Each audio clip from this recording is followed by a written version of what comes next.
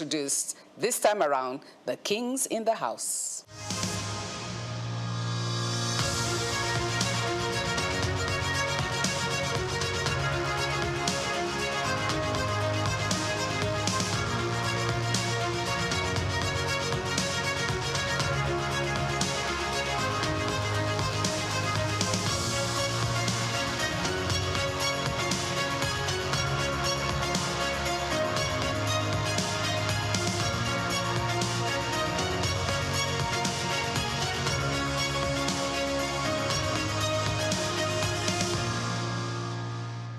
Welcome back. So let's talk about the perception of men and their views on the roles of women's leadership development. And joining me this afternoon to discuss is Apostle Einaya Okwonu, who is the chairman of PFN Lagos chapter, and Prince Olumide Olugbenle, expert on leadership and nation building. Welcome, sirs, Thank to you the so much. Queen's Court. And we call you kings in the Queen's Court. You are welcome. We're going to have some discussion around women leadership and nation building, but specifically even women leadership. United Nations Women has an arm called He for She. He for She was designed almost a decade ago to help women accelerate their roles in leadership by asking men to participate in ensuring that it's happened. So far at the international level, we are still at globally 22 to 23% of women in leadership. Women leadership is still abysmal in spite of all the campaign and investment. And we believe today's discussion, we want to ask the men, employ the men, what are the challenges? The concept of leadership and the concept of headship. God is kind of a cultural problem here in Africa. Men get scared when you talk about women in leadership. They feel that the women are coming to take over from them. They feel that that women are going to overshadow them, take over their role as heads of maybe families or corporations, organizations. But no, leadership is beyond what we see. From the onset, God made Eve. If you look at the Bible, the book of Genesis, God gave him an assignment. And the assignment is to, look, I've prepared a garden, you cultivate it, you protect it. Then along the line, God said, no, I'll give you a helper that is suitable for you. Now, when God gives you a helper, for example, a helper does not mean an assistant. A helper is more than an assistant. So women have come into a place of leadership to not just support, but to beyond complementing, to enable the man achieve God's purpose for the family, for the community, for the country, for the nation of their origin. So leadership for me concerning women is beyond influence. It also includes being able to achieve the desired result for the betterment of everyone. Thank you very much, sir, for that answer. We will go on with the discussion. Kevin Cruz, a leadership expert with LeadX, talked about the definition of leadership. He said leadership is a process of social influence which maximizes the efforts of others towards the achievement of a goal. And leadership stems from social influence, not authority or power. Leadership requires others, and no mention of personality traits, attribute, or even title. There are many styles of leadership, including the fact of setting goals and influence that is intended. And as a leadership expert, Prince Olumide, as from the male point of view, what do you think is fundamental that women have not been able to even achieve up to, let's say, 35%, 40% of participation at leadership level, both from all the gates, all the spheres of influence? Why are we still having a challenge of women leading or providing leadership? Thank you so much. The first port of call for every child is the home. And if you notice how children raised, the girl child is raised differently from the boy child. And once that begins to happen, you begin to ingrain in the girl child and the boy child and the larger society that there are no-go areas for you as a female, and there are no-go areas for you as a male. And once you have that dichotomy, once you have that distinction, as people grow up, the media, the larger society, religion begins to enforce whatever it is that you have taken on board. Key out of that definition is influence. So the way the parents have influenced that child, the way media has influenced that child, the way society is influencing that child will ultimately result in that child taking a particular posture, a particular mindset, and therefore ongoing in the larger society. So when a woman believes that she's less than the man, obviously she will always yield, you know, they say at the left, yield. She will always yield to the people and say, yeah, you go ahead. One other challenge, I don't know whether we're going to get there, is the woman is the gender that has to incubate the next generation. That takes 9 months out of her life. And then she's left with physically taking care of that child for another 3 years. So you find out that once a woman is married and she has to raise a family of 1, 4 years has been taken. She has to raise a family of 2 children, 8 years is taken. She has to raise a family of 3, 12 is taken. She has to raise a family of 4, 16 is taken. If you go by Nigeria, where you're entitled to 4. So 16 years of a productive life between the age of 24, 20, and 40. 16 has been taken away. Obviously, that's a lot of time, either in learning or in rising or in doing. So one way or the other, that aspect of our life also shortchanges her. That's a very serious calculations you just did there, because at YPO, Financial Times says one of the issues that women are having is workplace issues, relationship building and passion. And if 16 years is taken out of her life where she's not in that circle of activity, it shows that it will hamper her. But in your opinion, as a leadership expert, what do you think society should do to augment that so that women leadership can be accelerated?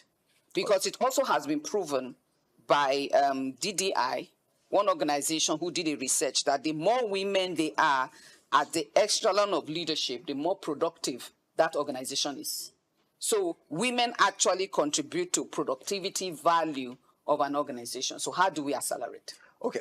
The moment we realize that women constitute 50%, okay, my background is in economics and accounting, 50% of our asset base, that a period in time that asset base is fallow does not mean that when that asset base is required to be put into productive use, we should shortchange that person. I'll give a classic example. A lady took time off to raise children, maybe 3 years, 4 years, I don't really know what. And she was interviewing with the corporation. And they said to her, Madam, we see that there are 4 years missing out of your CV here. How do you account for that? And she was like, oh, I've blown this job. This is a top consultancy organization in this country. I've blown this job. And she said, well, the truth is I was homekeeping. I was raising children. And that's why I didn't put on my CV. And the panel went after and said, oh, wow, those were excellent period. That's an excellent period of your life. You are raising children for 4 years. I mean, waking up early, that's work ethic. Shopping, that's some skill in there. Managing the home, that's some people's skill in there.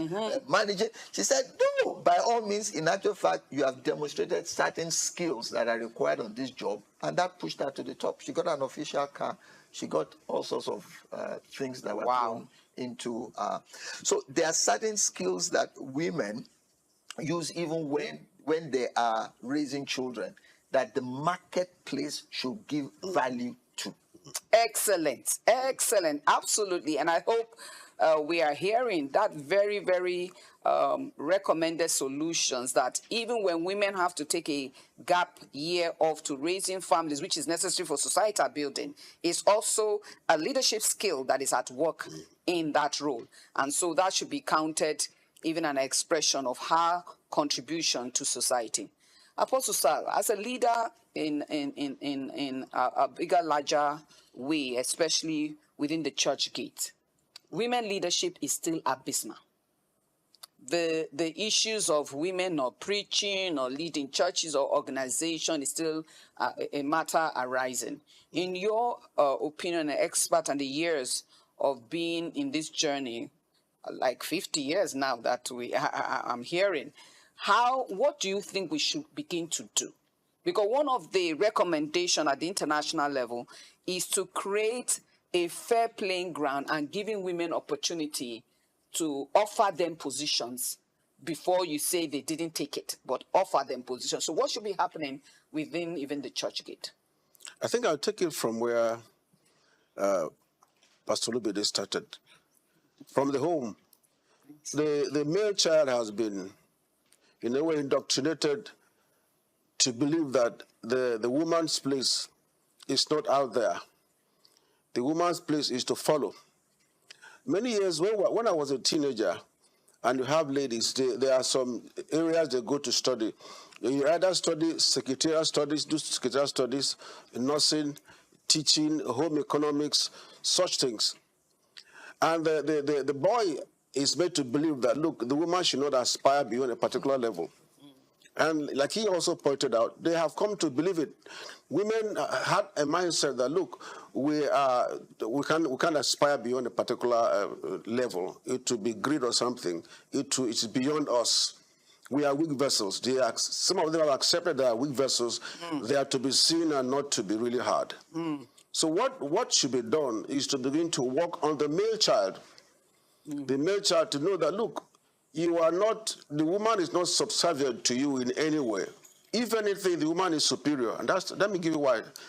If anything, the woman is superior. The man was made from raw materials, from the earth. The woman was made from finished materials.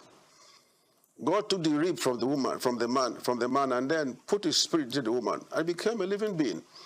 So by all standards, she's more sophisticated, she's more intellectually savvy, she should be more innovative, should be more available and more useful. That's why when a woman raises a child, after the time of child raising, and you give her a job, she does better. I work with women as superiors, as my superiors. I work with women as colleagues. I work with women as subordinates. I have women who are working for me in my business, in the ministry, and other places. And I tell you, if you give them a job to do, they do it better than the male will give it to do. We should encourage them by giving them the resources, intellectual resources, the emotional resources, and the physical resources and tools necessary, the skill set necessary to function there. And when you put a woman there, you'll be amazed at the result you get.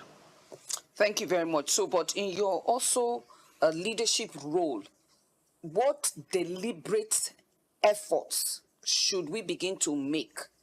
I had a woman last week who is a Muslim, and I was actually thinking I could get a Muslim perspective also of the support for women, because he for she is simply saying that as much as possible that yes, women should lead, but to accelerate leadership, because internationally say it will take over 100 years plus for us to even get to 50%. Over 100 years. And that data is scary. But they are saying that the only way to accelerate is also for men, like you have clearly said, even from their youth, to understand that women leadership is not a threat. So what should we begin to deliberately do now to accelerate the number and the percentage of women who should lead? Number one, education. Education is vital. Let more women be given opportunity to go to school. Give more women scholarship. Encourage them to, when you give women a scholarship to go and study courses like law, engineering, and ICT, you have many more of them being prepared for that assignment later in life. Secondly, change their mindset. You know, it is just a mere saying that what a man can do, a woman can do. They just say it, but they don't believe it. Deep down in them, they know that, look, I can't be able to do what a man can do. What a man can do is beyond lifting a bag of cement. It's beyond carrying things. The intellectual capacity is better and more complex than the physical capacity.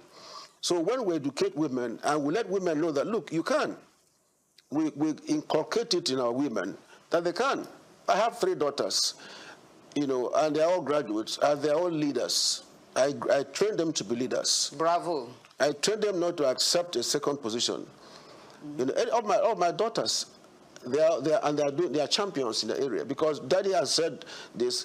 A guy told my wife, my daughter, and said, look, if I marry you, I'm going to add value to your life. That was what ended the relationship. Say, I'm carrying value, I'm bringing value. What value do you want to add to me? So we should be able to let our daughters and our children know that, look, you are a lady, does not make you, a woman does not make you subservient. You are co-equal in a way with the man in being able to produce. If anything, you have more to offer than the man. The man cannot be able to have a child. I tell you why. My first children were twins. That was when I know that women were really strong. You know, in the labor ward, unfortunately, one of the twins came today. The other one decided to come the next day. Wow. You know, and so at midnight they came to call me. That's a situation. So I went to the labor ward. There was my wife, weak and tired. And they say, push. I was just like, what? Since that day you have been like this? When I left you since yesterday. They say, push. I was at the head of the bed. They say, push, push. I didn't know I was pushing the bed itself. They say, not you, not you. And as God will have it, as in my presence, that the child came out. I said, women, from that day, I began to respect my wife in a different way. So women have the power of resilience. What women are able to bear, men cannot bear it. So the women should be encouraged by telling them themselves that, look, you can, you are able, you have all it takes. That's where it starts from. Thank you very much, sir. Wonderful, wonderful, wonderful. I hope you're getting something out there, women. Leadership is not gender-based. And our leadership expert here, Prince Olumide, one of the things I have realized is how do we get women to get more training? For example, it was said that the more women are trained, like he has just said, the more likelihood they can get into the leadership role.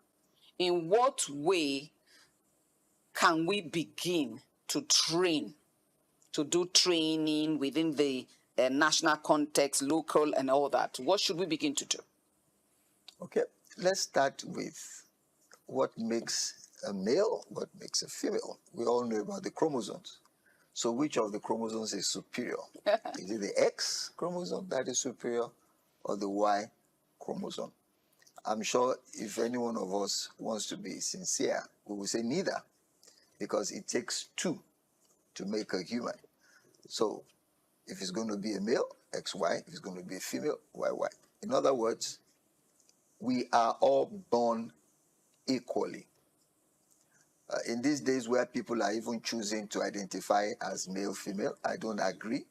That's to let you know that a man, there are some men that would prefer to identify as a female, and there are females who would like to identify as a male.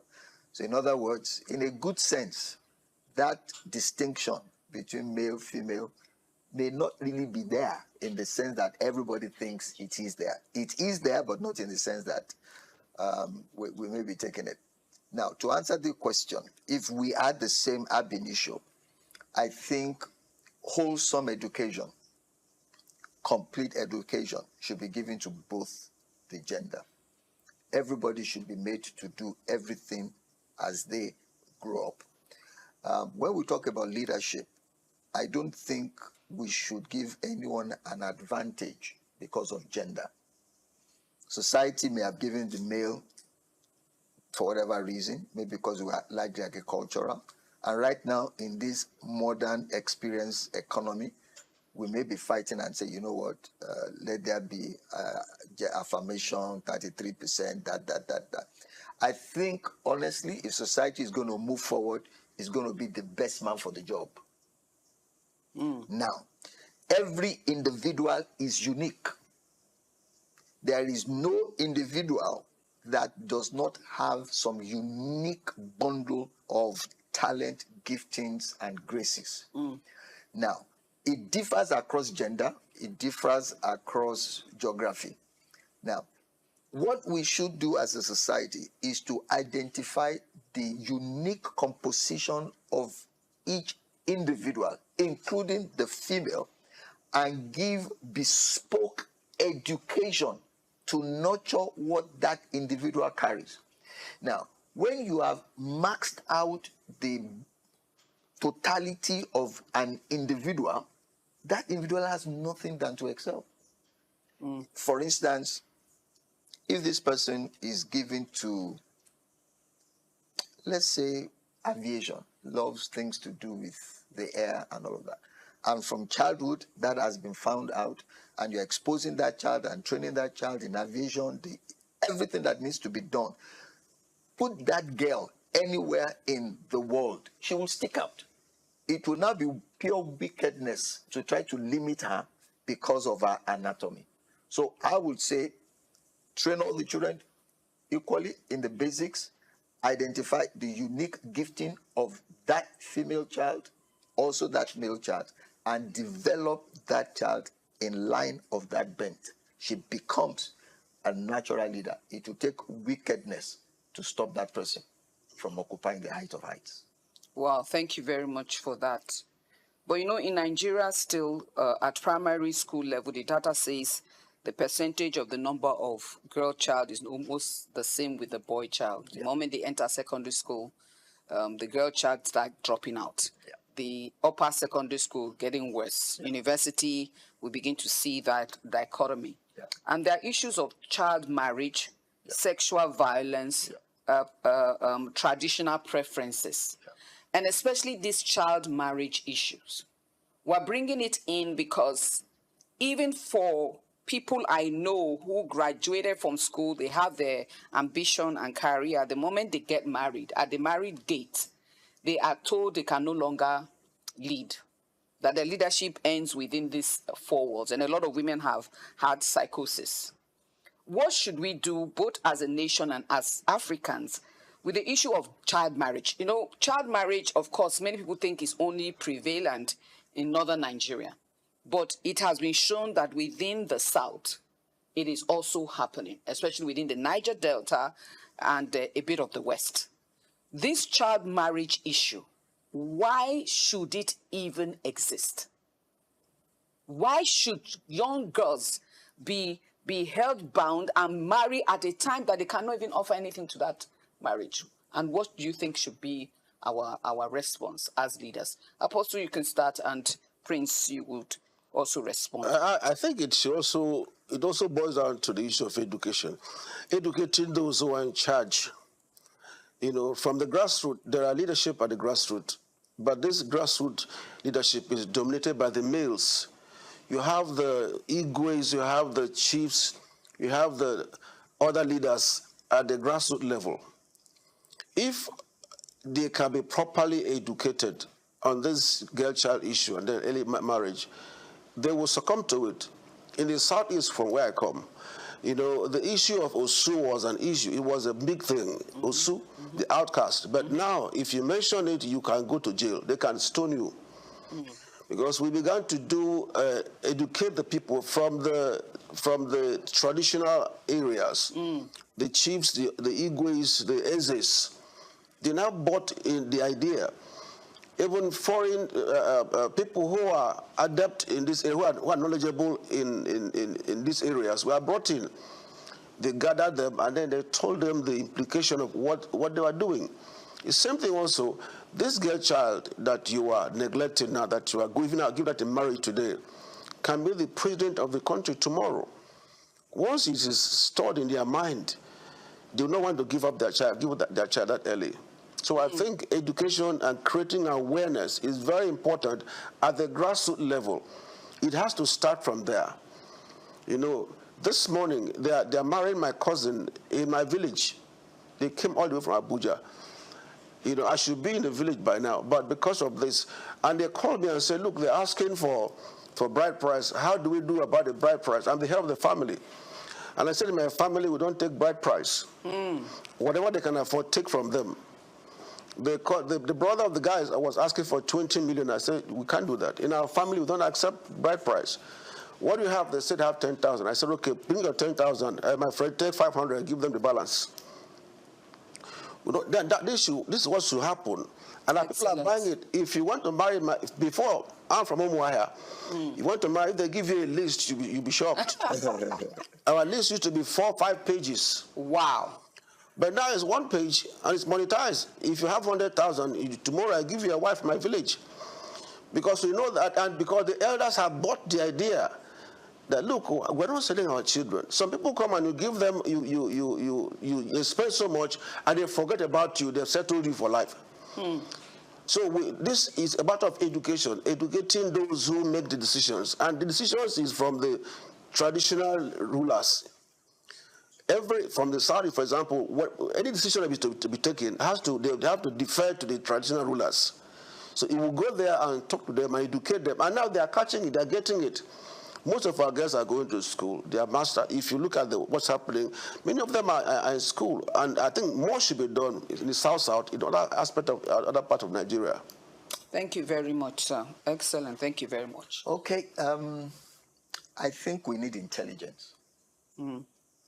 There's something called native intelligence. There's executive intelligence. There's spiritual intelligence. Different kinds of intelligence. I think we need to do more studies, and whatever studies that there are, we need to push out a lot more of intelligence. Let me give 3 buckets where we need this level of intelligence. You've raised one. A child that is not ready for marriage, physically, mentally, physiologically, spiritually, is all of a sudden thrust into marriage. She is damaged for a long time.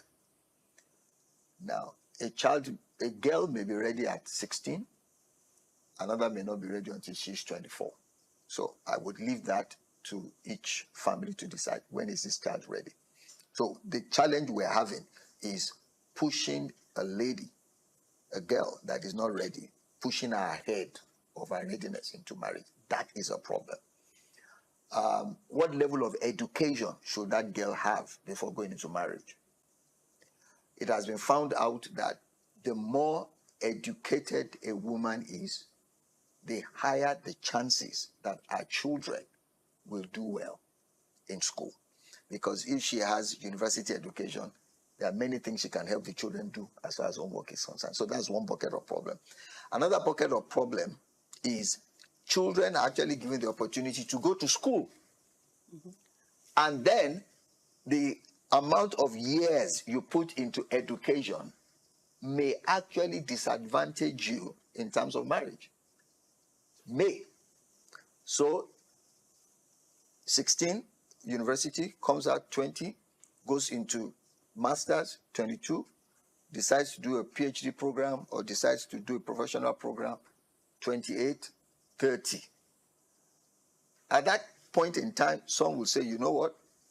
The chances of you getting married has been reduced because when you were 24, the prospects were brighter than when you were 30. Now, how many people want to marry a PhD that already has a car, can live comfortably in Lekki? You have disadvantaged yourself. You have reduced the proportion of men who will be bold enough in a Tinubu post-Buhari era, if you know what I mean. Town is not smiling. Now, leave that bucket. There's another bucket of problem where women are actually now so empowered that the men are feeling left out. And so many marriages are breaking down because it is said that the woman has gotten into the executive cadre. So the woman is facing myriads of challenge, either as a disadvantaged girl that is thrust into that, or as a girl that wants to fulfill herself and be all she can be, and a woman that has blossomed. Everyone is facing challenge. How do we solve this problem? Intelligence. All the intelligence that we can put on the table, we need to put on the table. And say to people, don't marry this girl child until she's ready. Is the society able to train this girl? I think in the Calabar area, there's something they call the fattening room. Once you they send you there.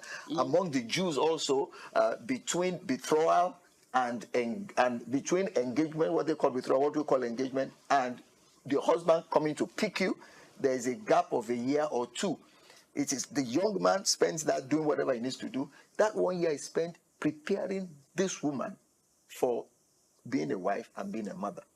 Now, when people are going to school, I honestly think we need to maybe revisit the education in such a way that a girl that is of marriageable age and has found somebody suitable to marry, education and marriage should not be, what is the word that we use there now, should not oppose each other.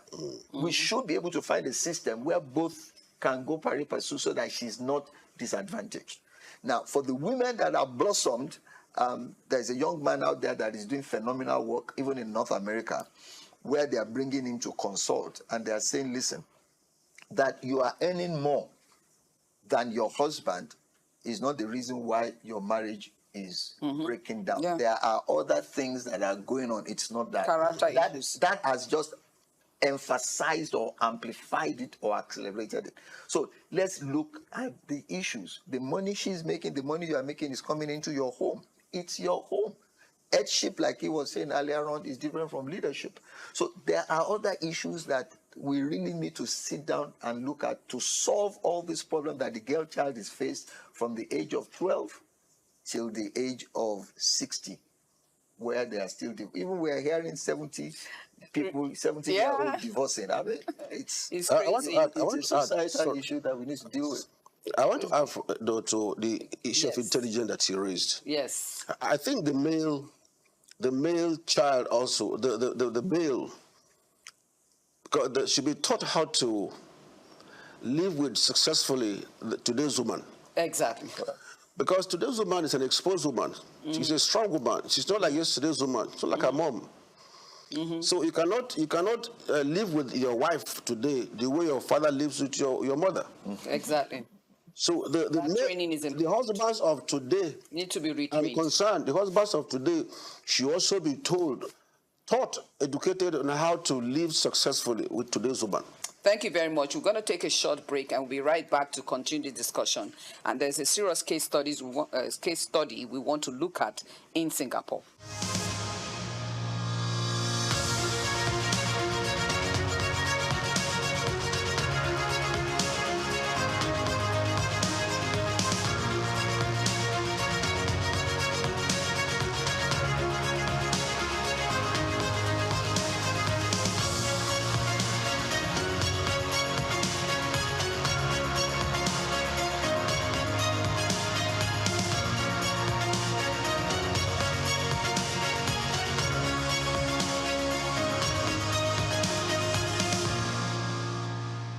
Welcome back to our discussion on women's leadership development, of course, looking at it from the perception of men and their role to ensure that this begins to happen in a very accelerated way. I'm a product, I can say, of a he for she.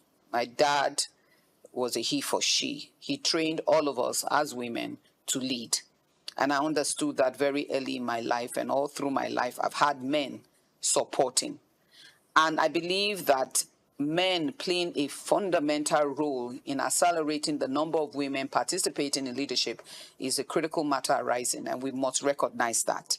And so Singapore leader, founding leader, Lee Kuan Yew, of course, who has passed away, in his raising up a new nation, he fundamentally created even centers for men and women to meet. And he had an experiment that said, if graduates do not marry graduates, the children are going to be deficient. I mean, it cost a global opera, national opera, and all that.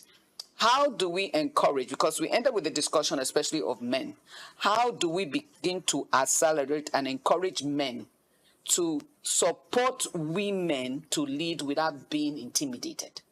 Because when we say the ideology that women are rising to take over jobs, yes, we have many MDs of the bank today who are women, but since when? How long ago? So, I mean, the international data still shows that it's still below 30% at the global level. And male and female, he created either. So what should we begin to do to pull out more men to encourage women to lead? Apostle Festa. Well, the men, like I said earlier on, should begin to understand that there's no competition. We should let them know that there's no competition. It's a cooperation. Together, everyone wins. So if you want to they call women your better half. If you call women your better half, not just in the home, but in the society, how can you relegate your better half? You cannot fly with one wing. So men should be educated more. There should be more awareness created, especially among the up-and-coming young people, to know that these women are not competing with you. They are complementing you. They are supporting you. They are encouraging you to make the society better. Much work should be done from the church, from the mosque, from the different organizations, the clubs. There should be women. When women come in, they shouldn't say, "Okay, sit out there." Gone were the days when you're having a meeting. Somebody comes, you want to discuss with your brother, and your wife is there. You say, "Mommy, please excuse us." The contribution you should have made will save you. Personally, I've lost money in business because I left my wife out. In one business, I lost over 15 million because I asked my wife to stay aside. Let my lawyer do the work for me. And when the thing backfired, she said, "What were they coming? I see them coming up and down." And I explained to her. So the statement she made will have saved that. So we should be able to have confidence in women. We should train our men. We should create awareness in the church, especially in the church. As we preach salvation, we should also preach acceptance.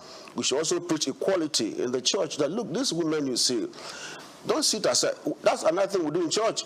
Women sit this side, men sit this side. We should know that we are co-equal, like he said. We are co-equal before God. And we have, if you bring out the best in us, the society is better for it. Thank you very much. As an expert in nation building, you had the example of Lin Kuan Yew.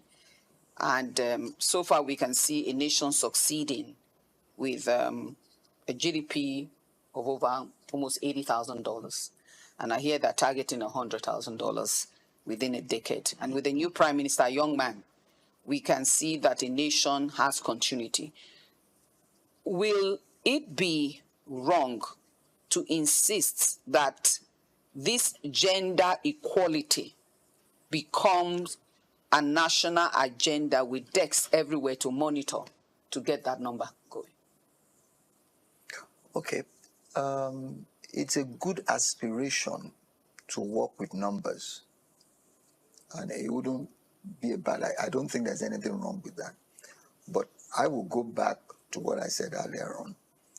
Let us ensure that each individual is given that unique opportunity to blossom, whether she be male or female. Yeah. So if, for instance, there is an opening for the MD of First Bank, throw it open.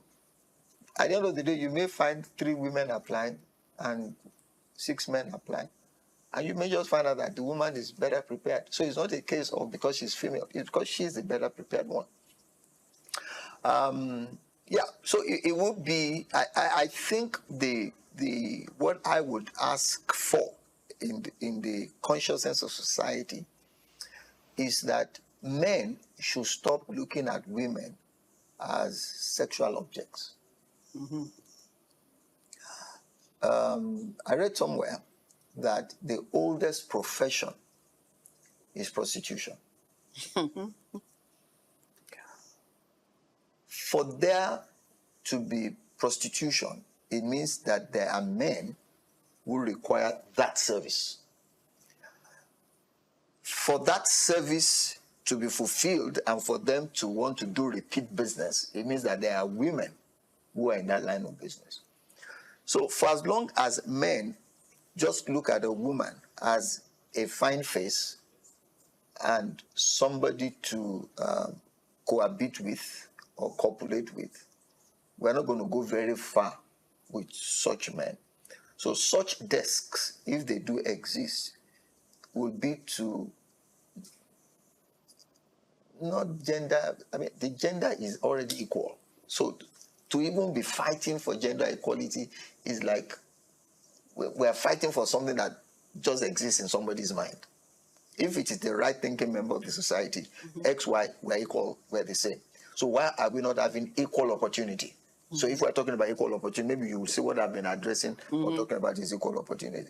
Let there be, equal opportunity, and if need be, some measure of assistance for equity where people are disadvantaged. Let's give them. Because that's the challenge. A lot of women are disadvantaged already. Yeah. So it is that disadvantage that if you're doing a pool of leadership and you have 3 women, 6 men, and if you don't balance it out, the most likelihood, that's why they're talking about 100 years' time. The most likelihood is that the woman will not be chosen. Yeah. So I even know that deliberately right now, a part of that agenda is to now deliberately choose a woman. If, for example, you can find her as equal in capacity to another man, choose the woman and give her a chance. Yeah. Because if we don't begin to be that deliberate, I don't think we can increase this number. It's not even just give her a chance for herself, it's also give her a chance for the gender, so that others that are looking can also Exactly.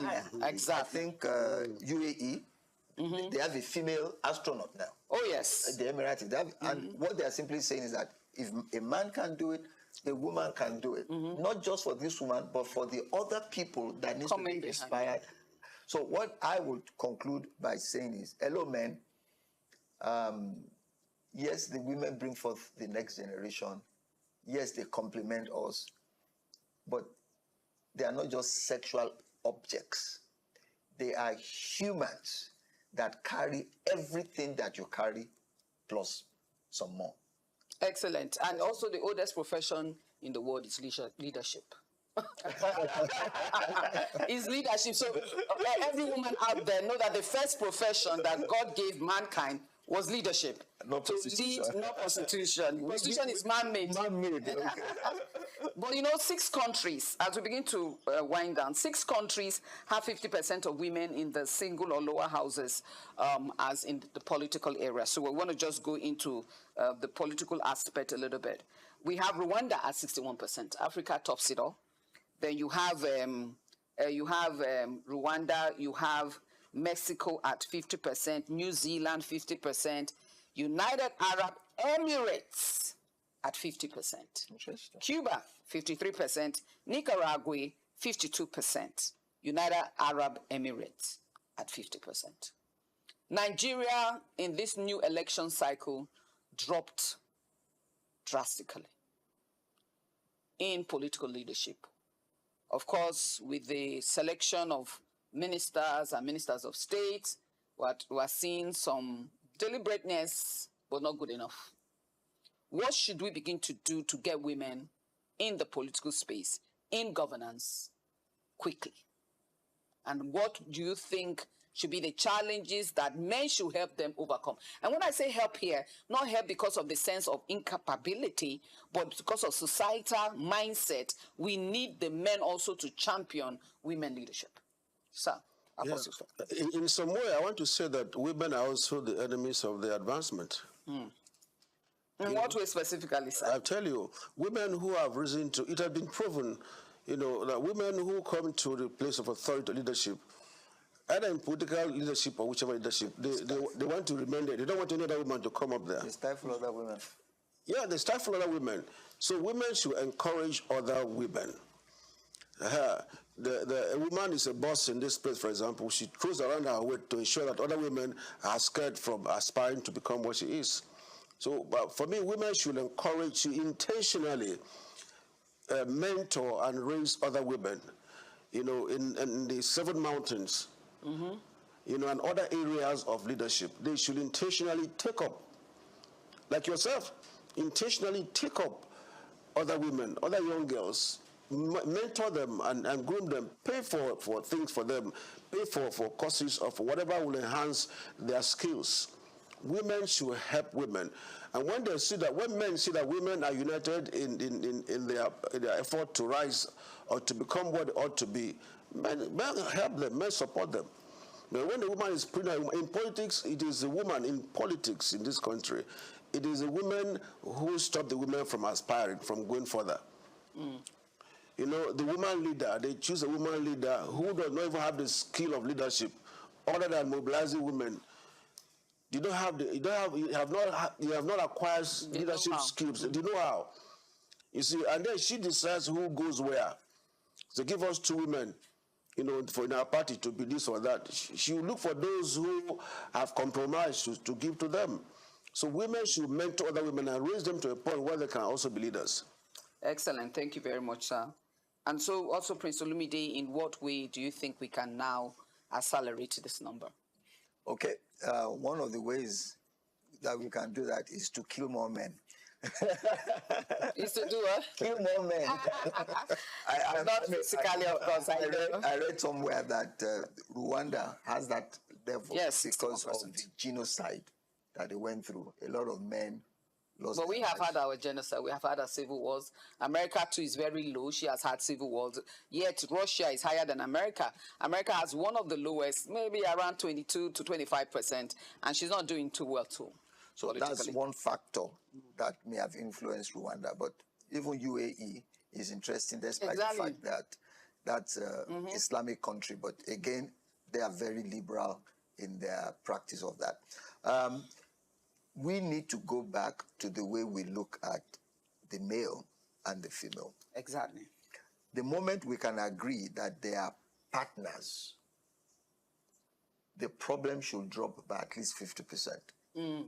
If we now top that up by saying, train up every gender equally.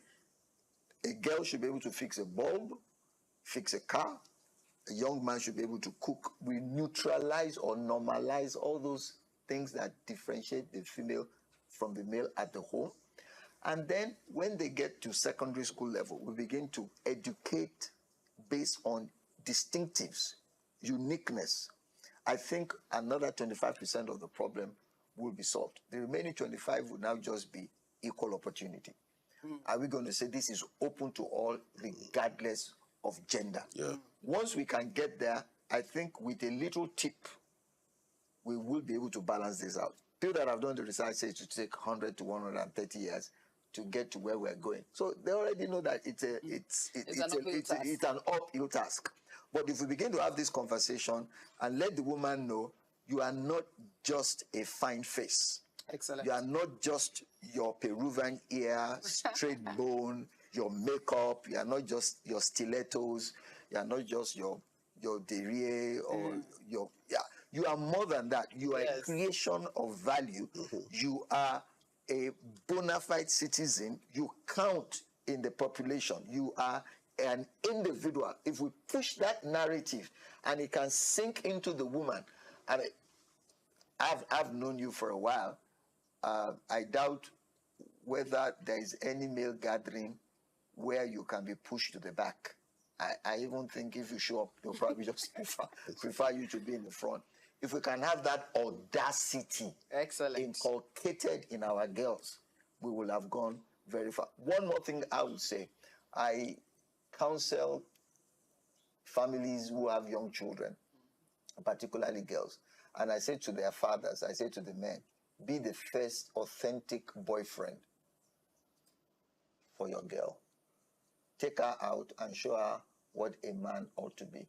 I think if more men did that, we will have sown some seed in that woman that she's a creation of value and not just a fine face. Thank you very much. Thank you. Again, we want to appreciate Apostle Konu and Prince Olugbenle for coming and to support the women. And I know that they are he for she. And for every woman out there, remember, we also need the men to accelerate this number. The more men understand that women leadership is important and that we are beyond the fine face and the Peruvian hair and the Faragamo. As long as we recognize that we have something to contribute in the society beyond even the home. The home is very important because our leadership begins there. How we shape the society will determine even how we're going to lead. So each one of us must recognize that the man beside you needs that understanding. And when you have more men around you, the he for she's, the women acceleration into leadership will escalate. And we look forward to more men joining the mobilization of women leadership so that they can contribute, because the data is out there. The more women we have in leadership, the more productive as a society, a nation, organization we will be. Thank you for watching, and God bless you.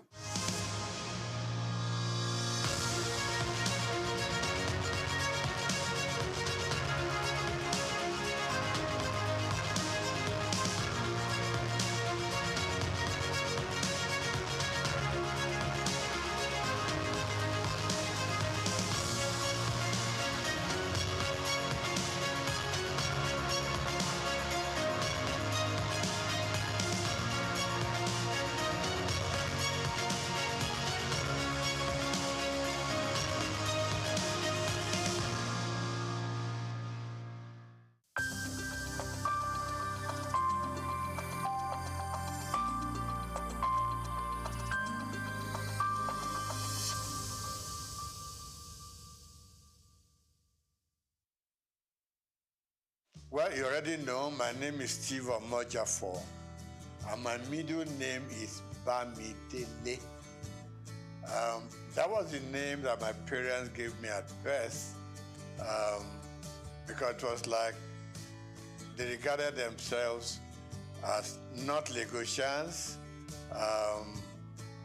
It is Providence that brought them into Lagos, and I then happened to be born here at Odo Street in Balinde. And in fact, we had it, we didn't go to Mercy Hospital then. There was a little home along Odo Street run by a very experienced nurse, Mama Nurse, that's what we, So I was born in that little place, and grew up from there. Like I said, my middle name is Bamidele.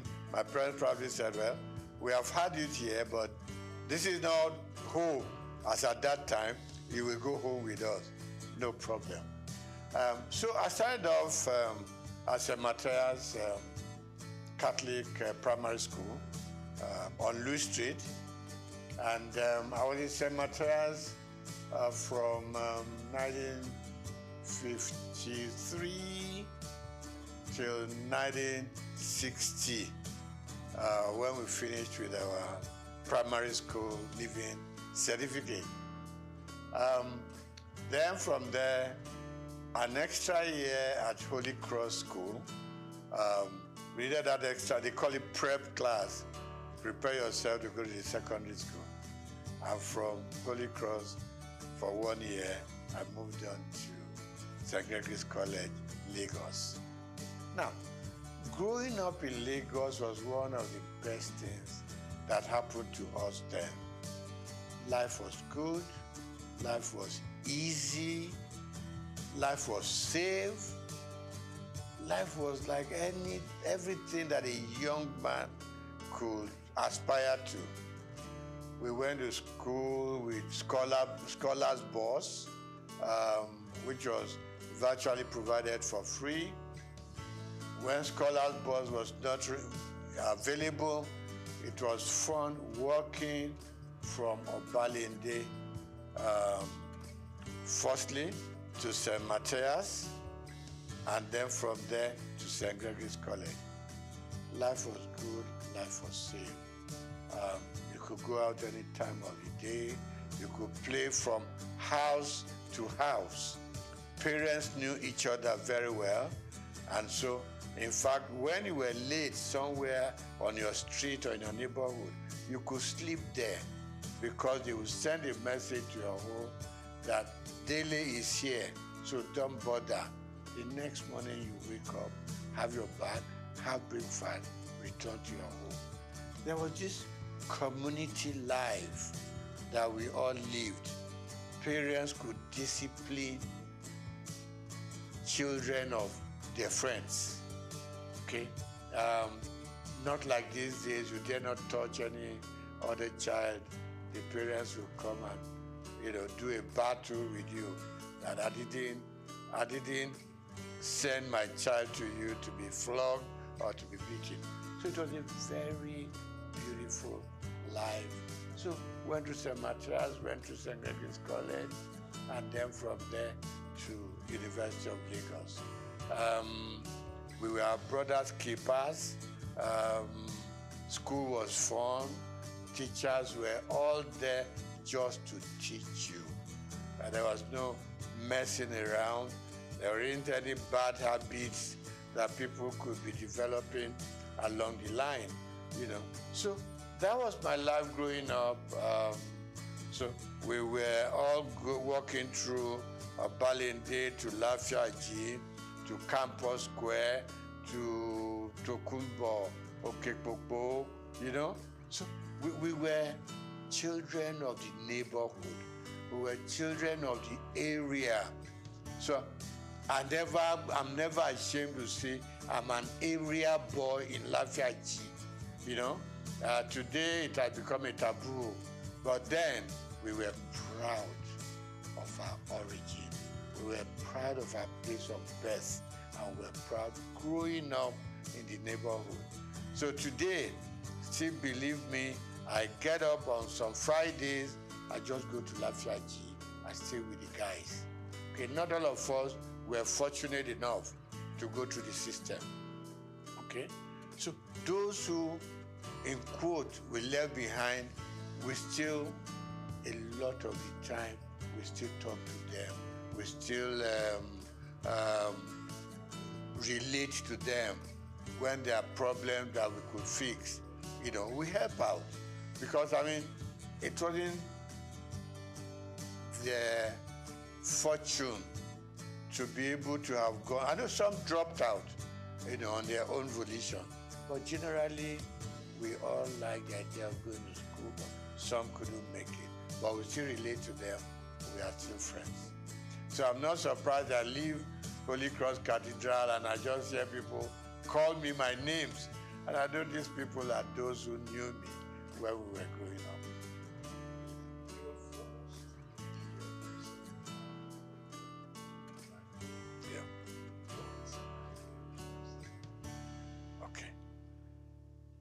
Let me start by saying that even at secondary school, I read a lot. I was interested in the newspapers, and a lot of the time I read something, there was always this beautiful column of letters to the editor. So anything that I read that I liked, I sit down, 2-3 paragraphs letter to the editor to compliment what they've done, to criticize what I didn't like, and these things were published. And I liked it, okay? You open the papers and you just see, contributed by Steve Omojafo, or some will call me Bamidele Omojafo. So that kept me getting interested in the media.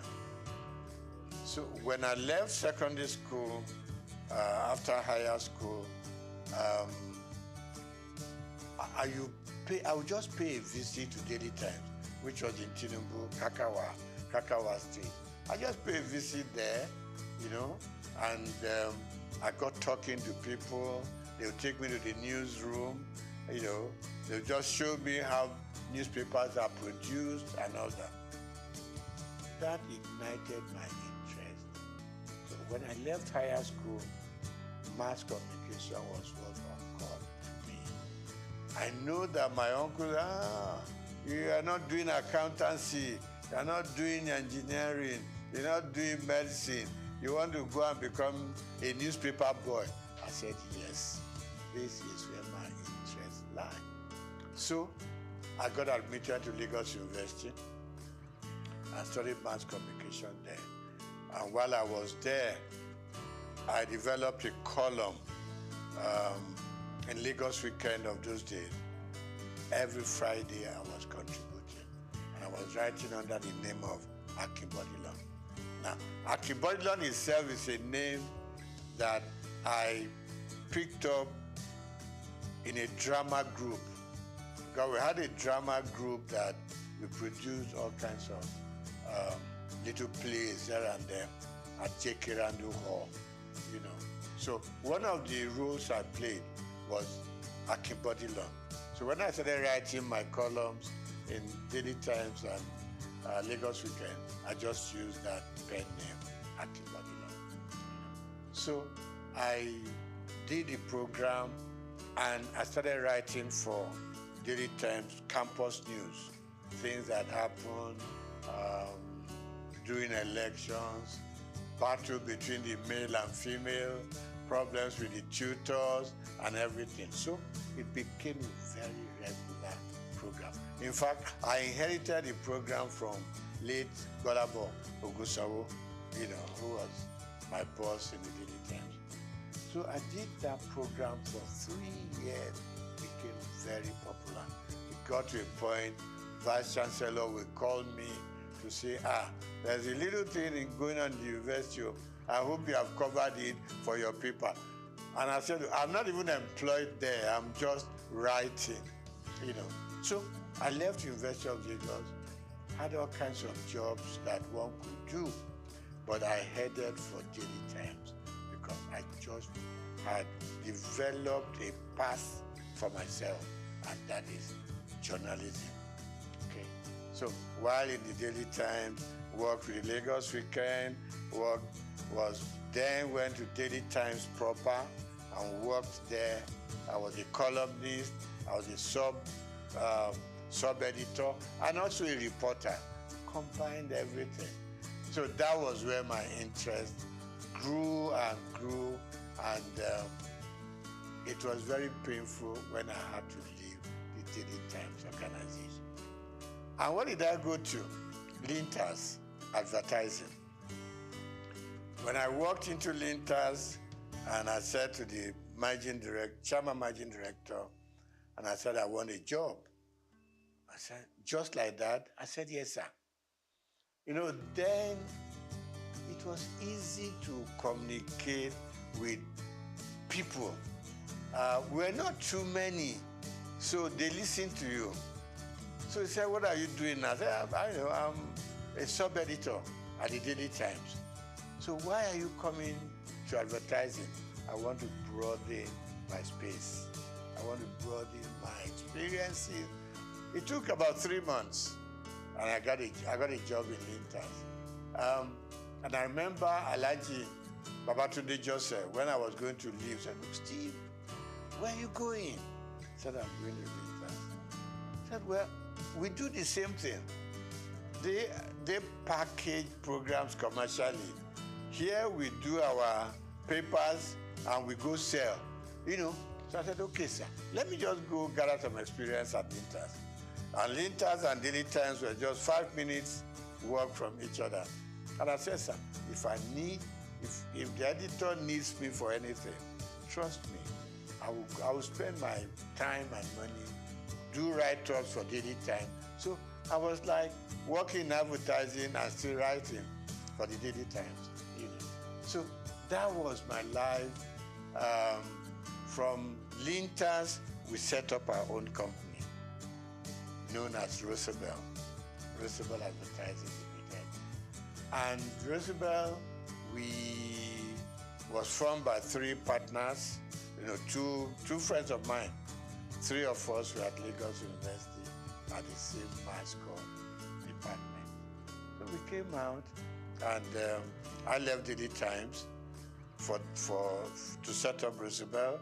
One of my partners left Cadbury to join us, and Akadusi left AdMark, another advertising company. So three of us came together and we set up Roosevelt.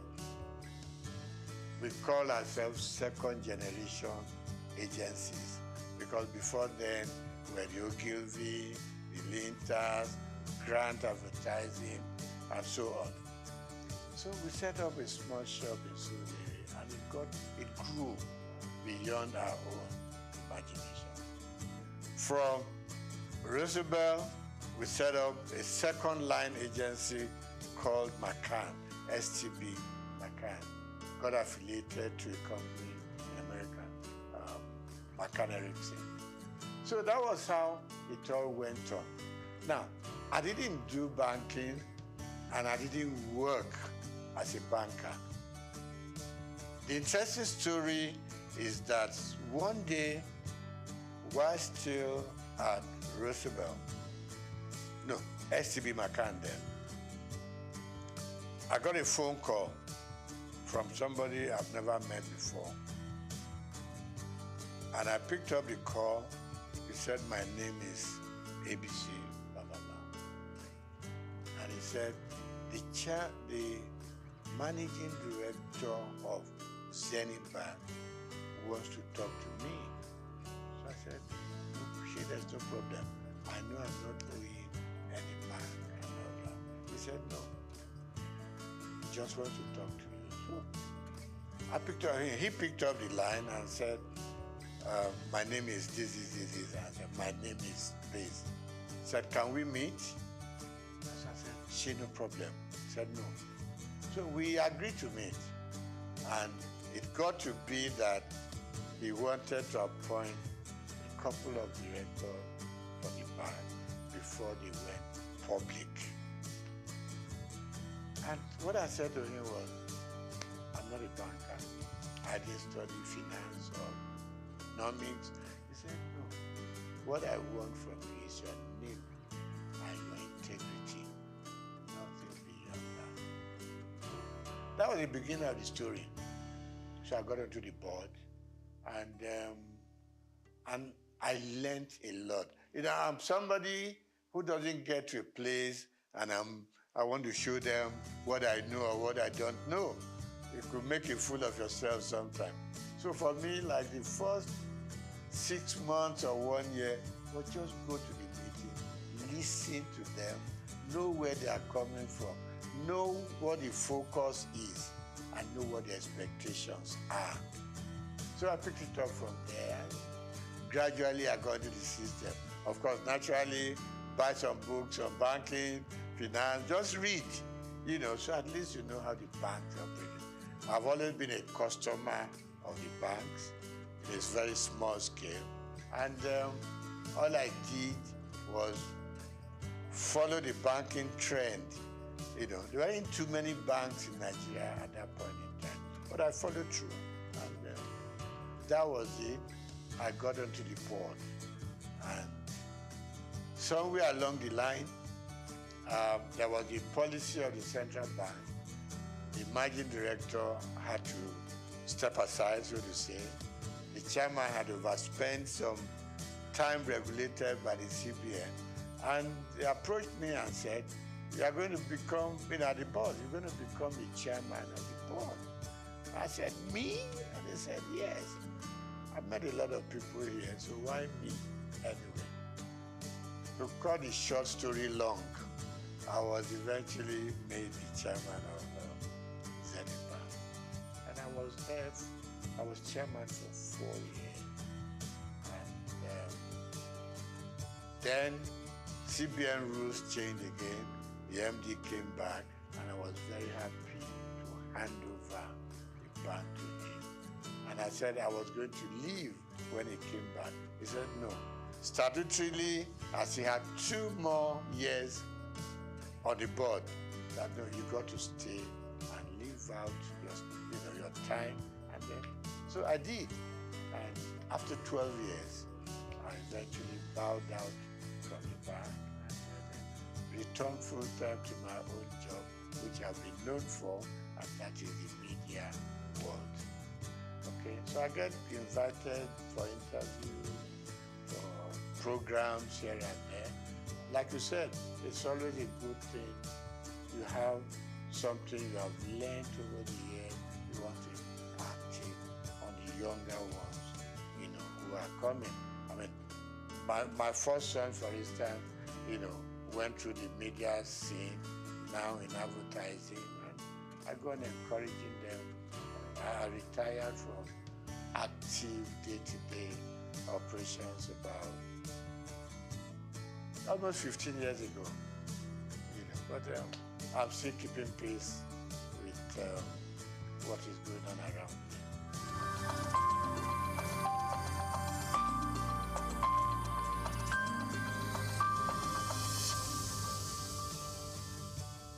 Yeah, I mean, the society itself is very dynamic. There's been a lot of changes over time.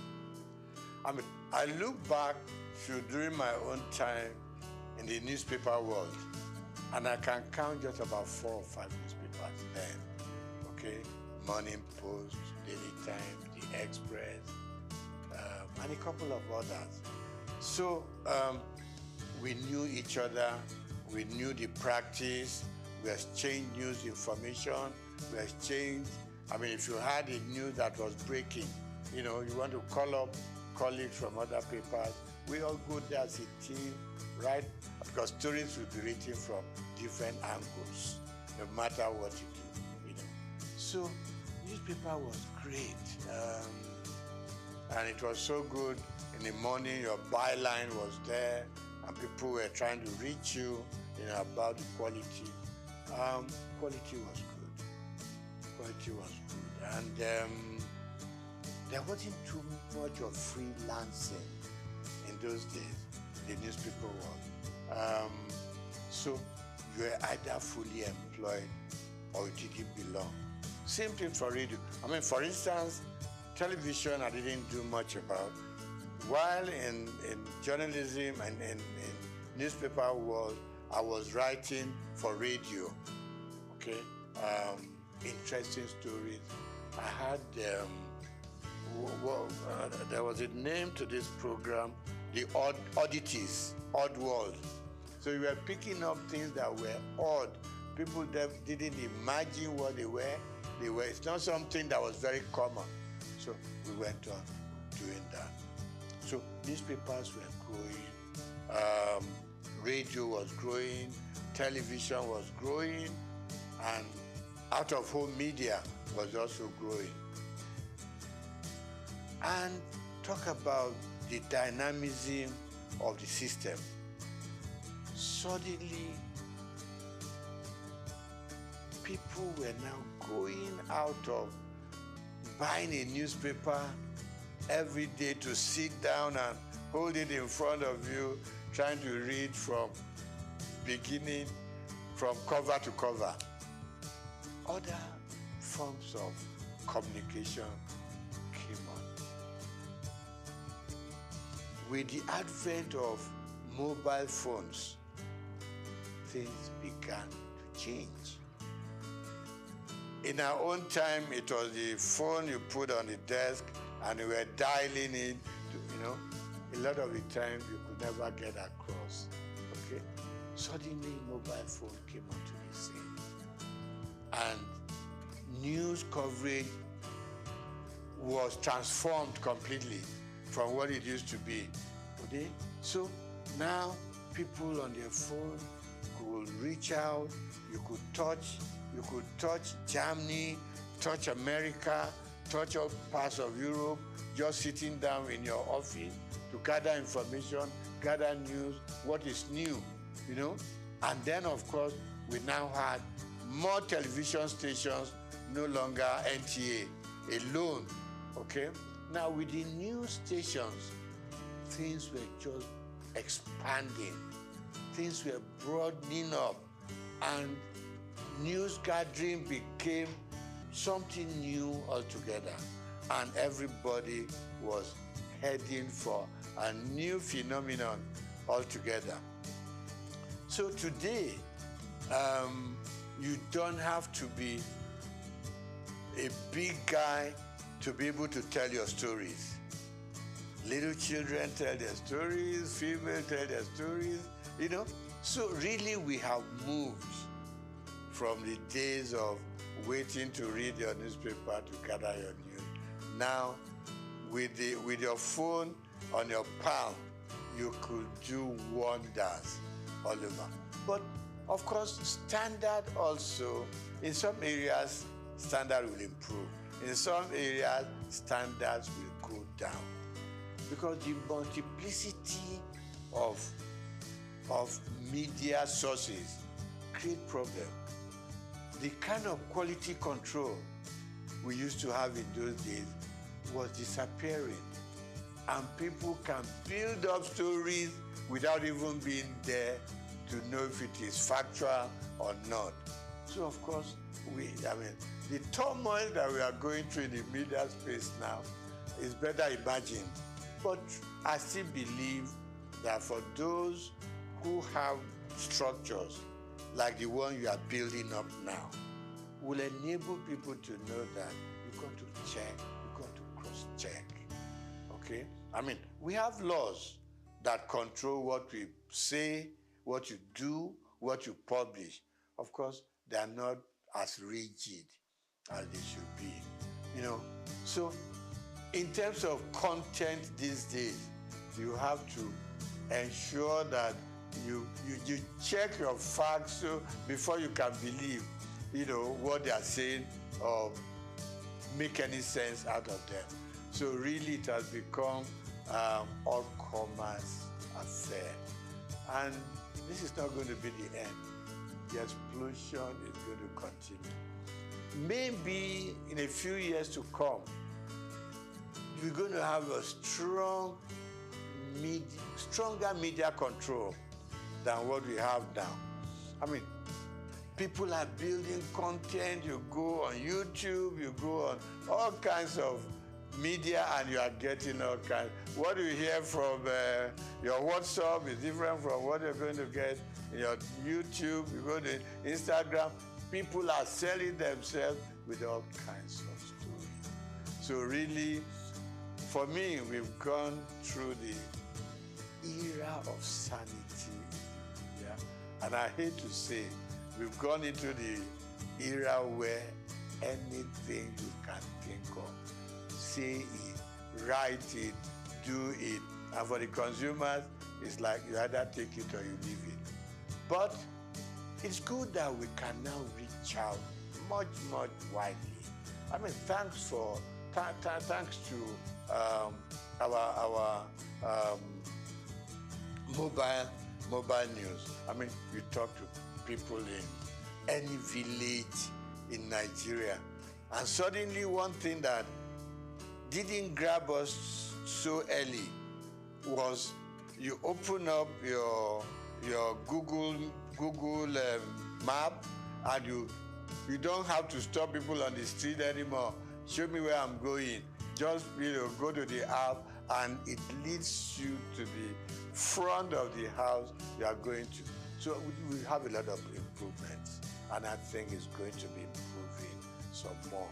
All we just need to watch is to ensure that we remain truthful and we remain factual, so that we don't mislead people on the street, particularly people in the rural areas. One day you just see everybody running helter-skelter because somebody posted in news that is not correct. So we need to watch that and put some more control. But I like the growth in the media space.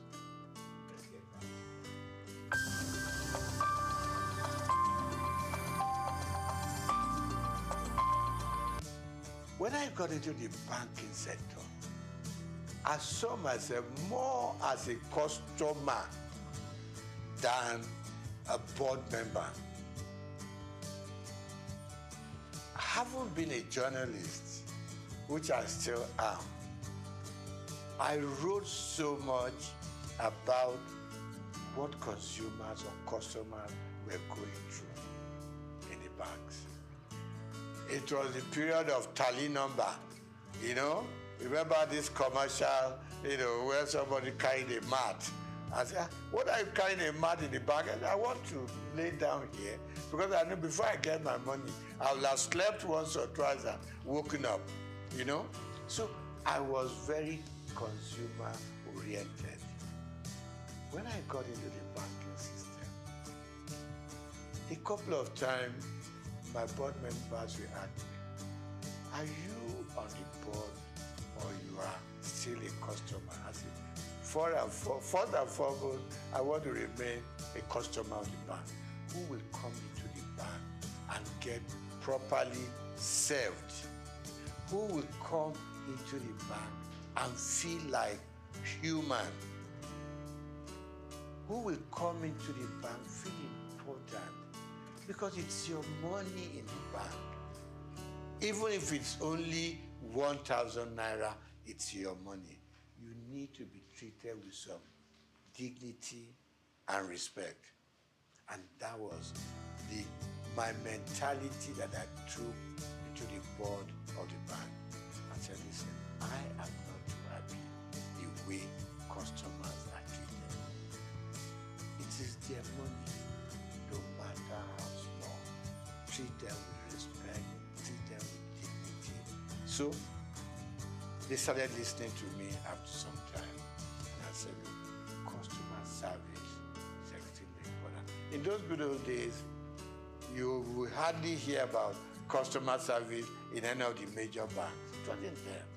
But gradually, people started being important. It was more of retail.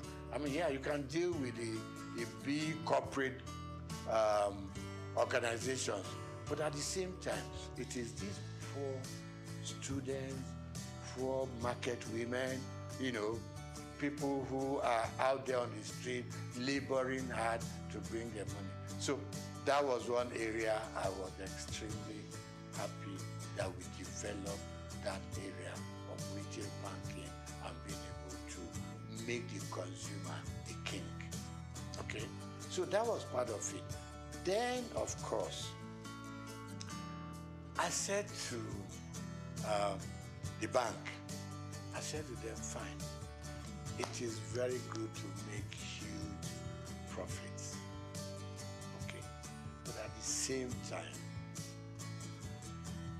the customers that come in here and from their money we make our profits, let us also consider the kind of interest they get from their deposits. Today, when the banks take your money to deposit, okay? No. When you go to the bank and say, I need assistance, I need a loan, and you tell them, give them all the facts and figures, okay? They will tell you, you are going to pay interest of 20%, 23%, blah, blah, blah, blah. When they take your money to put in the bank, they give you an interest of 2%, 3%, 4%. And I just couldn't live with it. I mean, if you are giving me a loan, you're charging me so much. When I put my money there, it's also a loan to you. Why will you give me with 2 or 3%? And I thought the system wasn't quite right. It was too skewed towards the bank than the customer. So I met a lot of pushbacks, you know, in that area. And I must still say, it's an area I think government should still be interested in. I mean, in the civilized world, interest rate hovers between 3%, 5%. In Nigeria, goes as far as, I mean, maybe in Africa, not just Nigeria. You know, I know we are developing, but at the same time, let's develop together, for both those that we are taking in their money and for those we are giving money to. So there'll be some level of balance. So I really worked hard in that area. I may not have fully succeeded. Then I think finally, one other thing that I think I was able to do at the bank is our staff also requires some upliftment. And certainly banks started, employing senior people. They started moving people up. They look more at the system now than just ownership. So generally, of course, more banks have come into the scene. A lot of new banks, so people can spread out, and salaries started going up for bankers and all that. But of course, requirements were also extremely high. So generally, I think today we have a much stronger banking system, and we are still going.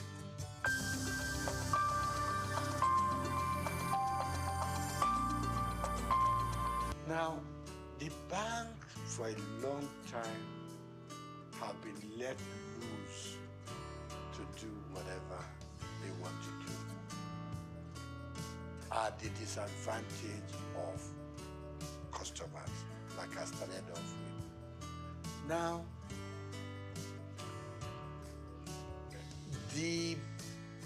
our leaders, and when I say leaders, let me point on just our presidents. The system was such that our presidents could do anything they like with the banks.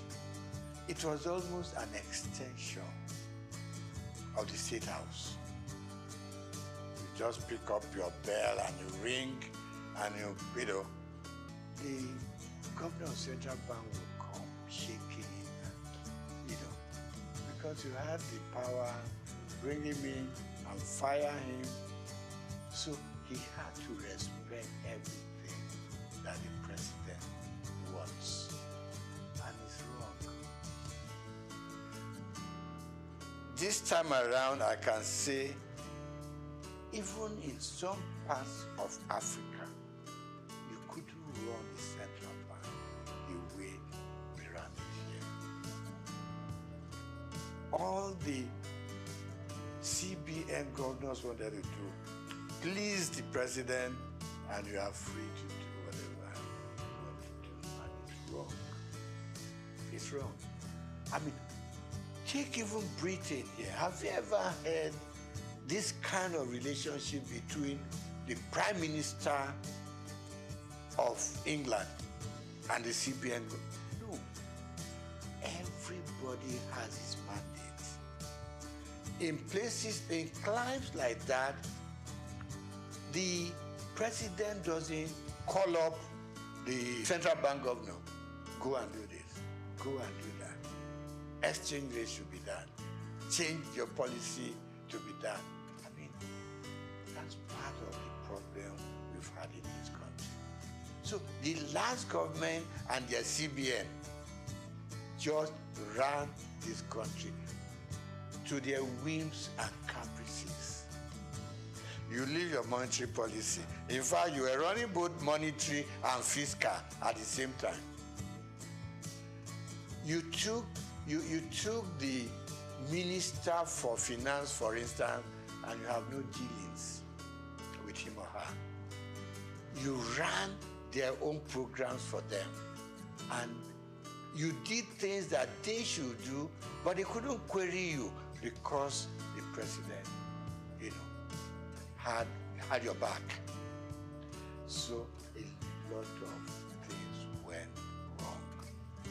And the result is now here for all of us to see. So look at the changing of our redesign, what they call redesigning of the currency. Now we know there are so many ways you should have done it, but we put politics and added it into our financial and monetary policies. We wanted to do it specifically to change the course of history. And it is wrong. So today, we now know what's happening at the central bank. In fact, if the true story of what went on in the last 8 years was told, I don't know what will be left of this country. You know? I mean, you had this little thing in the Constitution that said the government can borrow from the CBN within certain limits. They call it ways and means. But no. And there was a percentage tied to it. You can't do more than 5%. And by the time you're asking for the new one, you should have paid up. We went on piling up. It's like just go and print the money. You know what Idi Amin used to do in Uganda in those days. That's the kind of situation we found ourselves. Very regrettable. But I believe some sanity will now come into this space. The new central bank has at least outlined its policies. It has also said, let me keep to my monetary policy, which is my area, and leave the paperwork and how they want to run it with people who deal with the fiscal area. So we want to change. We think things should change. Now, before now, we borrowed and borrowed without thinking about how are we going to pay? Who are we leaving this debt for? Now we know it's for you and me to still do our work, put in as much money as we can, no matter how little, into the bank, and revive the banking industry.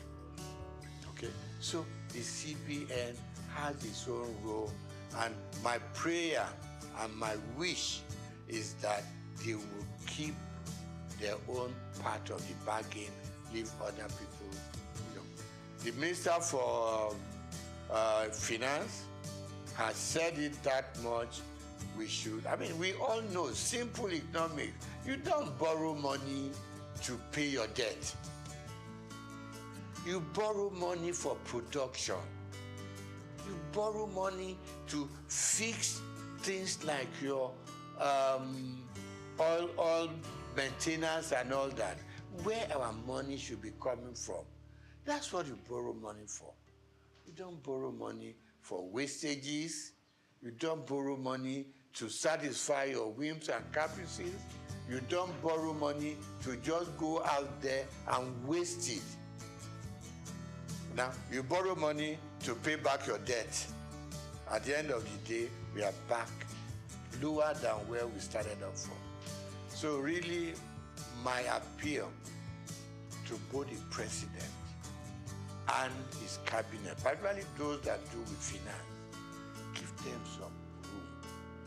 You put them there because you think they know what they're supposed to do. Give them the space. If it goes breathing down their neck, at some point, it will just be, president said so, president said, even things that the president did not say, president said so, and it's got to be done. And we are running a country, even when you run your home, you are able to sit down with your little income and plan. Every day we are being told, if you earn this much, use this little bit, keep the rest in the bank, because you never know about tomorrow. So that's where we found ourselves, and I believe that if everything goes right, we should see massive changes from what it was, the last 8 years. We need drastic changes in the system.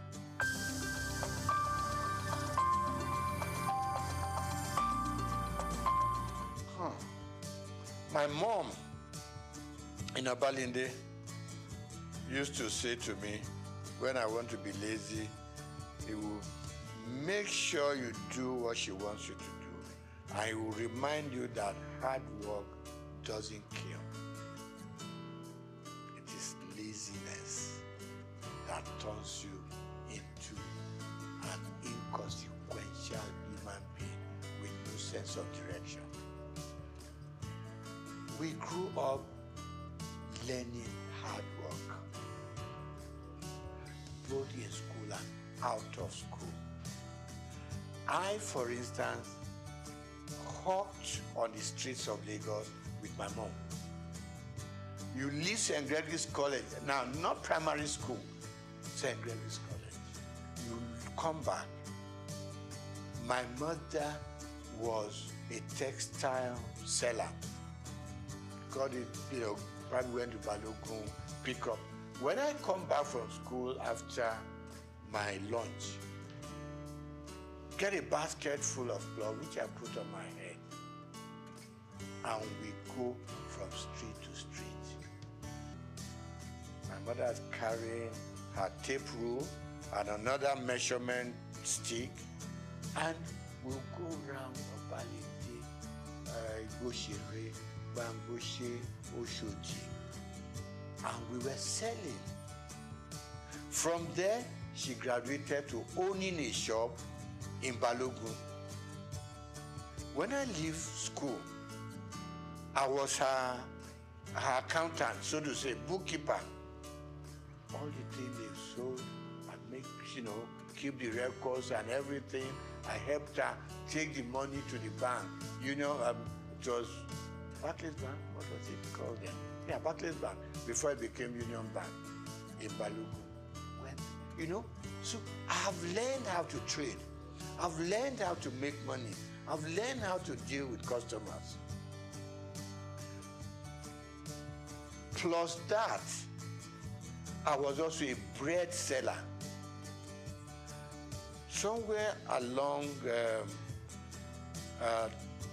Strachan Street off Igoshere, there was a big bakery owned by the Lawson family. To be able to get enough bread, you got to get there between 5 and 6 in the morning. Okay? So let me cut it short. We learned to work hard. And that working hard continued with us up till where we are today. We also were very straight-minded in terms of what we wanted to be. We played pranks, so we went out to play football, we went out to, to play with the girls and everything. But at the end of the day, you returned home. And our parents didn't spare the rod. They didn't. You came back later than expected to. They would lie you on the floor and dealt with you. So the combination of the kind of upbringing and the kind of training we went through home probably kept us where we are. And like I said to you before we started the interview, you knew that if you finish your primary school, secondary school is the next thing. If you finish secondary school, you don't know what you were going to reading for. Not until probably when you got to the university did it occur to you, okay, I got to choose a profession. But all along, we just did it because that was what the system and environment asked for. So, secret of success, hard work, hard work, hard work.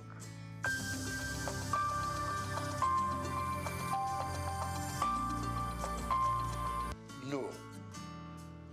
I had a father who was very finicky about appearance. When I lived on Igoshere Road, our church was on Louis Street, so to say, walking distance. He taught me how to wear full agbada right from primary school, secondary school. I mean, today, you just wear Buba and Shokoto, you go to church. Never was that happening. It's got to be full. Right? Then from there, by the time you got into, I mean, my father died while I was in university. Before then, he was always having this very thin bow tie, not this bigger one, bigger sizes now.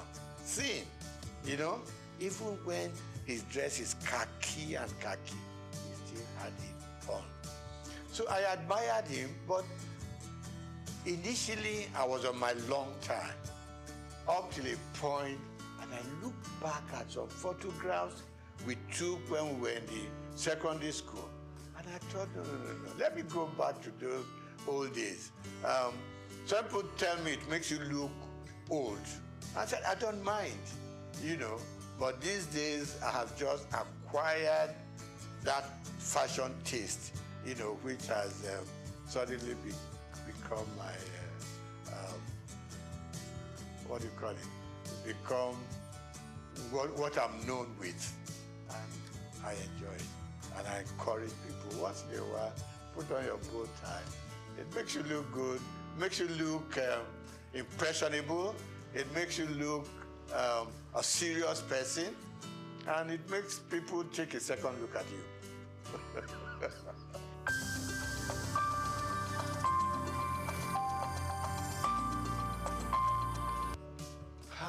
I think, number one, parents started sparing the rod. Call it civilization, call it growing up and all that. Parents started sparing the rod because they always whipped us to shape.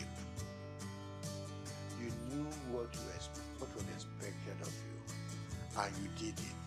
Because if you didn't do it, your punishment is waiting for you. But as we grew up, I mean, you probably will ask me today, do I use the rod for my children, for instance? And the answer is no. And why it is no is that these days the children look up to you. They are more exposed than what we were. More exposed. They know what daddy does. If you show them a bad example, they will repeat that bad example. If they know that when daddy wakes up in the morning, before he goes anywhere, he kneels down to say his prayers. They too, unconsciously, will copy you. If they know that when dad goes out, he comes back certain time. He doesn't come in at 1 a.m., 2 a.m. Subconsciously, they too will know there's something that this old man sees that doesn't make him go out all night. So they copy from us. But then, like people say, I don't know how correct it is, that these days people are so busy looking for money. They're all over the place. They abandon the home to nannies and housemates and all that, and the children a lot of the time are on their own. But people like you and I, for instance, probably had housemates in the house. You see, but the work that the housemaid does, we were also made to do it. Right? Washing our plates, staying in the kitchen to see how things are prepared. They took us through it, even if you didn't have to do it yourself. And that's why you and I are what we are today. But for the modern young families, most if there's some money to back it up, no, the children don't touch a lot of housework in the homes. They can go out by the time they like. They can wear, you know, I mean, you see some little young girls and what they wear. In fact, even to the church, you want to ask yourself, where did their parents go to see what the children are wearing, particularly the female.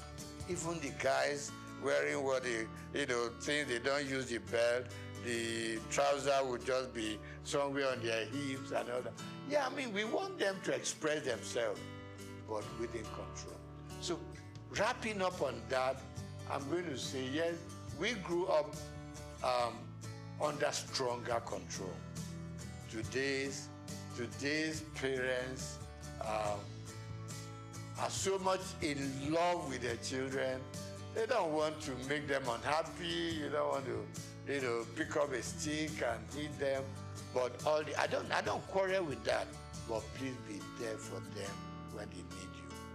And don't be scared to talk to your parents. I mean, to talk to your children. No, we should never be scared to talk to them.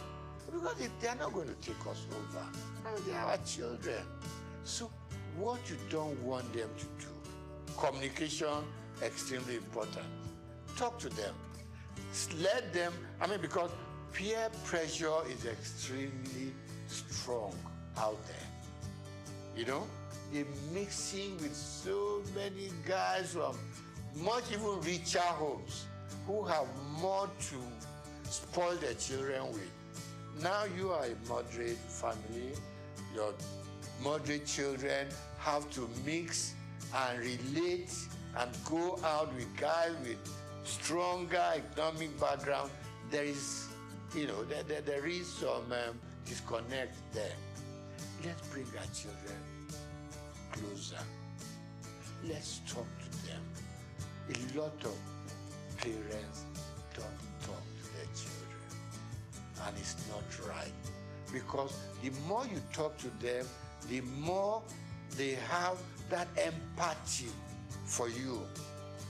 They know you care for them. They know, because you have been moderately successful, for instance, they too want to be successful like you are, and all you are saying to them, follow my footsteps and you may not go wrong. And don't make wealth, money, the thing that should govern your homes. No, don't spoil the children. Give them adequately what we all need to survive, and they will survive. In those days, while all you needed to take to school was 1 shilling. Okay, you still see children from rich homes who came with £1 and stuff like that. But let's be contented. Let's teach the children to be contented with what we have. Families are growing, society is expanding, and we can reach out to any part of the world. Now, we need to bring them closer to the home. At least up till the time that they are leaving you to go and start up there. But as long as they're still within your influence, it's very important that children and their families come much, much stronger together.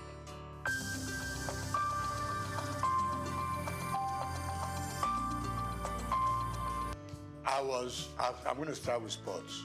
I was an avid squash player. Okay, back in school, a bit of football, a bit of tennis, and all that. But when I started growing up seriously, I loved squash.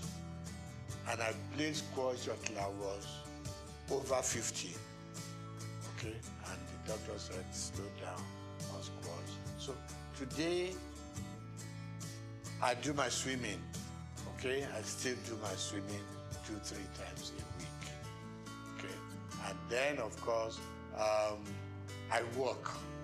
There's this thing that keeps on saying, if all you can do is work for 30-40 minutes a day. Okay, and then of course I'm an avid fan of football up till today. I wish we could develop a local league so that I could slow down on my European Premier League sessions. So I love football and I love lawn tennis up to now. Now, Favorite color? Subdued. Okay. Hot colors frighten me. Okay. And if you have to do it, just make it minimal. When I pick my dress, for instance, you got to know you want the kind of shirt you want to wear to match the color of the tie you want to use, to match the color of your suit, so it doesn't run riot. So it's extremely important. And I say to my friends, just Google it. What color matches this and what color matches that, you know, so you don't become like a Christmas tree, you know, on the road. That was the third one, food. I grew up enjoying my eba and amala. Growing up from Obalinde, okay? So I do my eba, I do my amala. Rice, occasionally.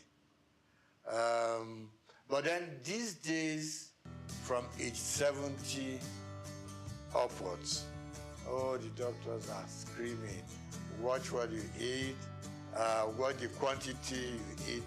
So my wife draws up a weekly timetable. Monday is this, Tuesday is that, Wednesday is that, and she manages to mix up a slightly heavy one and a slightly lighter one so that you have a good mix. With age, you cut down on a lot of things. Cut down on your booze, cut down on your champagne, you cut. But then they say that is the way to go to be able to at least live longer and enjoy more of life.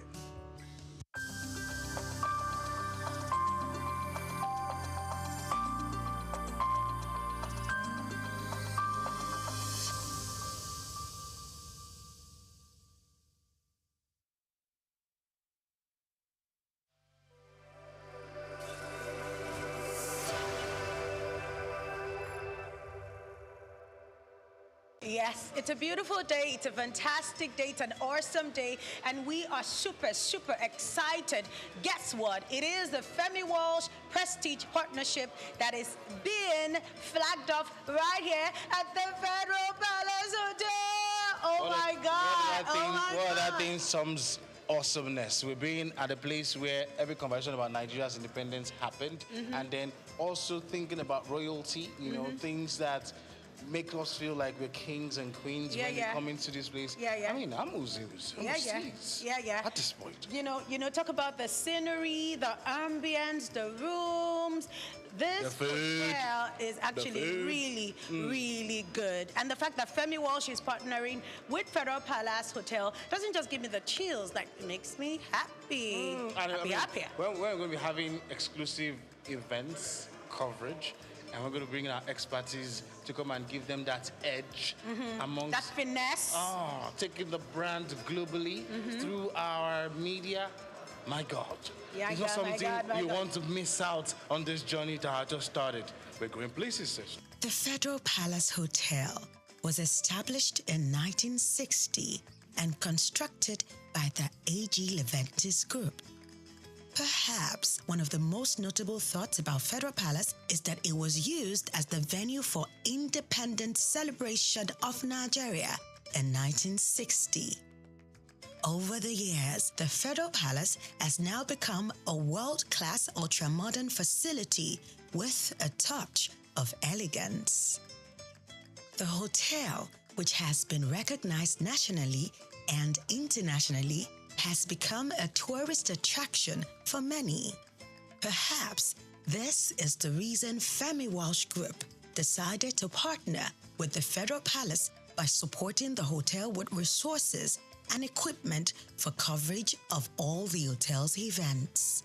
The president and CEO of Femi Walsh Group, Victor Oluwafemi Walsh, accompanied by the vice president, Idahosa Osamanze, paid a visit to the hotel during the exhibition of the popular Iriri Arts Gallery.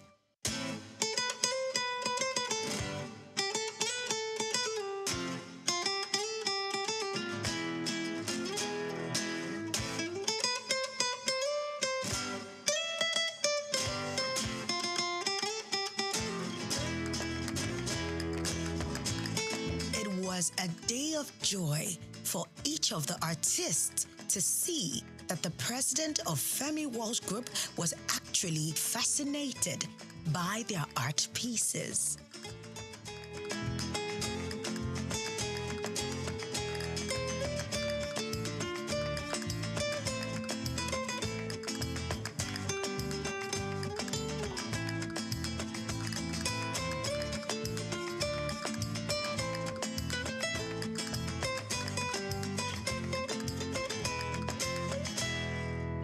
Coordinator of the Arts Gallery also expressed his enthusiasm and joy, highlighting the exciting prospects and opportunities arising from the partnership. Thank you so much, Souq TV, for coming over. It is about celebrating art and creativity. We themed it Luxury and Legacies exhibition. Luxury, as we all know, art is luxury, and the legacies that are left behind by artists are their crafts. So that is why we themed it Luxuries and Legacies exhibition. Ambassador Victor Walsh encouraged the artists while commending their creativity.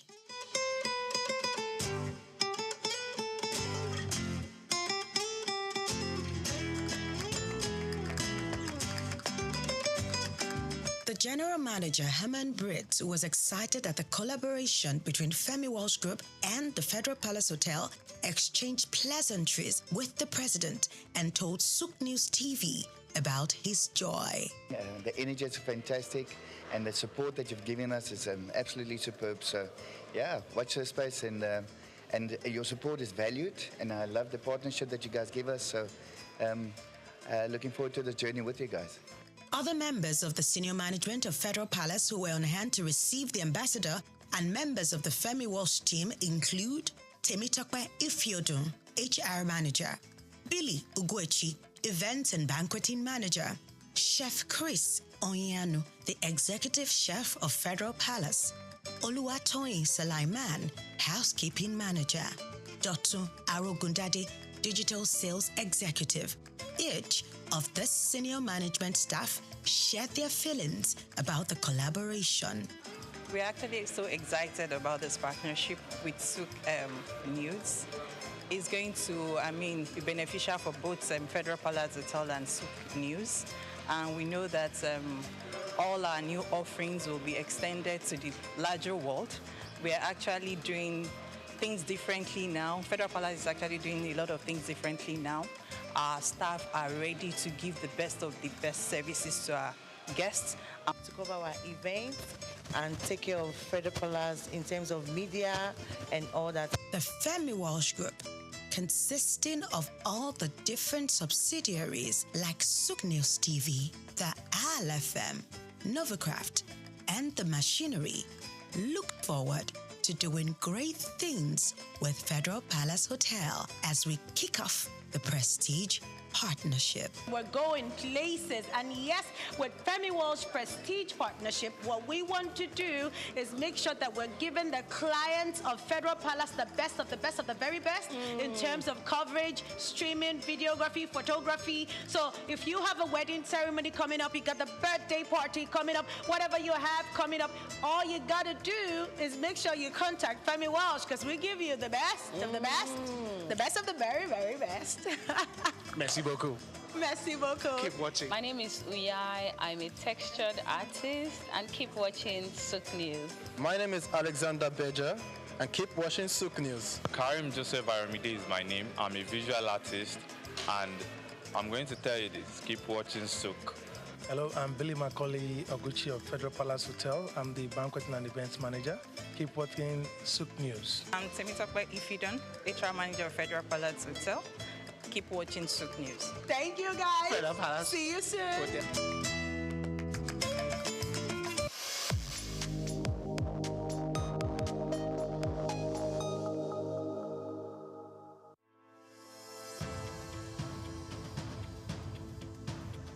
At the heart of a strong currency lies a simple principle. The demand for local goods drives production, creates jobs, reduces reliance on imports, and ultimately stabilizes the exchange rate. Countries like Rwanda, South Africa, and Egypt have achieved remarkable success by investing in their own industries. Rwanda has built a textile industry that competes with foreign imports. South Africa has developed a powerful automobile sector, and Egypt has excelled in agribusiness exports. These nations have strengthened their currencies by prioritizing local production, consumption, and exports. Nigeria, with its vast resources, stands at the threshold of a similar transformation. When Nigerians buy locally made products, fewer dollars flow out of the country for imports, preserving foreign exchange reserves. As local industries become more competitive, they can also expand exports, particularly under the African Continental Free Trade Area, bringing in foreign exchange and strengthening the naira. In 2022, Nigeria spent over $9 billion on food imports. If just half of that had been directed towards locally made goods, it could have significantly reduced pressure on the naira. The key lies in industries with the potential to drive economic growth: agro-processing, textiles, automotive, technology, and leather goods. Nigeria is already a leader in agriculture, but to fully benefit, the country needs to move beyond exporting raw commodities to processed goods. Products like cashew nuts, shea butter, palm oil derivatives, and hibiscus flowers command higher prices internationally. Ghana earns about $2 billion annually from cocoa processing, while Nigeria's cocoa exports lag far behind. With investment in food processing plants and the branding of agricultural exports as premium African products, Nigeria can bridge this gap, reduce reliance on European imports, and tap into Africa's fast-growing middle class. The Nigerian fashion industry has also gained global recognition, but the country still imports billions of dollars in textiles.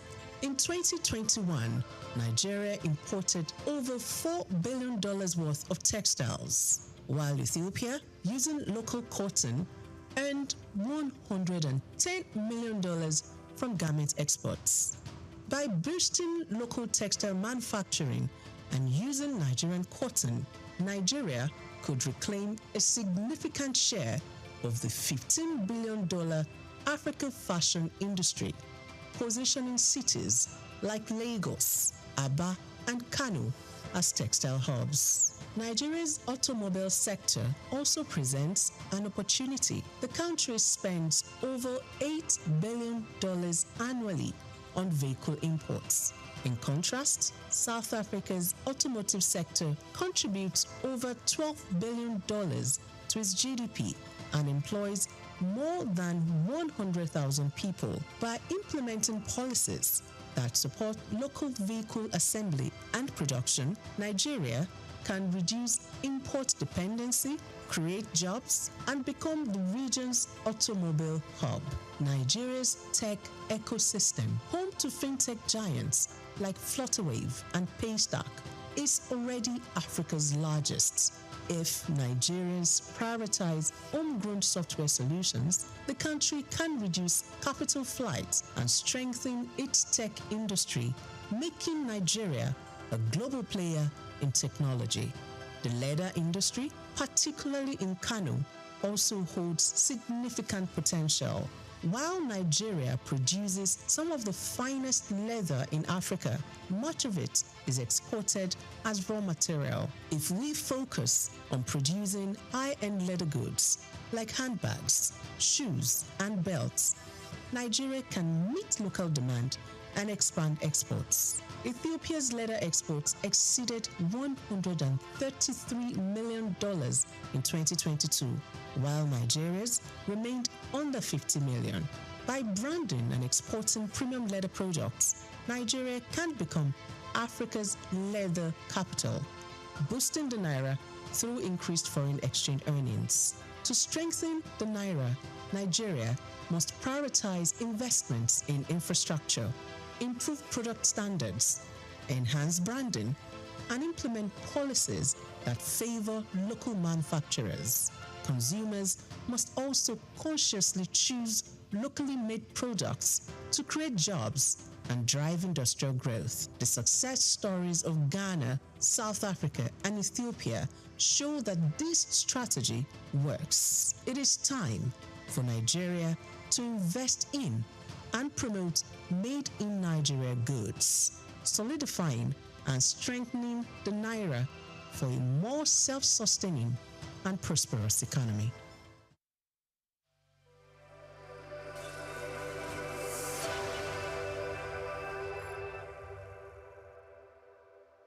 When Emeke talks about black gold, he isn't referring to oil.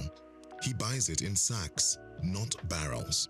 He sells it from a metal shack to customers in Lagos, Nigeria's commercial capital. Charcoal is big business in Africa. He says there's enough money in the charcoal trade to make the wealthy envious in several African countries. Charcoal has fueled Africa's urbanization. It is energy dense and difficult to regulate, much like the cities it powers.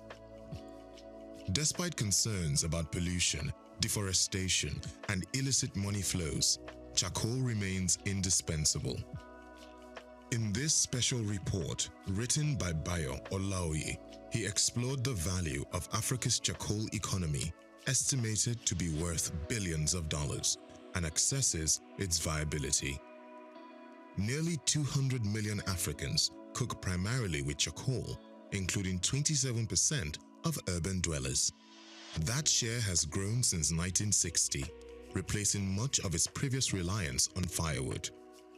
If there's been an African energy transition, it has been from one type of wood fuel to another. Charcoal's appeal lies in its convenience.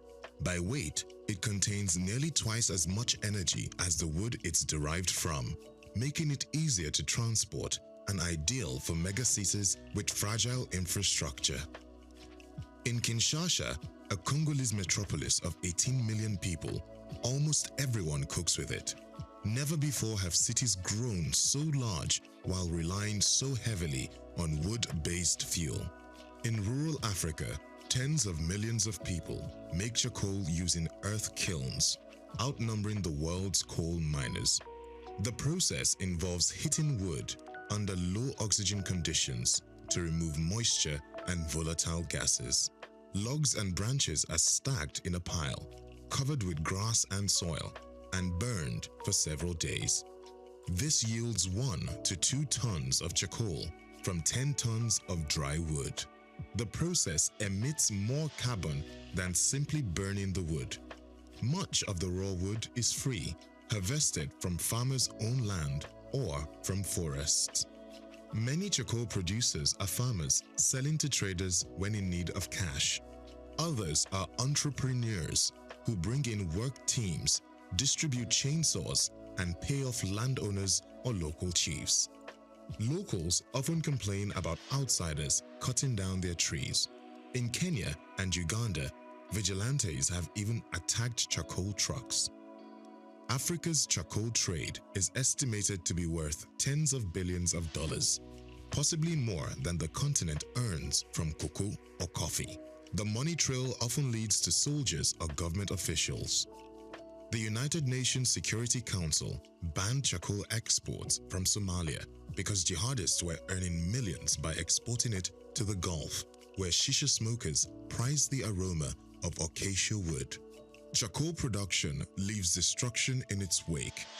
In Mozambique's Mabalane district, 2/3 of the woodland was affected by charcoal harvesting in the decade leading to 2018, according to one study. To mitigate the damage, governments oscillate between legalizing the trade through licensing and forest management and banning it outright. Sudden bans, however, often fuel a black market. enforcement becomes a chaotic negotiation involving traders, officials, police, soldiers, and local communities. Lorry drivers move at night and pay bribes to checkpoints. In Uganda, where charcoal production is banned, it's smuggled across the border and transported under official seals from South Sudan. Other policies promote clean cooking. Liquid petroleum gas, LPG, which burns cleaner than charcoal, is exempted from VAT in Kenya. Some companies have introduced metered gas canisters so consumers can pay as they go, easing upfront costs. Today, more than half of urban Kenyans use LPG as their main cooking fuel. Bond Manufacturing, a company known for efficient stoves, has stopped selling its charcoal models and now promotes electric stoves subsidized by carbon credits. Experts say charcoal is on the decline in Kenya, though it remains prevalent in countries like Madagascar and Zambia, where alternatives are limited. Phasing out charcoal will have economic consequences. The trade is informal and decentralized, while gas is distributed through large firms and creates fewer jobs. Charcoal provides roughly 275 workdays per terajoule consumed, compared with 95 for electricity and 15 for LPG. Gas imports also strained foreign currency reserves. For now, most consumers juggle multiple energy sources. Charcoal production in Africa is still growing at about 2% annually. But one thing is clear: as long as there is the ghetto, there will always be charcoal. I'm Moyosore Adebi for Souqnews TV.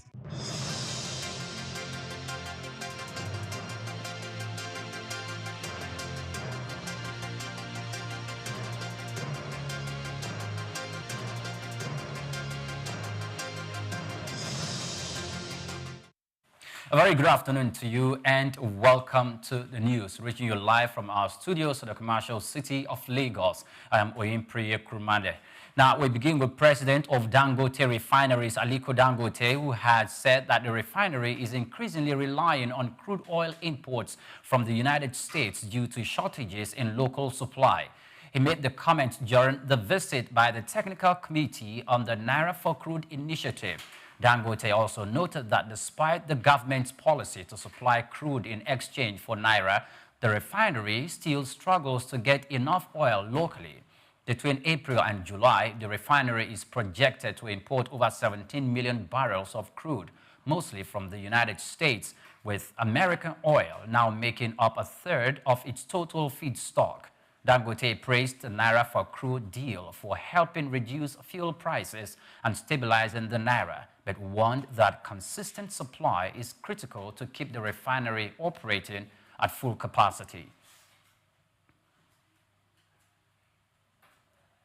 Now, telecom operators in Nigeria say that they have recovered 95% of the 180 billion naira owed by commercial banks for USSD services, marking a breakthrough in a 5-year dispute that once threatened mobile banking operations across the country. Chairman of the Association of Licensed Telecommunications Operators of Nigeria, Benga Adebayo, confirmed the development on Thursday, noting that just 3 banks remain in the debt, but have now committed to structural repayment plans. The dispute, which dates back to 2019, saw telecom firms accusing banks of failing to pay for services delivered through the USSD platform, a tool widely used for mobile banking, especially in rural areas.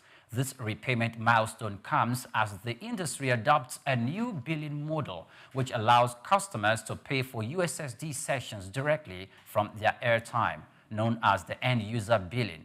The system charges 6 naira 98 kobo per session only after users approve a prompt.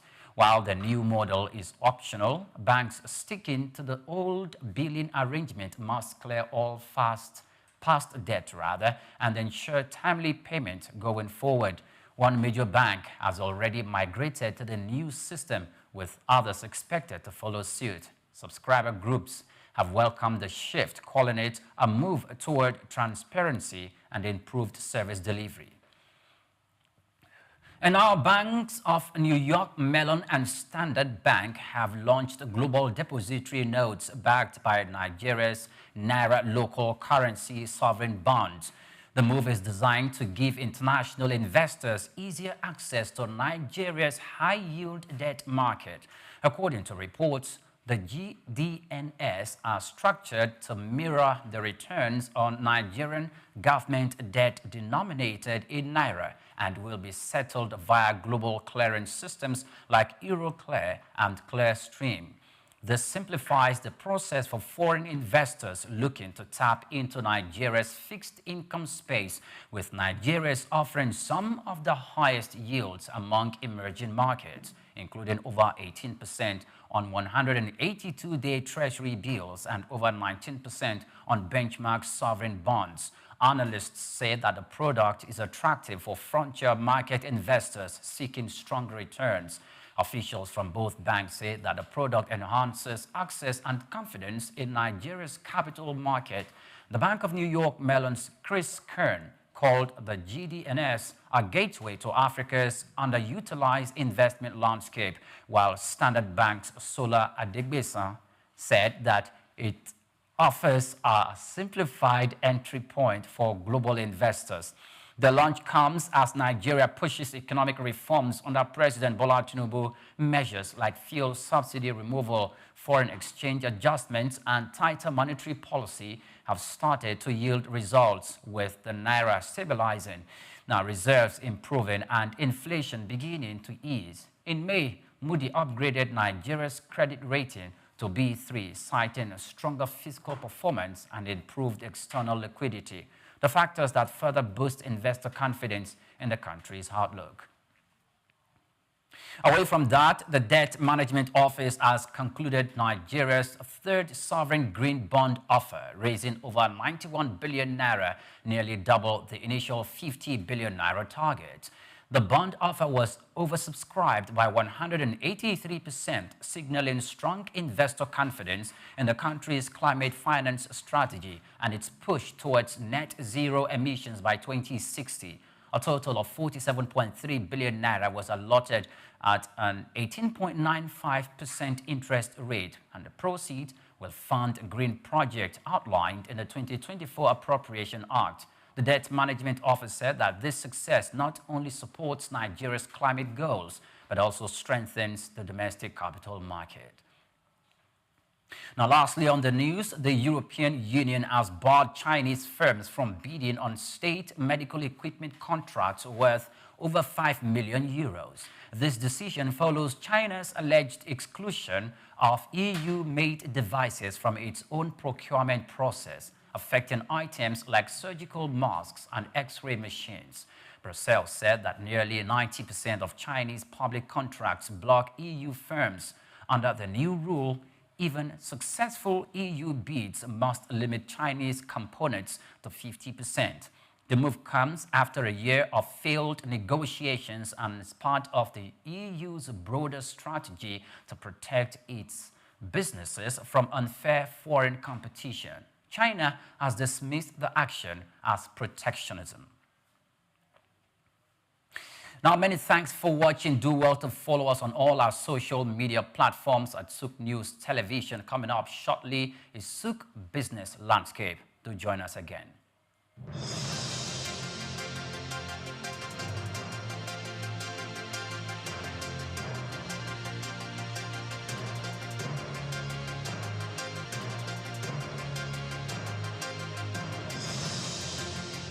To be a refugee is never a choice anyone longs for, but life unpredictable and unrelenting often forces people into circumstances where survival means leaving behind everything familiar in search of safety.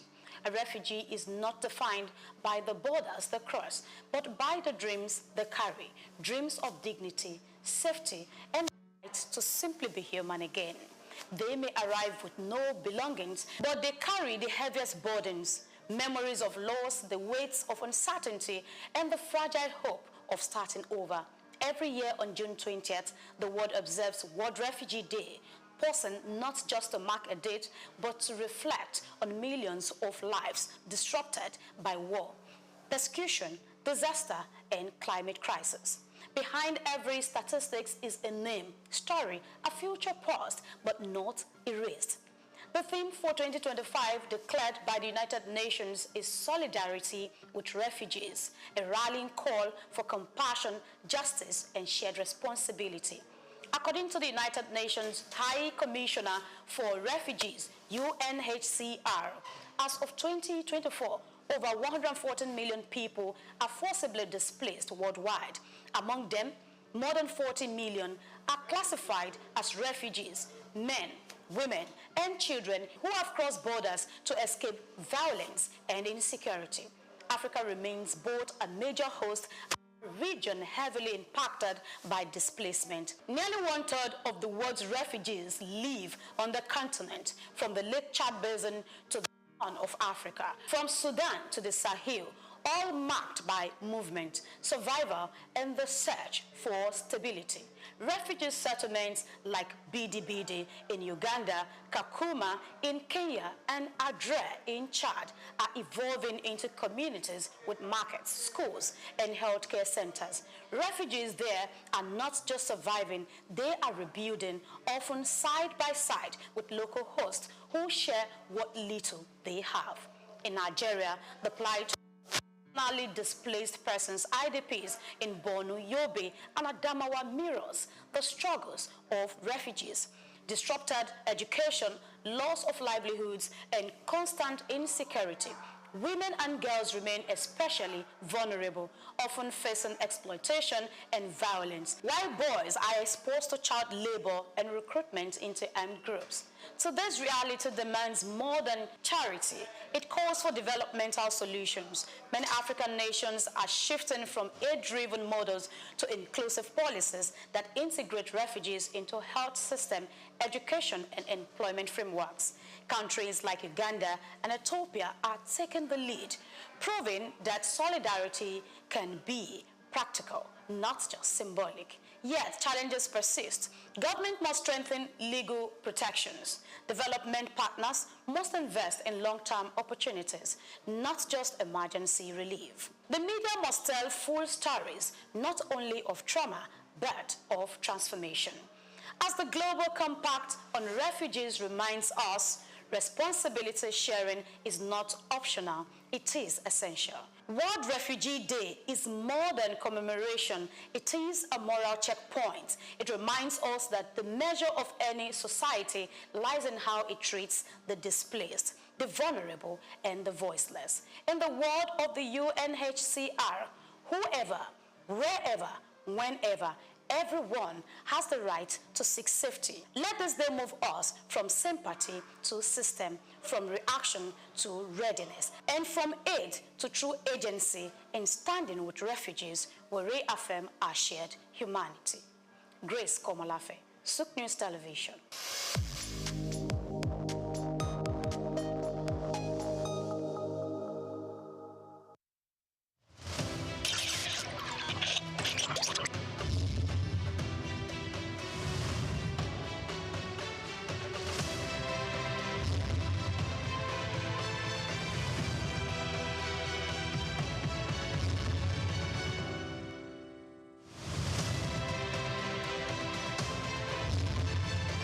The Nigerian National Medicine Development Agency, NNMDA, was created in 1997 and backed by Act 2019 to enable the federal government of Nigeria through Federal Ministry of Science, Technology and Innovation actualize its critical and strategic mandates to research, develop, document, preserve, conserve, and promote Nigeria's natural medicine, defined as indigenous medicine.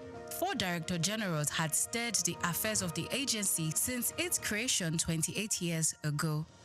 A new vista, however, opened in the history of the existence of the agency when Martins Emeje, a distinguished pharmacist and professor of nanotechnology, was appointed as the 5th Director General and Chief Executive Officer in May 2023. Before taking on the mantle of leadership at the NNMDA, Professor Martins Emeje was the chair R&D at the National Institute for Pharmaceutical Research and Development, with many feats on drug formulation and R&D results to his credit. I deliberately applied for this job. There was advertisement. I applied. I wrote the exam.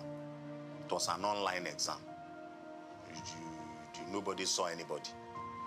And 1 hour exam online. When you submit your answer sheet, you have a copy of the answer sheet that you have. So I have the copy of the answer that I submitted online that day. And that is my manifesto. So every month, I look at the answers that I submitted, and it guides me in the work that I do. As a researcher and proudly the first and only research fellow in Nigeria who is heading a research institute, I know exactly the problems of R&D in Nigeria, because nobody in Nigeria has or is currently heading a research institute, and he went through the rank and file from being a trainee researcher to an intern researcher, an NYSC researcher, and then a research professor.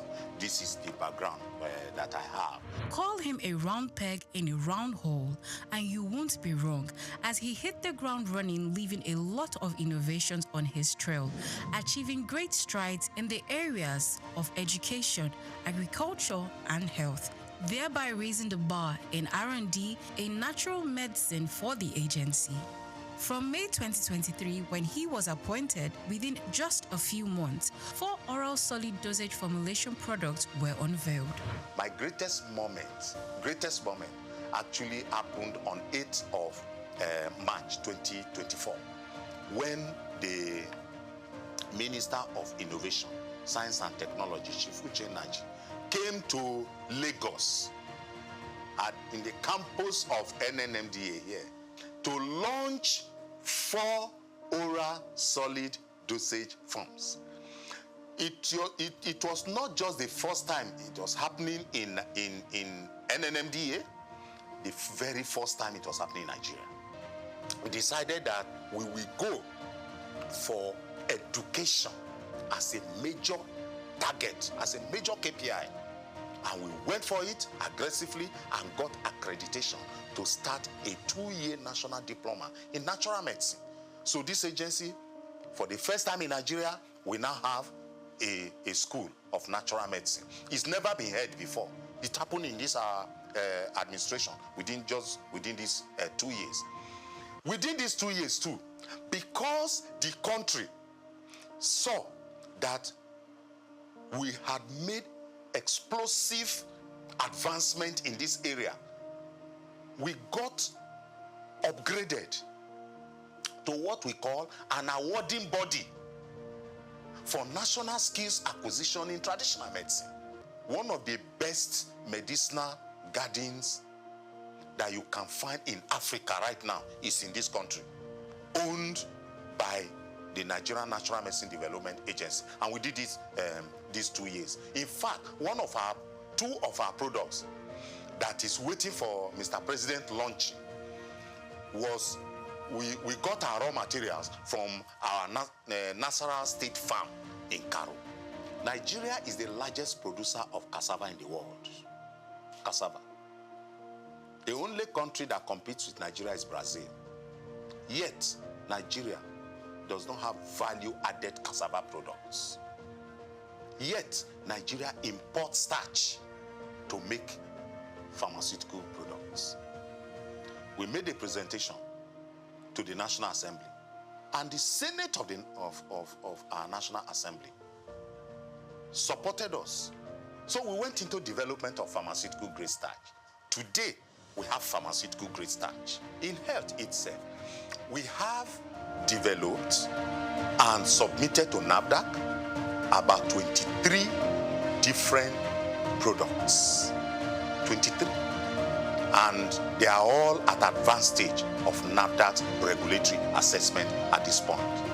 Now 3 of such products plus 5 of what we did the previous years is available, and people, because we are a research institution not capacitated or competent as by reason of mandate and skilling to do marketing, we do proof of concept, and we wait for entrepreneurs of pharmaceutical industries, nutraceutical industries, food industries to come take them to the market, right? But we also owe, because like I said, the huge component of the Renewed Hope agenda is that people should be attended to so that they know that they cannot lose their hope completely in their country. So in this environment, anybody who wants drug for hypertension, for malaria, for erectile dysfunction, for arthritis, for diabetes, for hepatitis, for about at least 8 different disease areas, they come to our pharmacy here to get the drugs. The past 2 years, under the leadership of Professor Martins Emeje, has seen human capacity development like never before. A development that propelled the agency's researchers into breaking new ground. This agency had never, in its almost 30 years of existence, had never participated in any local conference where researchers went with work they did in their own laboratory to go make competitive presentation. In our maiden outing in these 2 years, we won 2 awards. We went out for the first time and we got 2 awards. We took first position and we took third position. That is gold and bronze. When I came, I met researchers that have been here working for 15 years but with 1 degree.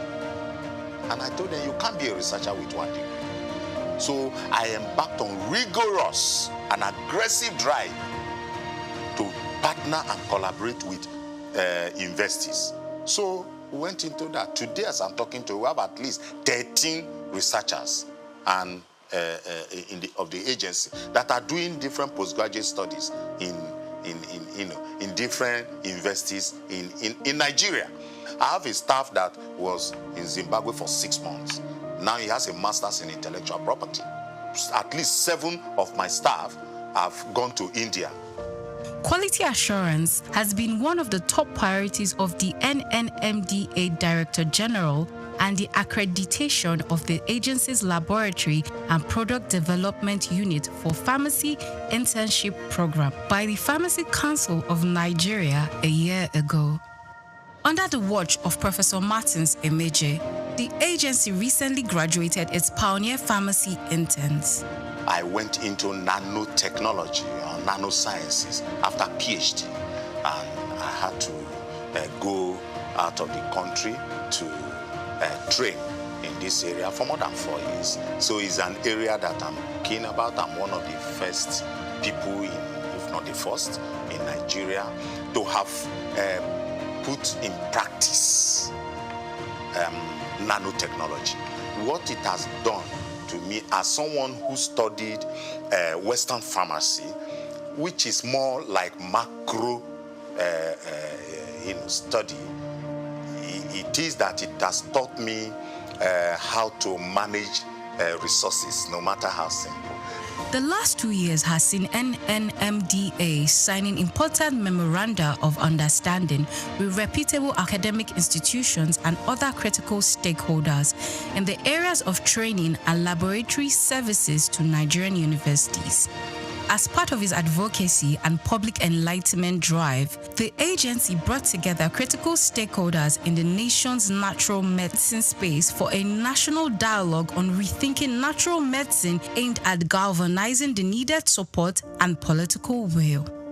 I want the president of Nigeria to just be coming on television and saying that people, natural medicine, no other thing.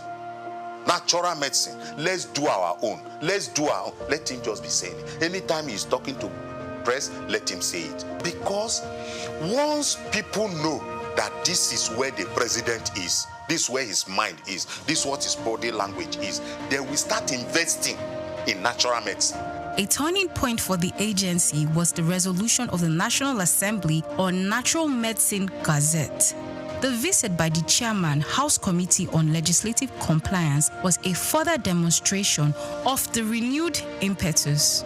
We cannot have 160 million people subscribing to something, and then the remaining 40 million people, you now want to say that foreign medicine, what you call allopathic medicine, that is the superior to our natural medicine. No, it's not.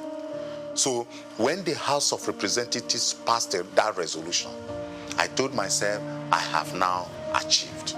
So what I was thinking would take me 4 years to achieve, actually, we got it done in 2 years. And it's one of the, so our target has actually increased. The best place to actually functionalize or operationalize Renew Hope agenda, Mr. President, is in the health sector. It's in the health sector. And I always tell people, 2 things that if you have security in it, then you are safe. Food and medicine. Any intervention, any project that we do, that it is not about developing our own indigenous resources, is short-term. It's not sustainable. The only sustainable form of development is indigenous development. So anybody who wants to give me support now, I will just tell you what I want. For example, I want all my staff to live in this compound. If you go to other countries of the world, all these staff of the research institution, they live inside the compound. Inspiring a new mindset among staff and attitude to work, for the NNMDA Director General, the task of achieving the mandate and the vision of the agency is work in progress.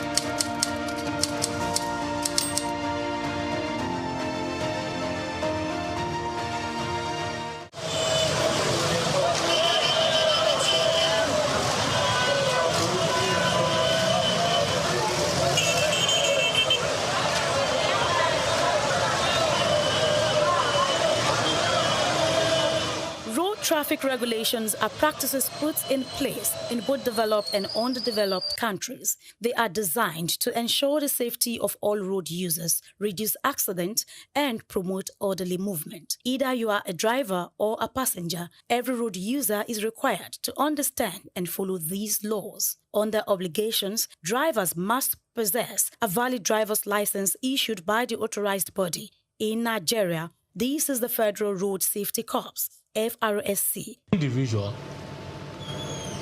like I've just said,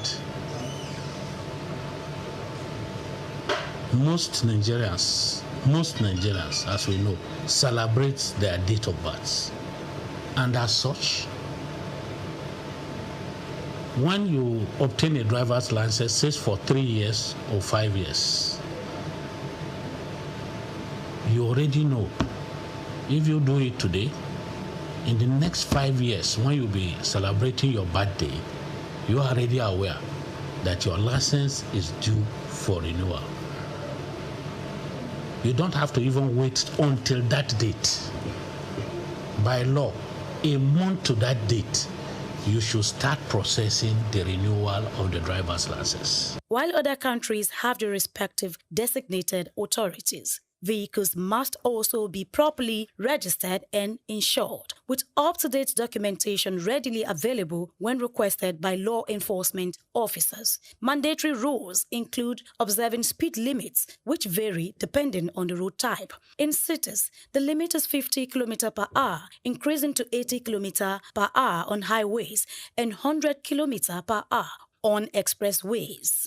Before hitting the road, seat belts are mandatory for both drivers and front seat passengers. Also, all traffic signs, signals, and road markings must be obeyed. Drivers must remember that using a mobile phone while driving is a punishable offense unless assisted by a hands-free device.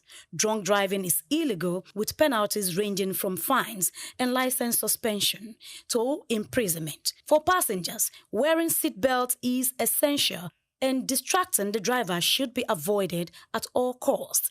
In public transport, any reckless driving should be reported to the authorities, and pedestrians, on the other hand, must also cross at designated pedestrian crossings, zebra crossings, or pedestrian bridges where available.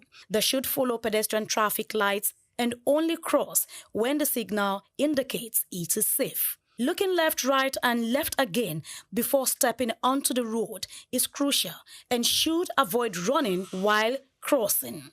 Making eye contact with approaching vehicles ensures they see you before you proceed.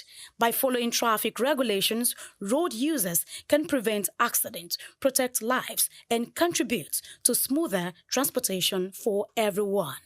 Grace Komolafe, Souqnews Television.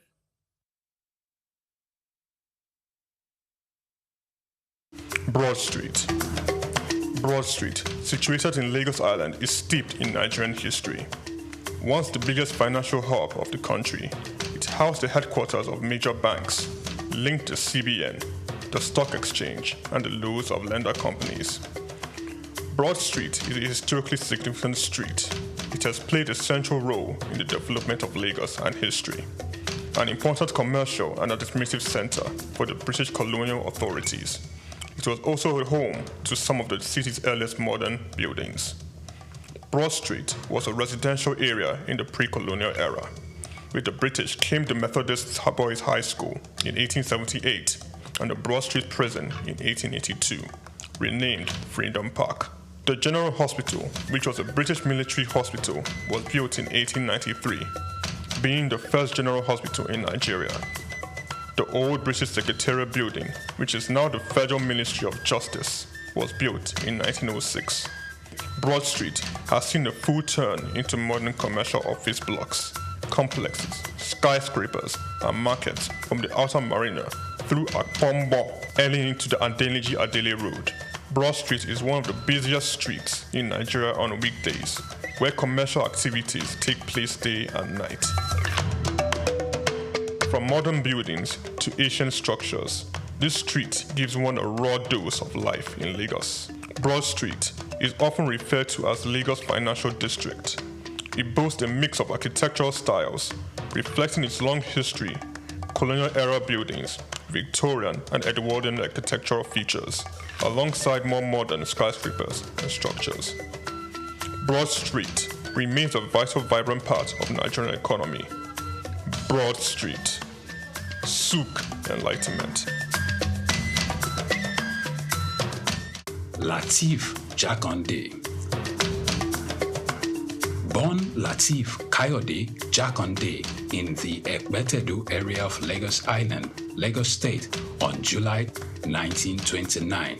He studied at the Lagos Public School at Enowa, Lagos Island, then at Bonham Memorial Methodist School, Port Harcourt, King's College, enrolled at Ilesha Grammar School, where he edited a literary paper called The Quarterly Mirror. Jakande began a career in journalism in 1949 with the Daily Service and joined the Nigerian Tribune in 1953.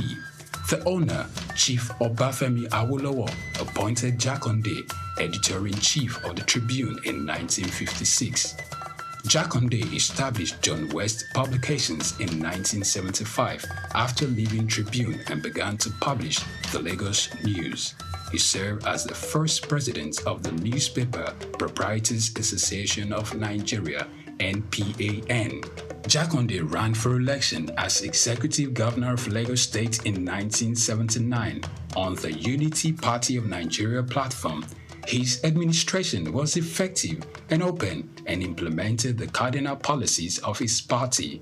He introduced housing and educational programs targeting the poor, building new neighborhood primary and secondary schools, and providing free primary and secondary education. He gave poor people's children education, and many of them are now very prominent in the society today. Jakande established the Lagos State University and constructed over 30,000 housing units. After the military takeover in 1983, Jakande was charged, prosecuted, and convicted of treason and later pardoned. He served as Minister of Works under the Sani Abacha military regime. He died in Lagos on February 11, 2021. Lateef Jakande was the first civilian governor of Lagos State. Lateef Kayode Jakande, Souq Enlightenment. The National Theatre, Igomu,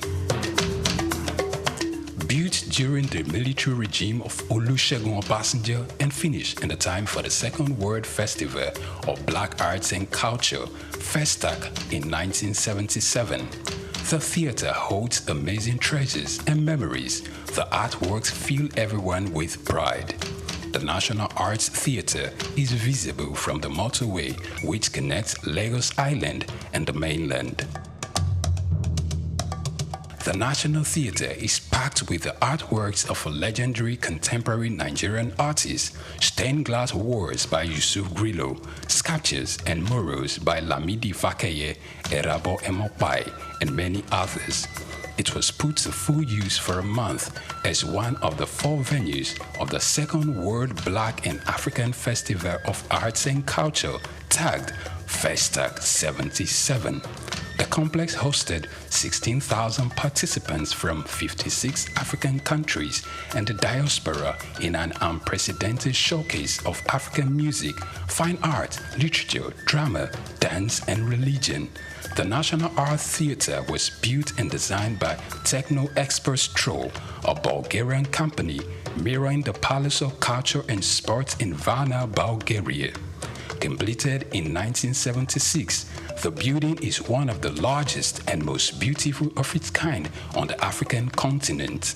It consists of a central hall with 5,000 seats, a collapsible stage that can be quickly rebuilt, a conference hall with 1,600 seats, 2 large exhibition halls, and 2 cinemas with 800 seats each. The theatre complex has a dressing room for artists, a garage, offices, coffee bars, and a buffet. It has indoor TV and radio systems, as well as booths with facilities for simultaneous translation of languages and hectares of large green lawn around. The majestic structure sits in Igomu like a quiet mountain, mesmerizing visitors and passers-by. The National Theatre, Souq Enlightenment. Tafawa Balewa Square, TBS. Tafawa Balewa Square was initially used as a horsing ground called Lagos Race Course. The edifice was constructed by General Yakubu Gowon in 1972 and named after Nigeria's first Prime Minister, Sir Tafawa Balewa. Tafawa Balewa Square is located at 45/57 Marse Bangboshe Street on Lagos Island, Lagos, and referred to as TBS. TBS is a 50,000-seater capacity venue and houses the Remembrance Arcade, the 26-story Independence House, which at a time was the country's tallest building. When Lagos served as the country's seat of government, the National Assembly Complex was within the TBS. Also in the square are the National Broadcasting Commission Office, the Nigerian Hydrological Services Agency Office, shopping centers, travel agencies, restaurants, car parking lots, and a bus terminal. Tafawa Balewa Square is adorned with beautiful statues of white horses and red eagles, symbols of strength and dignity. Her historic neighbors include the King's College and the Holy Cross Cathedral. Tafawa Balewa Square hosted some of the country's memorable events, such as the Independence Day in 1960, when Nigeria gained independence from Britain, the Armed Forces Remembrance Day, which is celebrated annually on January 15. The edifice is a national cultural asset. Tafawa Balewa Square, Souq Enlightenment. We've got just what you need right here at Femi Wash Media. Call it the Midas Touch, and you wouldn't be wrong. Let us record, produce, mix, and master your audio like nobody does. Reach us on our contact today for the best quality job. Take Nigeria because it's the mind that needs to first of all be rebranded. Idris said he's going to be putting Nigerian labor, Nigeria content and materials first. If you say Nigeria first and it is just us down here that, are pushing that agenda, it's going to be a big struggle. Do you think Nigerian firms, Nigerian organizations should start looking at getting their staff involved in this market or buying to keep for their staff? Within this side, let's also learn citizen diplomacy. See something. This is Souq business landscape.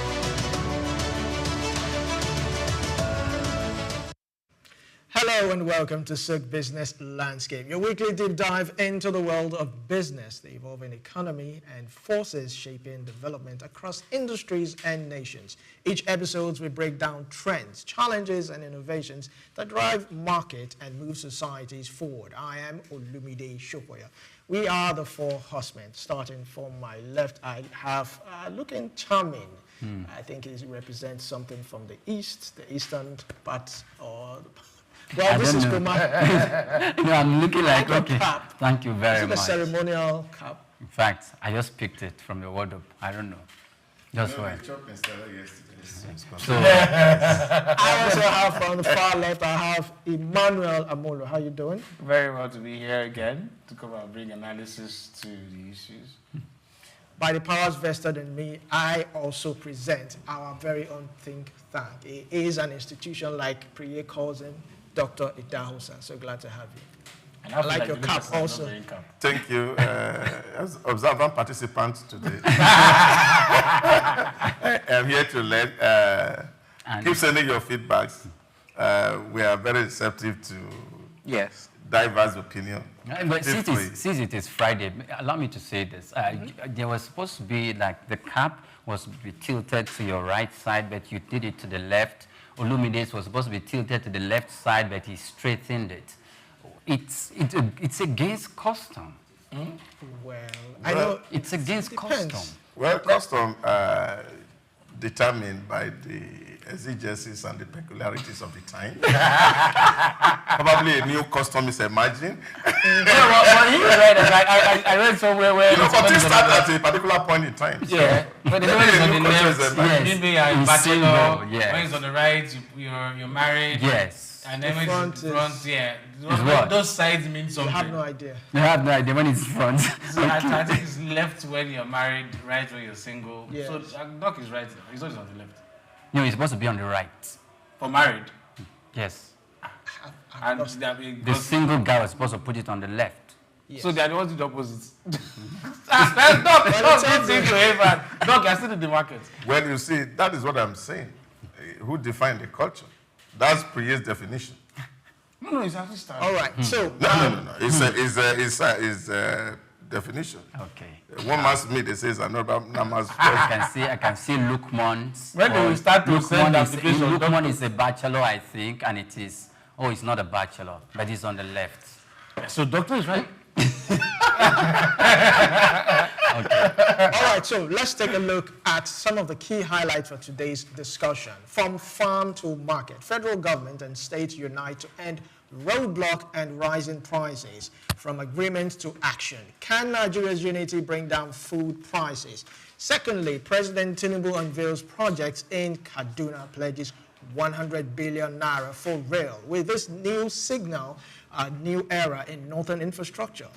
Thirdly, Nigeria pushes for stronger ECOWAS economy as West Africa Economic Summit begins today in Abuja. Can regional unity drive real growth?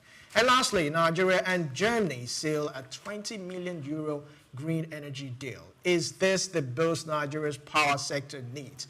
What does this even mean for Nigeria's economy, investors, and everyday citizens? We'll find out after the break. Stay tuned. Take Nigeria because it's the mind that needs to first of all be rebranded. Idris said he's going to be putting Nigerian labor, Nigeria content and materials first. If you say Nigeria first and it is just us down here that, are pushing that agenda, it's going to be a big struggle. Do you think Nigerian firms, Nigerian organizations should start looking at getting their staff involved in this market or buying to keep for their staff? Within this side, let's also learn citizen diplomacy. See something. This is Souq business landscape. We've got just what you need right here at Femi Wash Media. Call it the Midas Touch, and you wouldn't be wrong. Let us record, produce, mix, and master your audio like nobody does. Reach us on our contact today for the best quality job. Take Nigeria because it's the mind that needs to first of all be rebranded. Idris said he's going to be putting Nigerian labor, Nigeria content and materials first. If you say Nigeria first and it is just us down here that, are pushing that agenda, it's going to be a big struggle.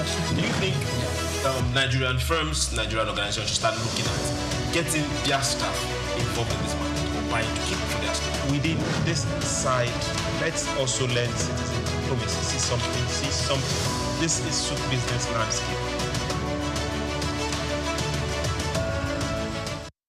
Welcome back to Souq Business Landscape. So we begin. Nigeria's 36 state governors have reached a consensus with the federal government to harmonize levies, dismantle illegal checkpoints, and ensure seamless movement of goods across the country in a joint bid to combat food inflation and insecurity. Governor Hope Uzodinma, chair of the All Progressive Governors Forum, confirmed that both the Progressive Governors Forum and the Nigerian Governors Forum endorsed the immediate rollout of state-level security outfits to bolster federal effort, despite a technical drop in the national year-on-year food inflation rate to 21.14% in May 2025, down from 40.66% in May 2024 due to a change in the base year. Month-on-month prices continue to climb, driven by high transportation costs, insecurity, and supply chain disruptions. Many of the worst-hit states are ironically among Nigeria's top food producers, exposing a troubling disconnect between local agricultural output and consumer access. Starting with Priya, it's quite funny that most food-producing states are the most affected. But with this new removal of checkpoints, blockage, and all that, do you think that it will actually scale up food production, food processing? Okay, first of all, the purpose for this is harmonize levies. Eliminate illegal checkpoints, enhance free flow of goods across states. First of all, I think probably they listen and they watch this program so that by the time Dr. Edausa and myself and Omobola, we are, are exchanging views, they will understand the reason why. If you're going to take care of agriculture and make sure that the staple foods in Nigeria gets to every nook and cranny, or it gets to the people that needs to live by them at an affordable and reasonable, cost-effective price. One of the things to take care of, that is the root cause, is security. True.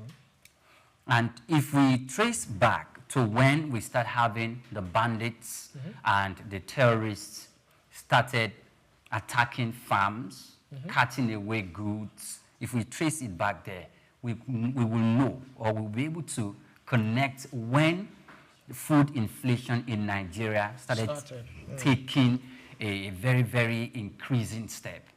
And I'm glad that they're coming up with this. But you see, action, they said, speak louder than words. And we're talking about the fact that most of the states that produces their food production, food producing states, states like Benue, most of them are domiciled in the northern part of this country. Most of them have security challenges. Niger State that we are talking about recently that has a collaboration with Aliko Dangote. If you look at the project that Niger State has put on ground, if that project comes into fruition, the benefits of that project spreads across the contiguous communities where that project will be domiciled, because we are talking about electricity that will even, the plant there will be producing electricity of 5 megawatts for the industries that we place in that environment to benefit from. Then we take our attention down to rice farming.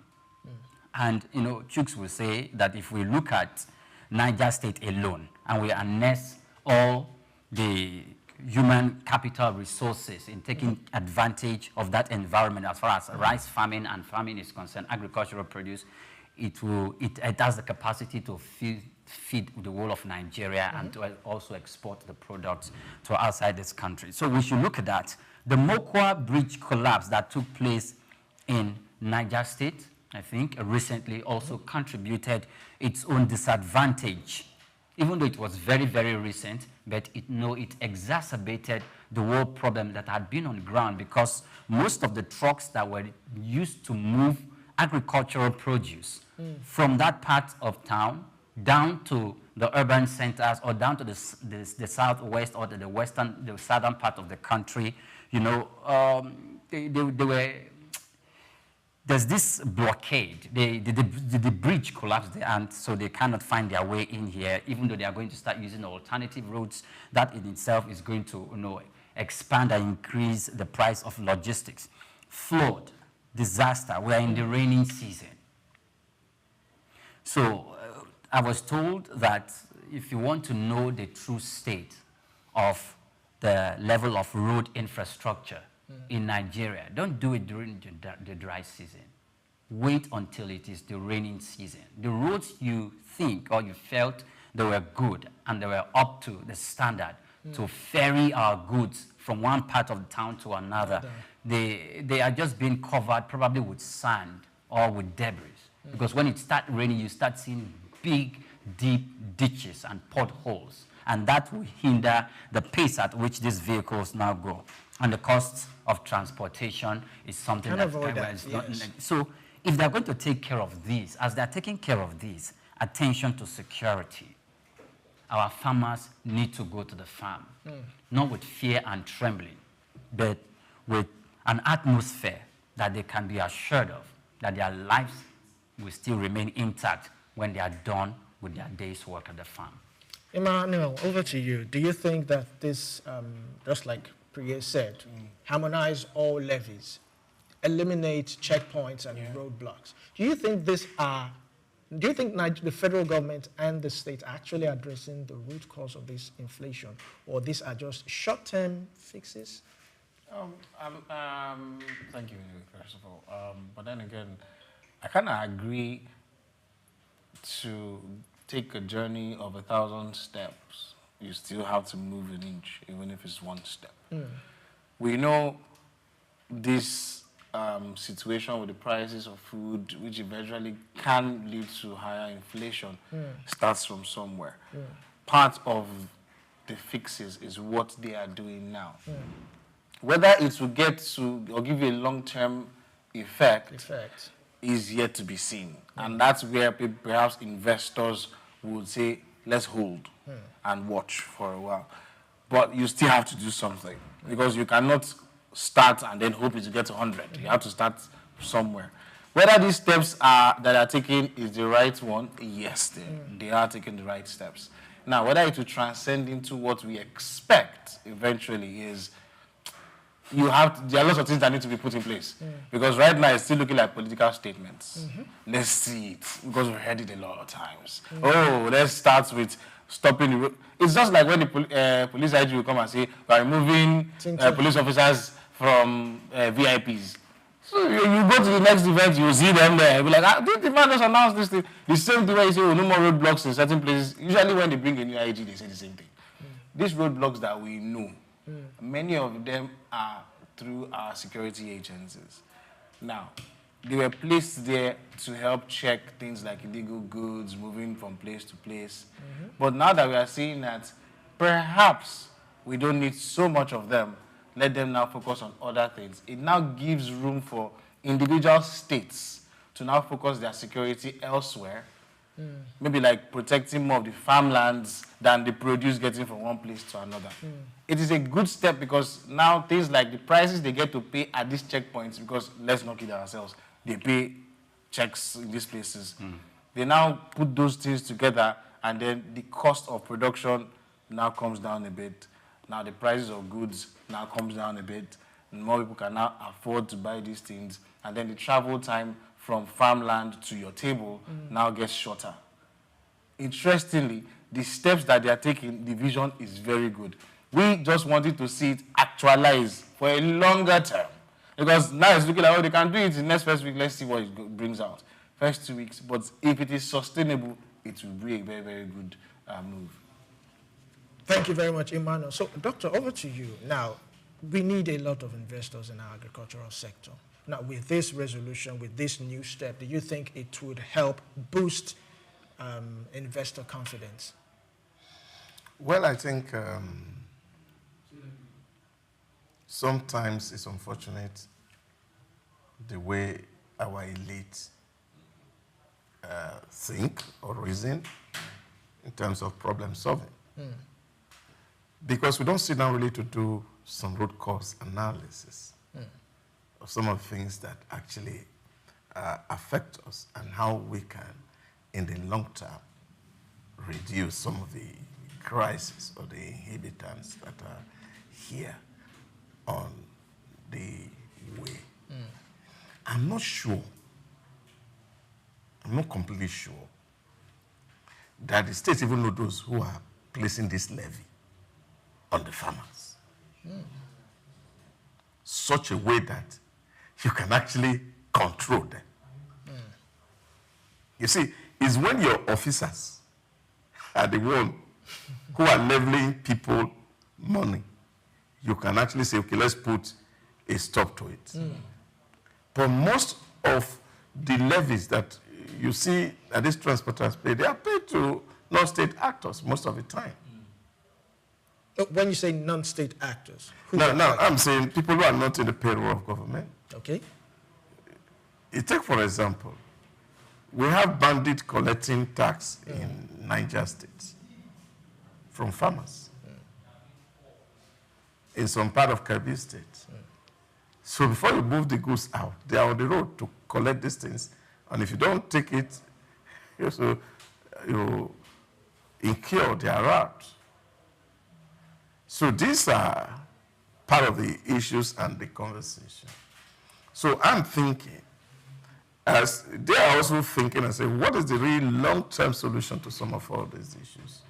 That is not something that can happen immediately. The state, can they begin to also invest in some infrastructure that can make this thing very, very easy? Take, for example, Coastal Road is not ready. So if you are moving goods from Yam, for example, from Onitsha to Lagos, we can actually use the waterway. We don't necessarily have to go through the road, which makes the route shorter and probably safer, and arrive in Lagos with some good prices. So which means state may need to invest in port infrastructure, those that have water area, like Benue, Kogi. So these are water-borne areas that will actually get goods to the waters. How about rail infrastructure? Can state also unite to say, okay, like they call it in the Nehemiah principle, you build the front of your house. You construct a rail from Imo to the end of Imo, and Abia take it from there. And somebody take it from there. And then, of course, we are able to connect the entire nation by rail. and then it becomes a cheaper mode of transportation of some of these products that we're talking about. That's a solution on one end. Then, of course, you cannot be saying that, of course, you have a control over the logistic infrastructure that you are putting in place. Because it's just not about the levies on the road that actually is increasing the price of food. Yeah. So it's not just the levy on the road. It's also about these actions here. The road size is quite bad. And states are waiting for federal government to fix federal roads. And the federal don't have the muscle to fix those roads. And therefore, we have to wait. And the drive time now, of course, increases. And these guys are burning more fuel and more diesel to transport their product from where they are produced to where they are. And some of the farms don't even have access road in the first place. So how do we get this thing to the city center and make it cheaper to move from the city center to the other commercial center where they will be sold? These are all issues. Now, of course, we also have issues even about production, which, of course, is a major issue. Production, because if you have enough, like the law of demand and supply says, is that the more the supply, likely, and the demand is not equal to supply, prices are going to be affected. Because we can only do arbitrage when there is no so much to sell. So can we also emphasize and see state government entering into partnership, for example, with local investor, private investor, who they say, okay, we are giving you like 100 hectares of land. We are giving you 1 million hectares of land, and we want you to cultivate just one product, maybe beans, maybe rice, maybe tomato, maybe yam, and you produce in commercial quantity. And then, of course, it flows the market, and the price naturally will have to reflect what is the supply strength of that particular product. Now, these are the conversations that I feel we should be having. And I think this is what the governors must be thinking about and see how we can improve infrastructure, how we can develop farms that people can be interested in, whether rice farm, maize farm, whatever it is, but that we see this commodity, we are having it in commercial quantity because somebody is in the farm and the state has opened up that avenue and then we can sell. Look at one of the issues that we have talked about in recent time, which is also the problem of ranching. Our president was in Benue recently, and he was saying to the governor, look, these things are in your hand. We can give you all the assistance that we can, but you see, you are the principal force here who is going to ensure that everybody live together in peace so that they can do business. In short, you even make a statement and you say, I need land. Give me land so that I can do ranch in your state. And then I will pay taxes to you and increase your revenue. As idea, So yes, of course, they can share the profit. That is what it is. So what it means is that if you allow these things to happen, we've talked on this table about Denmark, a small country that is making so much from dairy products. Over $45 billion annually from dairy products, from milk to cheese to what is it? Those are the byproducts of milk, Yes, of course, that they are selling. And this is where we need to be. Tap into, animals are not well fed because we are moving them for too long a distance. So can we create an environment where they can be properly fed and watered, and then we have the best of milk from them, we have the best of hide and skin, we have the best of flesh for our people to eat. These are the conversations that state must enter into. And this, for me, is the real core, and that's what needs to be addressed. Okay, all right. All right, let's add this to your answer. One of the other issues that we need to also fix, you mentioned it, you touched a bit of it, is climate issues. Now, you also said that we are in the rainy season. We need to plan for that. Last year, a particular city almost went underwater. True. We remember that. What do you think is the lasting solution to this? Because we also have to take care of this. Okay, so let me first of all make a statement concerning this. We never plan for it. We have never planned. We have never. I think it is the National Meteorological Agency, NIMET. They give out. It gives the warning to states that look, the season is coming, and from indications that we have seen by virtue of the studies that we have done, they start mentioning states that look, the floods are going to get to you. In fact, they are even sending emergency messages to some specific terrains in different states that look, They gave calculations, your state is going to sink underwater, you need to move and you need to leave. The people there would not move. The government of the state will not take a decisive action until flood has come in at that specific period that NIMET has, gave their forecast, and it will sweep the people away. About 2 years ago, the flood was so bad, I think it should be somewhere in the northern part of the country, that some of the federal government's projects that has been done in terms of building roads that are almost 80% complete, the flood took it away. The flood ate it up completely. About 600,000 hectares of land went. Farming produce, because it was the time for harvest, and it took it away. That was how devastating that natural disaster was. But the thing is, warning had gone ahead. The chief executives of the states need to stand on their toes. We have never taken heed to those warnings, and it is bad for administration, it is bad for government, it's bad for governance, and our economies are paying for it. After the flood has done that, the people will now go to IDP camps. The governors will now go and visit them and start giving out pittance for them to live. It is wrong. Now, that's one part. Number two is Babajide Sanwo-Olu of Lagos State. In this meeting, he said that states had contributed $2.2 billion. All the states, because the report said 36% of the states, yes, in conjunction with the National Security Advisor, yes, the Minister of Defense, the Ministry of Agriculture, Livestock Development, and even the Ministry of Transportation. They are coming together to see how they can bring lasting solution to this problem. If Babajide Sanwo-Olu is saying that in convergence, the state has put together $2.2 billion to make sure they tackle this problem. And we are still having this much inefficiency in the system. It is a very big problem because we need to start asking this $2.2 billion into what aspect or what sector, what industry, what sector in this agriculture that we put it into, that we can't get the outcome. We're supposed to see outcome. $2.2 billion is a lot of money. I don't think what we have currently now can speak.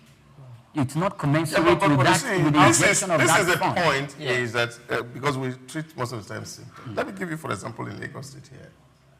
Lagos had built one of the biggest rice mills in Africa. Yes. In the Jeddah area.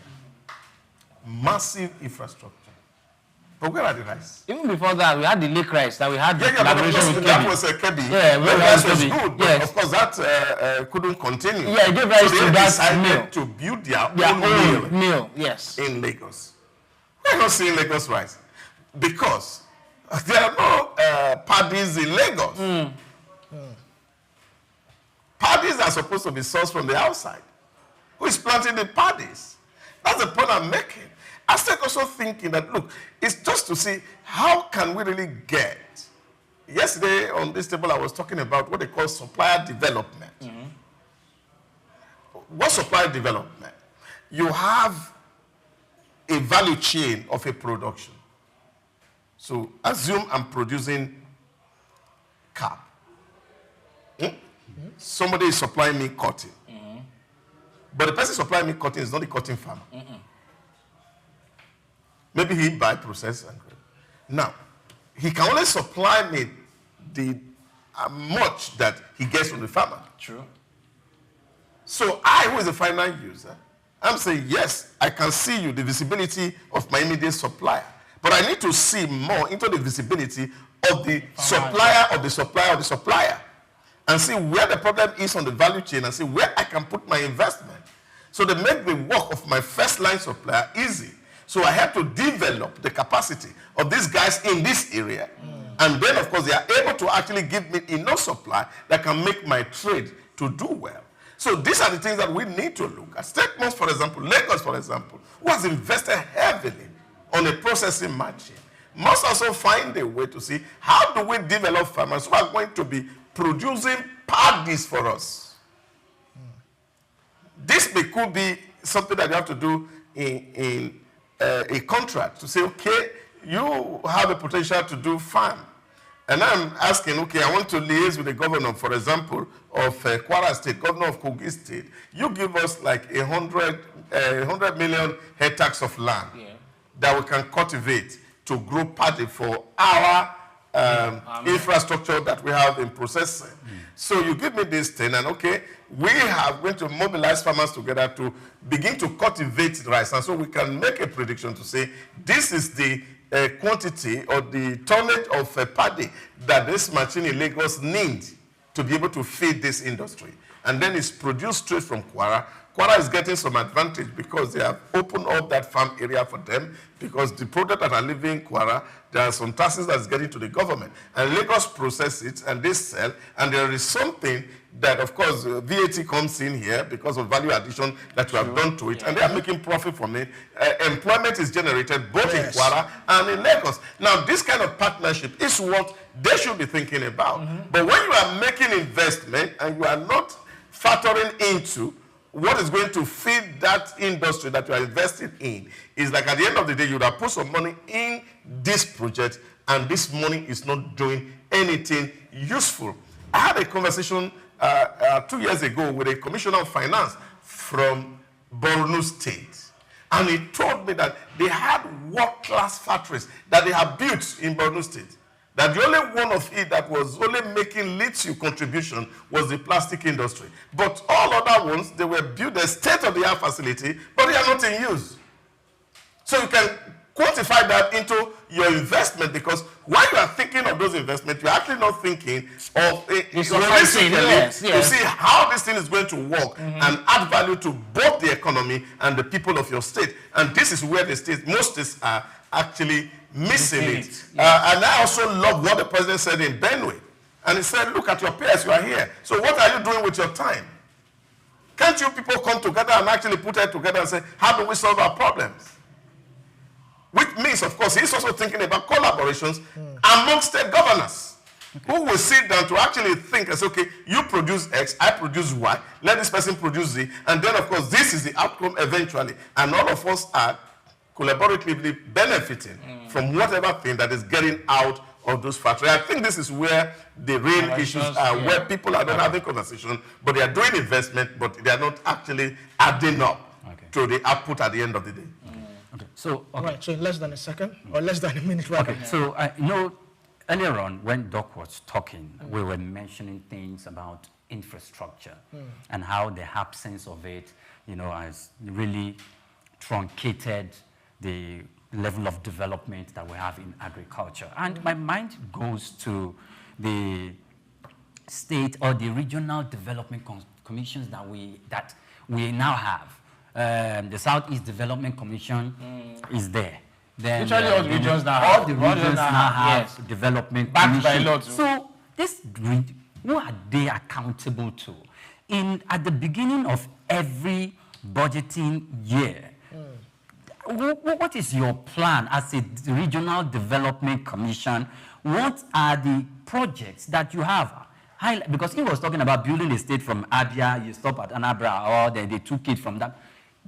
Sometimes these development commissions are to come in and relieve the state governors from those tasks, so that they can connect some of the economic nexus between state A and state B, or between these regions, and they can do that by just establishing infrastructure, put them in place, so that the governor, that alone creates an ecosystem or supports, complement the ecosystem that is already on ground, and allow the businessmen to run on it. And because they don't do these things, we ask questions. These regional development commissions, please, what are your duties? Show us on paper your plan.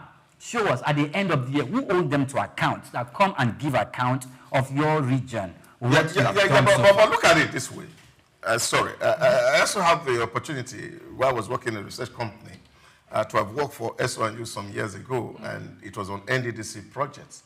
And we were going to develop a communication program for NDDC, because at that time people actually look up to it as like a regional government. Yes. Really, from the viewpoints of government, it was supposed to be an intervention agency. Yeah. That where states cannot substantiate so many things. So we created those regions. We created NDDC in the first place to actually drive the process community development of supporting state government, so that we can get into the hinterland and then the communities are developed. But thanks to Mr. President, who of course had leveled it up right now to make it 6 that each geopolitical entity now have their own regional development commissions. Of course, they just inaugurated the one for Southeast, and then of course the Southwest, then of course the Northwest, the Northeast, and the rest of it, and then the Middle Belt. So we now have those agencies in place. But you see, there's something that I observed while studying this commission, especially NDDC as a prototype. You see, when NDDC was commissioned, what I observed was the fact that the budgetary allocation to NDDC, about 80% was getting into infrastructure, even though they were substandard by every rate. Because in those communities I visited, what I saw was that people feel that a pipe-borne water was put in place, and then after the commissioning, the thing stopped running. Because there's a tap or a tank somewhere that somebody has put in place, and then, of course, they run it, and at the end of the day, it's really not supplying water. And in most of the cases where the boreholes were actually done, they were not done in such a way that they were processing, because the water that was coming from the borehole were actually not drinkable, especially when you look at the topography of the South-South. So these were some of the issues that people really observed. We also construct road, for example, to Bridge Burutu and Bomandi, because it's all waterlogged.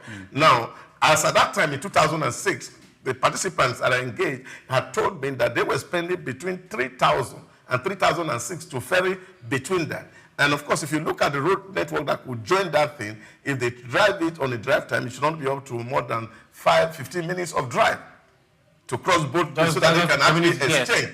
But those infrastructure were really not built by the state or NDDC. But what did we notice? 6 years after the NDDC was formed to address that problem, there was a reversal of rule.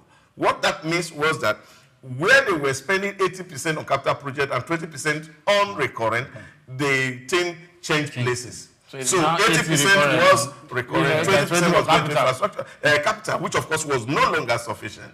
And by the time, of course, the Ministry of Nigeria Delta was created, it makes it purely worse. So, but you understand some of all these things, that when you hear agency created, it's really not for developmental purpose. Is to create more room for the elites to begin to find their place where to eat. Exactly. So this is where the challenge is for us. That if we are going to address issues of development, we must not be considering what the elites needs to occupy. We must be thinking about what benefit the people. Yes. Obasanjo, when it was, I think it was in his administration that the NDDC came up. I don't think that was created as a loophole for corrupt politicians to come and... I'm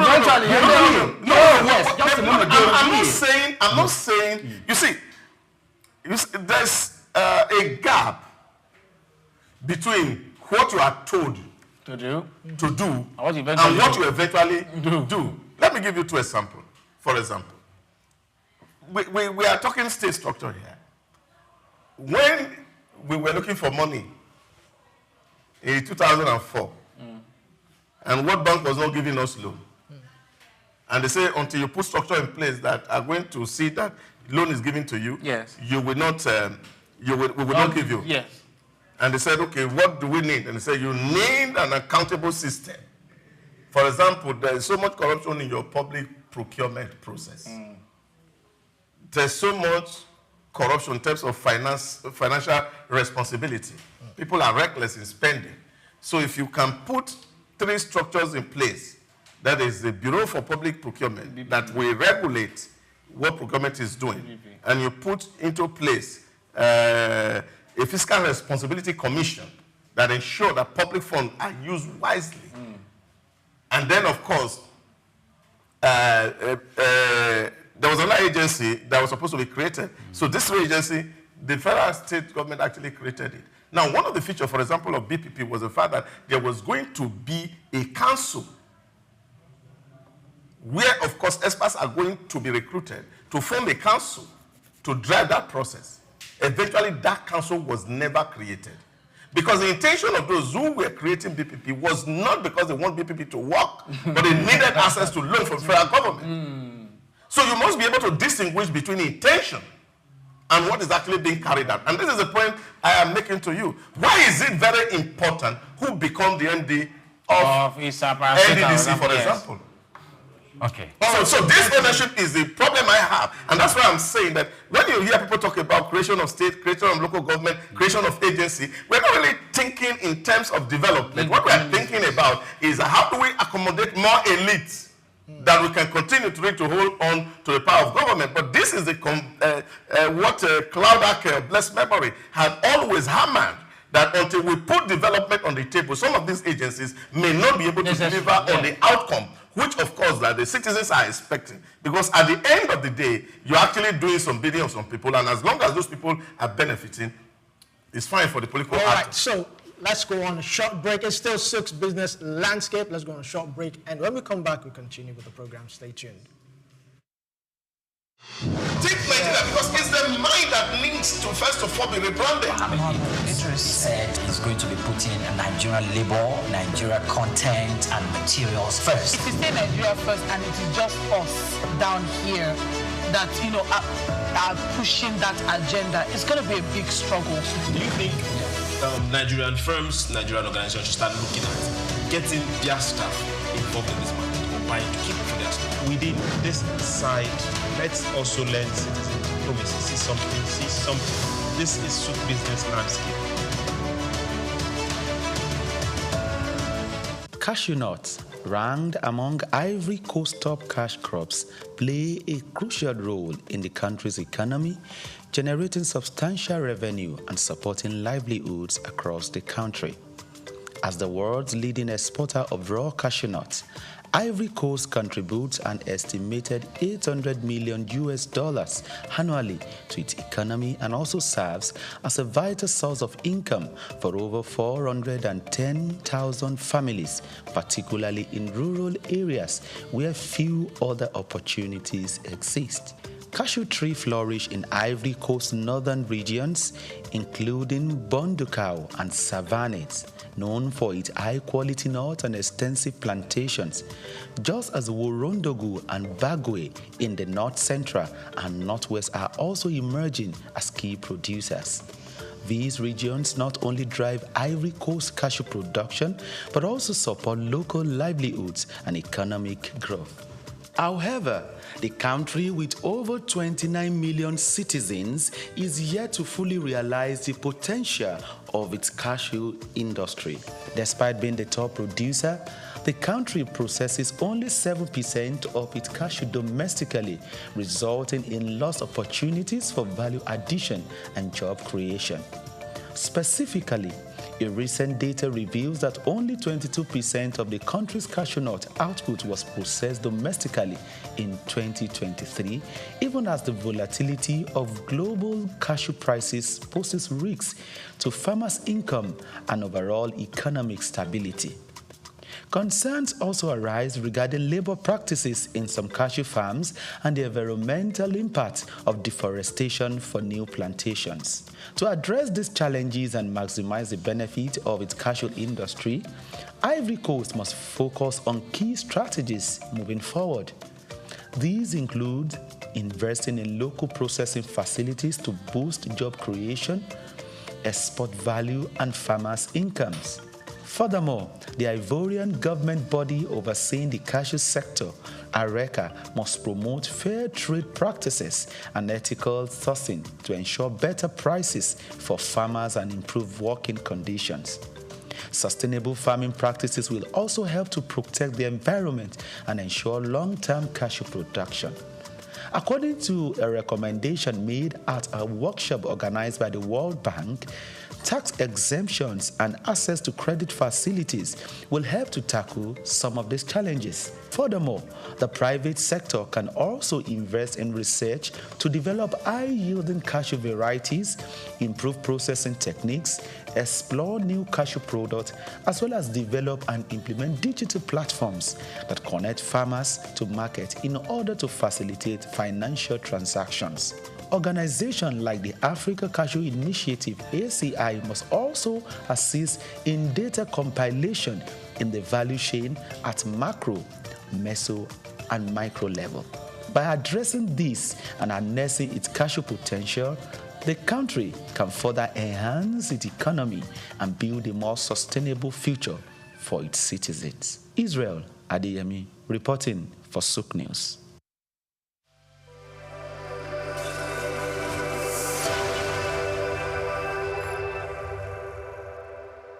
The Three Wise Men. Iconic sculptures and statues adorn major metropolitan cities of the world. In Lagos, Nigeria, the statue of three men designed to depict the state's cultural heritage and to usher in visitors and tourists into the ever-accommodating center of excellence is no doubt an astounding work of art. Originally built under the administration of Colonel Raji Rasaki, designed by Bodun Shodende in 1991 and standing over 12 feet high, referred to as Agba Meta or Aro Meta, the three sculptured chiefs were placed along the Lagos-Ibadan toll gate to welcome people coming into Lagos State. The statue called the Three Wise Men by many has become a major signature for the state. Three white-capped chiefs clad in white wrappers knotted across their shoulders and with clenched right fists are shown in the artwork. The images fascinate and create impressions in the minds of visitors coming into the state, captivating the attention of visitors who look with keen interest, pondering on the messages which the posture of the engraved images signifies. The Three Wise Men has been relocated thrice from its original position at Ojodu Berger end of Lagos-Ibadan Expressway to Magodo area before its final relocation to its present site at Olowo Drive. The sculpture has suffered severe damages over the years and renovated. Bodun Shodende, through this sculpture, depicted the highest honor that can be afforded to anyone in the eco-greeting tradition. The Three Wise Men, Arometa, Souq Enlightenment. Take Nigeria because it's the mind that needs to first of all be rebranded. Idris said he's going to be putting a Nigerian label, Nigeria content and materials first. If you say Nigeria first and it is just us down here that, are pushing that agenda, it's going to be a big struggle. Do you think Nigerian firms, Nigerian organizations should start looking at getting their staff involved in this market or buying to keep for their staff? Within this side, let's also learn citizen diplomacy. See something. This is Souq business landscape.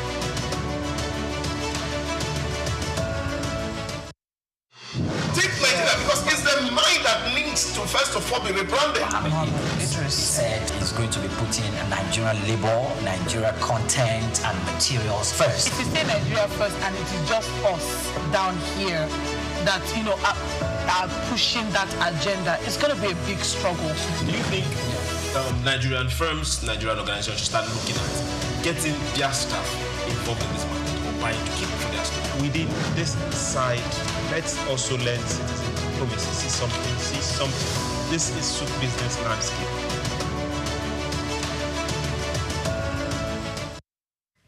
Welcome back to Souq Business Landscape. Let's continue. President Bola Tinubu has commissioned multiple projects in Kaduna State, praising Governor Uba Sani for transforming the state's development. In a one-day visit, President Tinubu inaugurated a 300-bed specialist hospital, 100 compressed natural gas buses for public transport, a vocational skills and training institute, and a remodeled Panteca market. Now Africa's largest informal skills hub with 38,000 artisans. He also confirmed 100 billion naira allocation for the Kaduna Light Rail in the 2025 budget. Governor Sani highlighted reopening of 535 schools closed due to insecurity, revival of 500,000 hectares of farmland, construction of 79 roads covering 780 kilometers, 62 new secondary schools, and renovation of 1,000 classrooms. He announced 6 months of free rides on the new buses for students, civil servants, and pensioners, along with a 50% cut in tertiary tuition fees. Federal projects underway include Kaduna-Kano gas pipeline, Ibadan-Kaduna-Kano railway, Federal Medical Center in Kafancha, and the University of Applied Sciences in Kachia. Let me start with Priye. It's actually a well-resounding move, and I see Kaduna moving really fast. Do you think that? I wasn't Well, to look at it differently, I wasn't thinking that Mr. Obasani would have been able to do this within 2 years. And I'm not surprised. Well, I'm surprised rather. So I see it's good. And the fact that he has done some of these things and is attracting 100 billion naira for the Kaduna light rail. Light rail, yes. Is something to be applauded. Yes. Now, the Institute of Vocational Training and Skills Development caught my attention, and also road projects that were done in Soba. Road project in Samaru local government area, 24 kilometers in Kafanchan. Yes. Kafanchan. There's 24 kilometers road project fixed in Tudumbiri. 22 kilometers of road is being fixed, and 100 compressed natural gas buses for intra-city. Which will be free for students. At least for a short period, and yes. just for the phase of launch. Well, we really hope that this is how it's going to go. However, I must equally acknowledge also that the spate of attacks and killings that used to take place in the previous administration in Kaduna State, we don't hear more of such again in this current administration. So it's something I want to, I don't know what Mr. Sani Uba did, but it's something I want to applaud him for. Because I know we have some journalists there that I speak to, and it's something I want to applaud him for. And 300 bed for specialist hospital, well, the students that will work or the doctors that will work in that hospital, we need to start making arrangements for that because we have a lot of them who have left the country. But these are good initiatives and things that Sani has done, and I think if I were to be in the mind of Mr. President with regards to what he said when he went to Benue, he doesn't want to come here and condole with you because of this terrorist killings here and there, people dying. This is not what I want to be traveling to your state to come and do. I want to come to your state to come and commission projects and all of that. This is what he wants to see. And whether the president is in political party, is in APC, if a PDP governor is doing likewise in his state and needs just to show it to the public, the president will be invited for that purpose. He endorsed the Enugu State government. The good thing is, what the president has done has several implications. Apart from the social one that we'll see, free healthcare, free this, opening of schools and all, there's the political side that we cannot even ignore. Because right now, the APC as a political party, ruling party, has come to say, those infrastructure over the years that these people have not done, let's be doing it. And they've been consistent. If you use Lagos as a model, you can see even in transportation, they've done it in the health sector. They are just building things everywhere.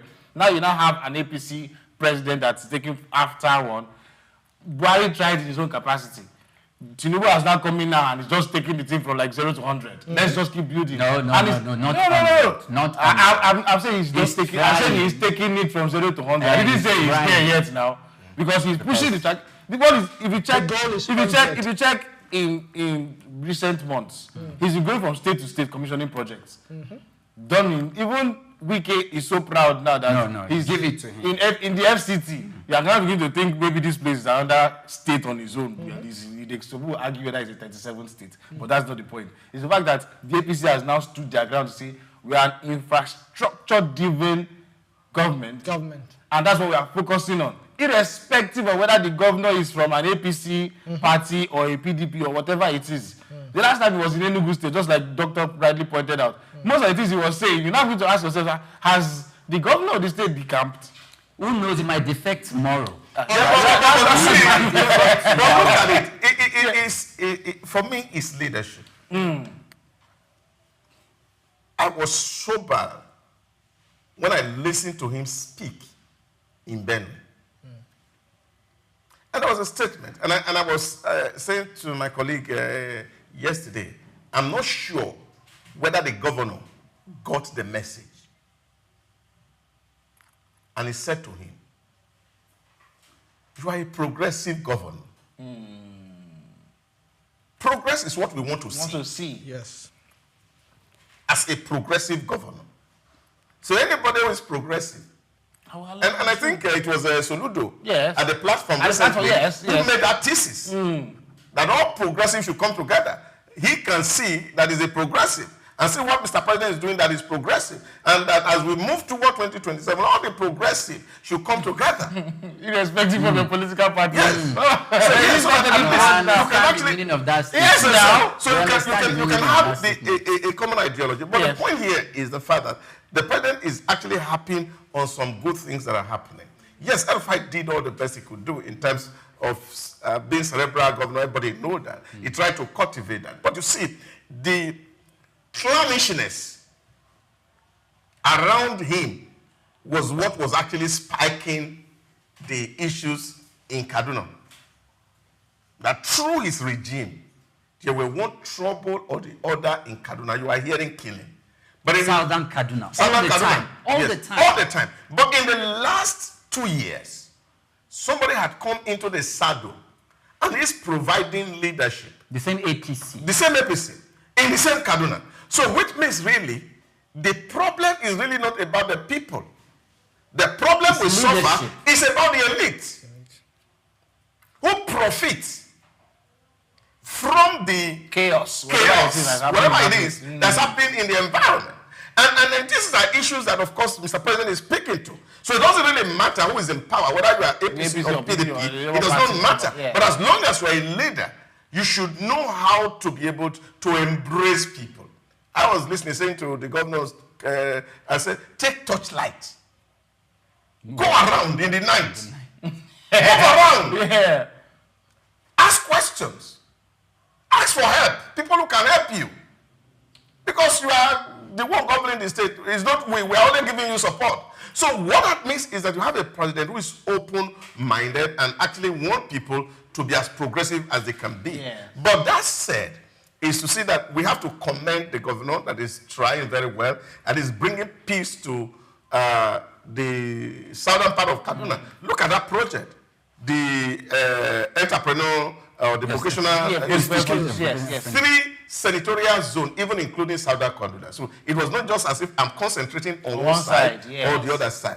I read Lee Kuan Yew approach, if you read from third word to first word, where he actually said that though he was a Chinese, because he needed to manage the diversity in Singapore, he was not going to send his children to a Chinese school. Rather, he sent them to a Malay school where they can learn another language different from Chinese. So he was more tilted toward the Malays and the Indians, which were the minority, even though the Chinese community constituted 60% of the entire population, because he knows that if people see him as an ethnic bigot, they will not give him the support that he needed to transform the society. So what they were importantly focused on developing a culture in Singapore that will transform into innovation and creativity. He said he summoned the leaders of the Indian community and said to them, you see, your children, they are not doing well in mathematics. We can provide infrastructure, but the moral support has to come from you. You organize your children together so that we can develop, because a time will come in this country, you will see that the people from this side are better than your people. And the people, then of course, will be complaining as if they are marginalizing you. They have to level up their skills. So therefore, you create that platform, we will give you all the support. And after 1 or 2 years, you see that the people from the Indian community started to pick up in mathematics, which of course, what they were actually aiming at. And that's what leadership is about. Identifying some gaps and see how to turn that gap into opportunity. Okay. So what is Mr. President saying? He's saying here, if you are doing well, people will give you support. True. It doesn't matter who you are. It doesn't matter your tribe. It doesn't matter your color. But if you recognize the humanity in each and every one of us, you will get the support. And I think that was the endorsement that Sanuba got for that. Priya, let me add this to you. Okay. We've all praised the progressives and all that, but let's look at sustainability. How can Kaduna State, how can they actually sustain these ambitious projects in long term? Okay, so the thing is, It all boils down to if the same leadership that Governor Sani Uba is providing and birthed all this infrastructure, and we are seeing. I think the same leadership, the plans that birthed this, also have a sub-plan for sustainability. Now, if you look at this Institute of Vocational Training and Skills Acquisition, so what are they training them on? If you are bringing in 100 CNG buses for intracity commute, do we have the CNG plant located in Kaduna State? So what are you training them on? Are there jobs available? Are there, okay, fine. Let's say this alone is the availability of jobs. Because if 100, if the plants are available, not all of them will. Yes. Let's say even if a foreign company is bringing the technology, they should bring them into the skill acquisition and vocational training development and the institutions. Which means there it must align. It must align, because if this 100 billion for light rail, of course, we are bringing other people to come and build it. China, I'm not surprised that we might be there. Yes. But the thing is, skill acquisition. We must transfer this knowledge. This technology back to our people. Yes. There are the days where, I don't know if it was Doc or someone said that you are bringing the foreigners to come and build infrastructure. You are having students, whether they are coming from CWest, from the universities that they are studying engineering, science, to come out, you work and you observe, you ask questions. It must be embedded in the agreements and in those the agreements, the conditions for which we are giving this contract to the Chinese companies so that they can train them. However, there is the president praised Sani Uba, and when I watched the conversation he had with Hyacinth of Alia of what's the state again, of Benue State, yes. And he was giving some good advice to the governor. I like what else the president did, because if he had not done that, I would have made that today's conversation. The responsibility of the protection of lives and property stops at the desk of Mr. President. Whether there is a carnage, there's a killing in Bayelsa, in Ogun State, in Kano, or in Plateau, in anywhere in this country, Commander-in-Chief of the Armed Forces, sir. And he looked at the Inspector General of Police and said, why haven't there been any arrests? He asked the question, why are there not arrests yet? And he turned over to Christopher. And he said, Christopher, I know, yes, you've been sleeping in the bush for a while, talking about the Nigerian army. But look, something needs to be done. I'm glad he made that statement. And Mr. Egbetokun, please, we need people, yes, whether these people can say they are carrying out reprisal attack or they are, I don't care whatever reason they carried out that attack. Mr. Egbetokun, in collaboration with other security agencies, must bring those people to book. Because if you do not do that, development, it hinders development. Insecurity hinders development. Yes. And Mr. President must make sure that he keeps calling these people if he's going to do it himself. Well, he also told the governor. Yes. So because, I mean, just to add to what Priya said, because you did mention, how do we sustain this? Yes. Truly, because we don't come back like you said. We don't development communication commissions, and then we come back and say the commissions are not doing what we told you to do. Yes. So we can give preferred solutions or alternatives. First, ensure that transparency in the execution of these things. Everybody can see. Oh, if I say I'm allotting 1 billion naira for this project, first off, make that 1 billion available, and then let us see that this project is actually done with that 1 billion. In stages. Even if you are not going to finish the whole money, or you are going to finish and ask for more, let's see what that 1 billion has given you, even if it's just one step. Another thing is having people embrace whatever project you are doing. Because it's one thing to say, oh, I have provided 100 CNG buses. If nobody enters the buses, what's the point? Having communities own projects. Okay. Because you have done these projects. We are seeing it that in the long term, because you are talking about sustainability. Yes. In the long term, this thing is going to yield to something else. Let the people buy in. He was assertive when he said, oh, make them part of it by saying, oh, maybe a Chinese man is building it, he learn it, so that the next time he won't have to call him and not call you to come and do it to continue. That's sustainability. Now we are now saving more money.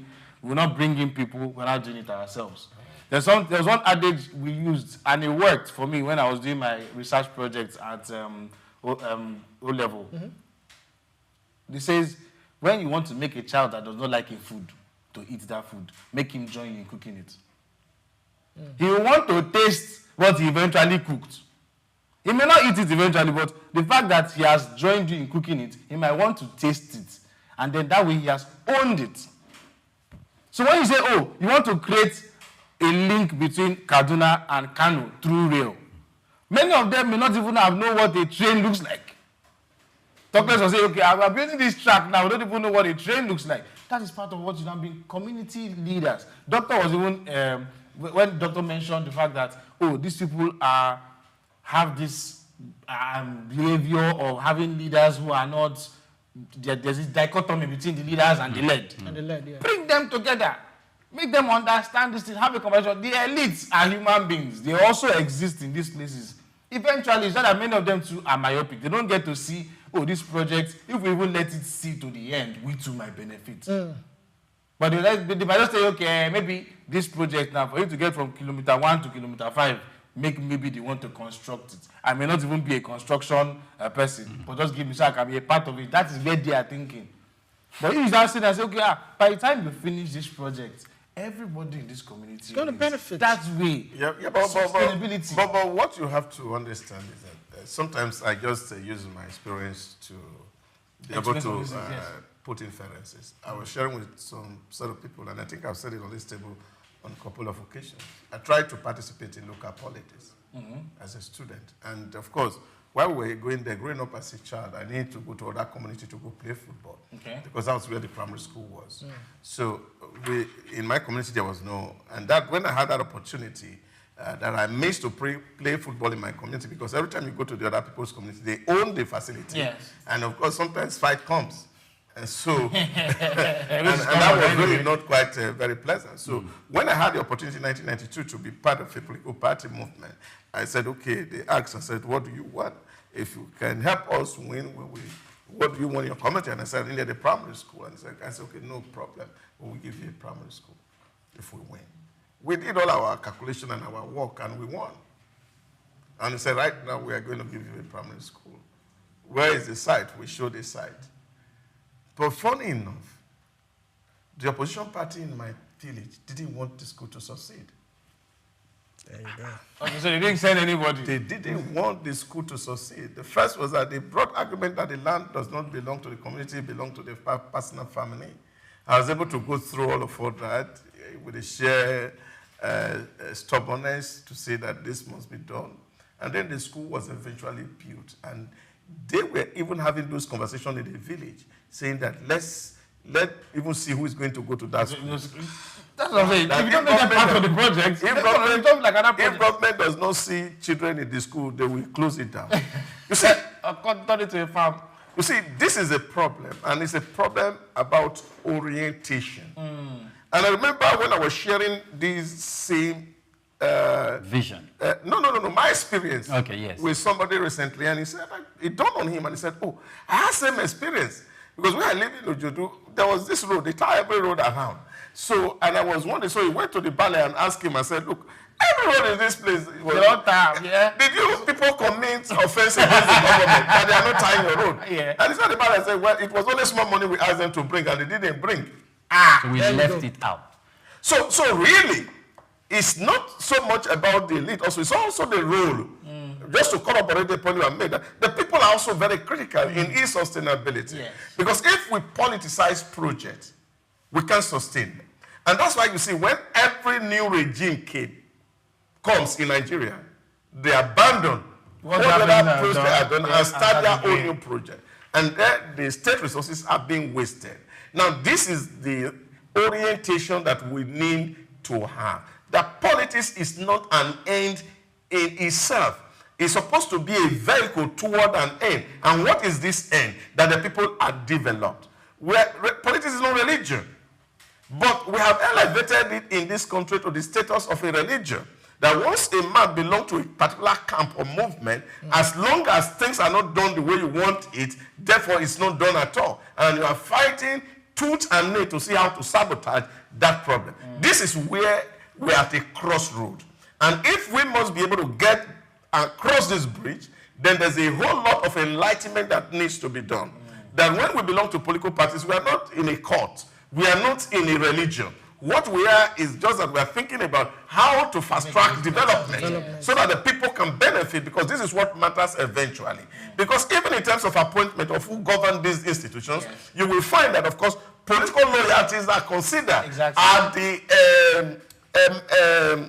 to the detriment of people who could have the capacity to drive and manage the infrastructure. These are all the conversations that we will need to have, that if we must run government as a business, emphasis must be on merit and not mediocrity. It must be about who can do the job, not the extent of party loyalty. That even if we are going to drive it by party loyalty, we also have to look for somebody who is competent enough to drive the process. And that is the only way we can actually sustain some of these big projects that we see happening around us. Having square pegs in square holes, not square pegs in round holes. But there's one, sorry though, just to add. Less than 30 seconds. Just one, I think one of the things that we also need to take in cognizance for sustainability is the security part. Because that Southern Cardinal thing, we just hope it's not a temporary fix. No, but security is solved. If people see that the man who is at the helm is not taking side, if it's objective, because the issues that we are dealing with, the issues that we are dealing with, they have been here for God knows how long. It's not as if the issues are just imagined. And that's what I say to people. When you want to look at the problem in South Africa, this started yesterday, this started in 1999. It has been there even before the military came. So that problem is over 30 years. Some of them are almost 100 years issue. But why have we not been able to address it is because we have not seen a leader who stands and is not taking side. And all that is appealing is peace. And that is why, of course, again, there's no way we cannot talk about some of the parables that Mr. President threw. Nigeria, we are one family, under one roof. We're only living in different rooms. We must understand that reality that we are one. And therefore, somebody must drive that oneness. That irrespective of where you come from, irrespective of the religion you belong to, irrespective of your party affiliation, irrespective of your class status, that we understand first and foremost that we are human beings and we need good and decent life. And somebody is driving that agenda, you see, he will have mass support. And these are security issues that we talk about. They can actually be negotiated away. That is my takeaway from the president's visit to Benue. That negotiation can solve our problem. It will not necessarily have to be the hardware, but the soft part of that military solution may be better off in the longer run. All right, thank you very much, gentlemen. We'll go on a short break, and when we come back, we'll take the last topic. Stay tuned. Take Nigeria because it's the mind that needs to first of all be rebranded. Idris said he's going to be putting Nigerian labor, Nigeria content and materials first. If you say Nigeria first and it is just us down here that, you know, are pushing that agenda, it's going to be a big struggle. Do you think Nigerian firms, Nigerian organizations should start looking at getting their staff involved in this market or buying to keep for their staff? Within this side, let's also learn citizen diplomacy. See something. This is Souq business landscape. Welcome back to Souq Business Landscape. Let's take the last story for the day. Nigeria has urged members of the Economic Community of West African State, ECOWAS, to deepen regional cooperation for a stronger and more resilient economy. Minister of Foreign Affairs Yusuf Tuga made the call at the 94th ordinary session of the ECOWAS Council of Ministers in Abuja, highlighting the need for unity, compromise, and decisive action to unlock the region's full economic potentials. The minister announced that the West African Economic Summit, which will hold in Abuja today from 20th to the 24th of June 2025, the summit will bring together private sector leaders, policymakers, financial institutions, and investors to drive investment and trade. A dedicated deal room managed by the Nigerian Sovereign Wealth Fund will facilitate concrete business agreement. Heads of state will also present their national visions, aiming to advance regional integration and reduce dependence on external economies. Let me start with Priye. Regional integration. That's one of the main focus. What is Nigeria bringing to the table? Nigeria is bringing, in fact, a whole lot to the table. If care is not taken, I can even say Nigeria is being taken advantage of. Yes, because we have the market. I could remember before we even entered the African Continental Free Trade Area, before former President Muhammadu Buhari could have penned his signature to that document. We have some countries from North Africa, talking about Egypt and some of them. They came to tell him, because he didn't even want to sign it in the first place. Because most international relations experts and scholars were telling Mr. President to please hold on. Let us scrutinize the document properly, because we do not want to fall into a situation where Nigeria is not the market, become the dumping ground. They look at our population, 250 or 220 million people. There's an army of consumers there. They start shipping everything down to our country, and because we have the population, we just keep buying and making the economies of this African country. And we don't produce. We don't just become a market. So we are bringing a lot to the table. The reason what I am looking at the moment is that Mr. Yusuf Tuga, please give an advice to Mr. President. Our ambassadors that have been recalled from our embassy, a whole lot of them. Please, can you please bring them? Tell Mr. President, let them hasten the appointment, because we heard that names have been sent to Parliament for their verification, and probably the SSS is conducting background search on these people to make sure that security-wise they are fit for that position and they will not compromise the state. But as it is now, we are economically compromised, because an ambassador is not just there. Our ambassador is the ear, the eyes, and the mind, the brain of Nigeria, the mouthpiece of Nigeria in those climes. Now we do not have them. That means if it comes to some decisions that can be taken by Nigeria in those sittings, we cannot do that because we do not have a political representative that is supposed to use that platform to attract, because he's supposed to communicate to the president that, look, this is the way this country perceives Nigeria.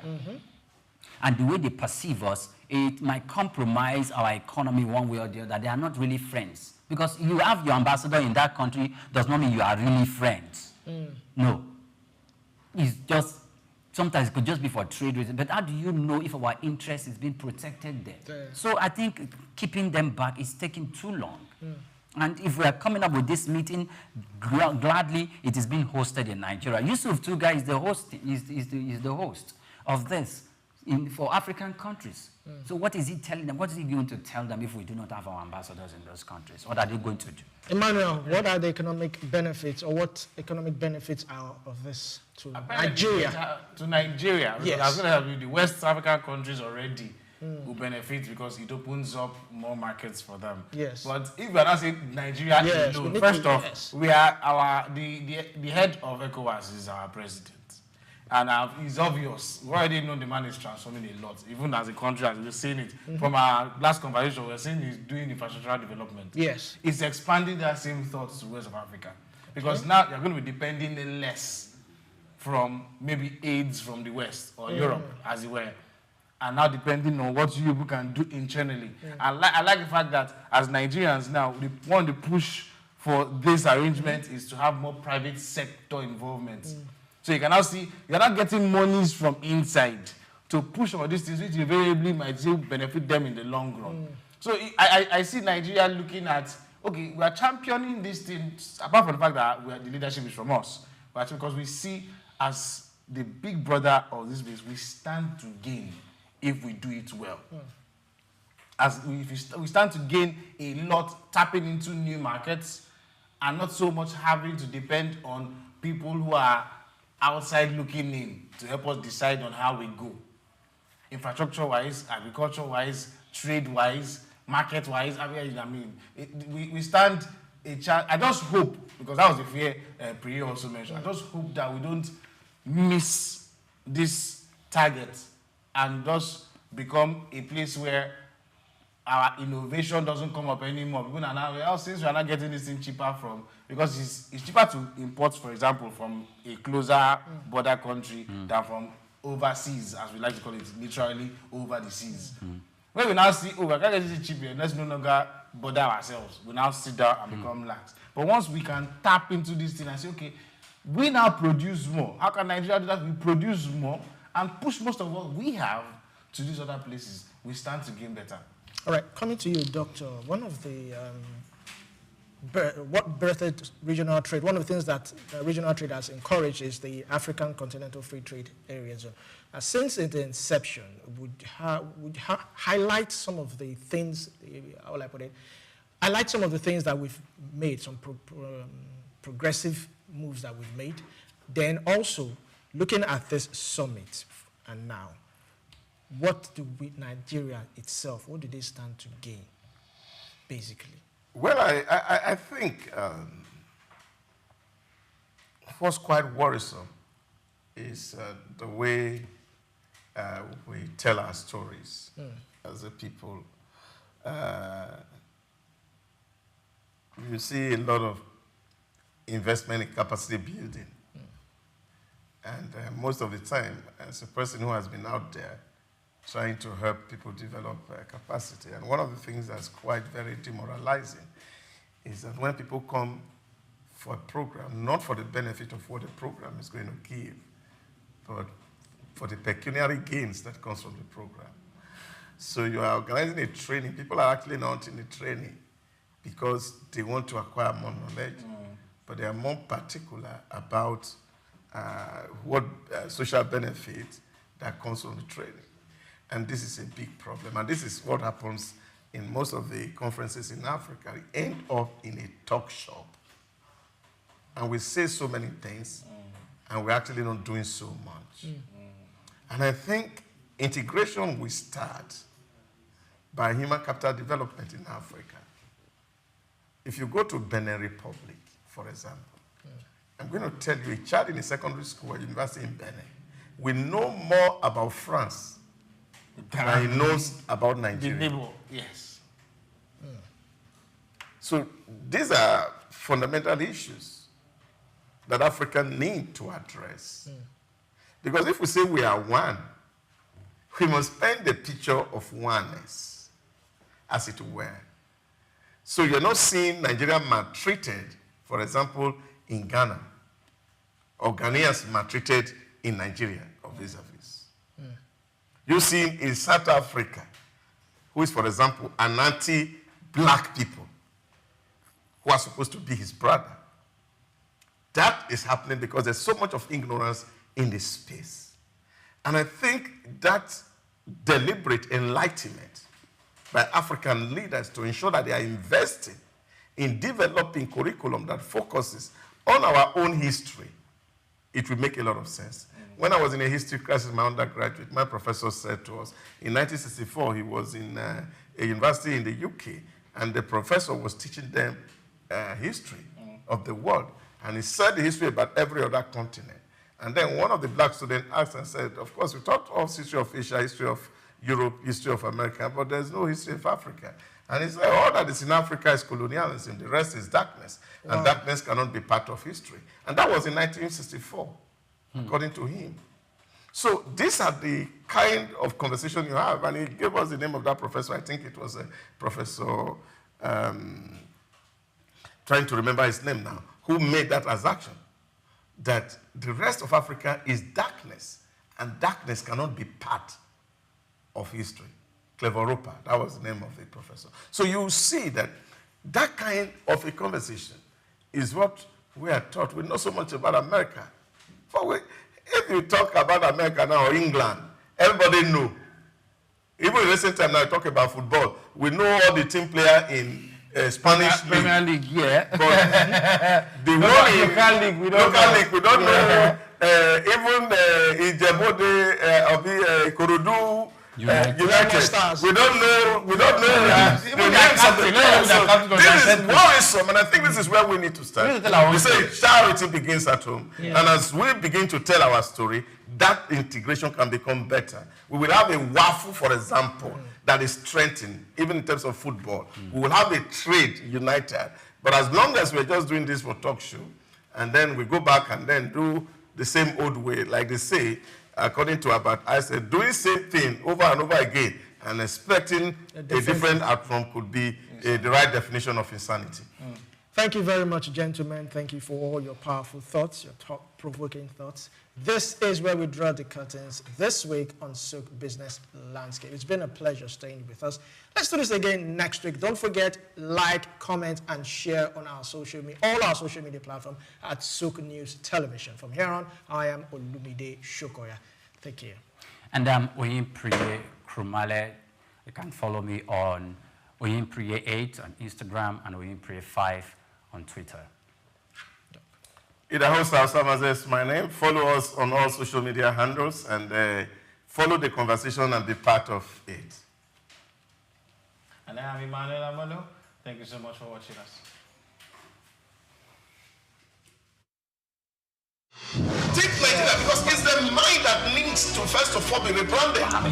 Idris said he's going to be putting Nigerian labor, Nigeria content and materials first. If you say Nigeria first and it is just us down here that, are pushing that agenda, it's going to be a big struggle. Do you think Nigerian firms, Nigerian organizations should start looking at getting their staff involved in this market or buying to keep for their staff? Within this side, let's also learn citizen diplomacy, see something. This is Souq business landscape.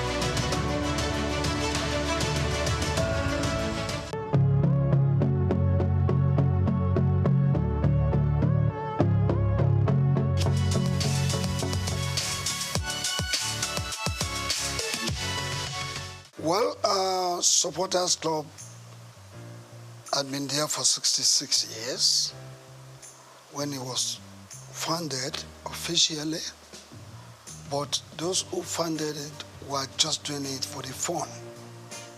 We just come to the field, drum, sing and go. Nobody gave them any recognition.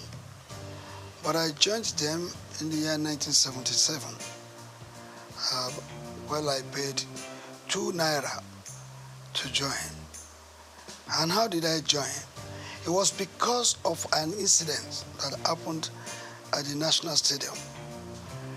The Shooting Stars of Ibadan and the Bendel Insurance were playing the semi-final of the FA competition that year. And I had to go to enter the stadium. I paid 4 naira to watch the game. But while entering the stadium, the whole place was filled. And when I got inside, there was no place for me to sit down. So many of us were standing.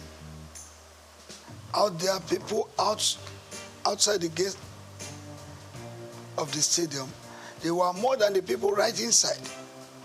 So as at a point in time, while standing, some people just took me off ground and threw me into the crowd. And I started rolling until I landed on the culvert, concrete. Concrete slab. Before I knew it, over 50 people were on my top. And I could no longer breathe. So to me that day, it appeared I was going to die. But through the grace of God, I was able to wriggle out myself of that position. And the man directly on top of me had to leave because what I did was by biting him.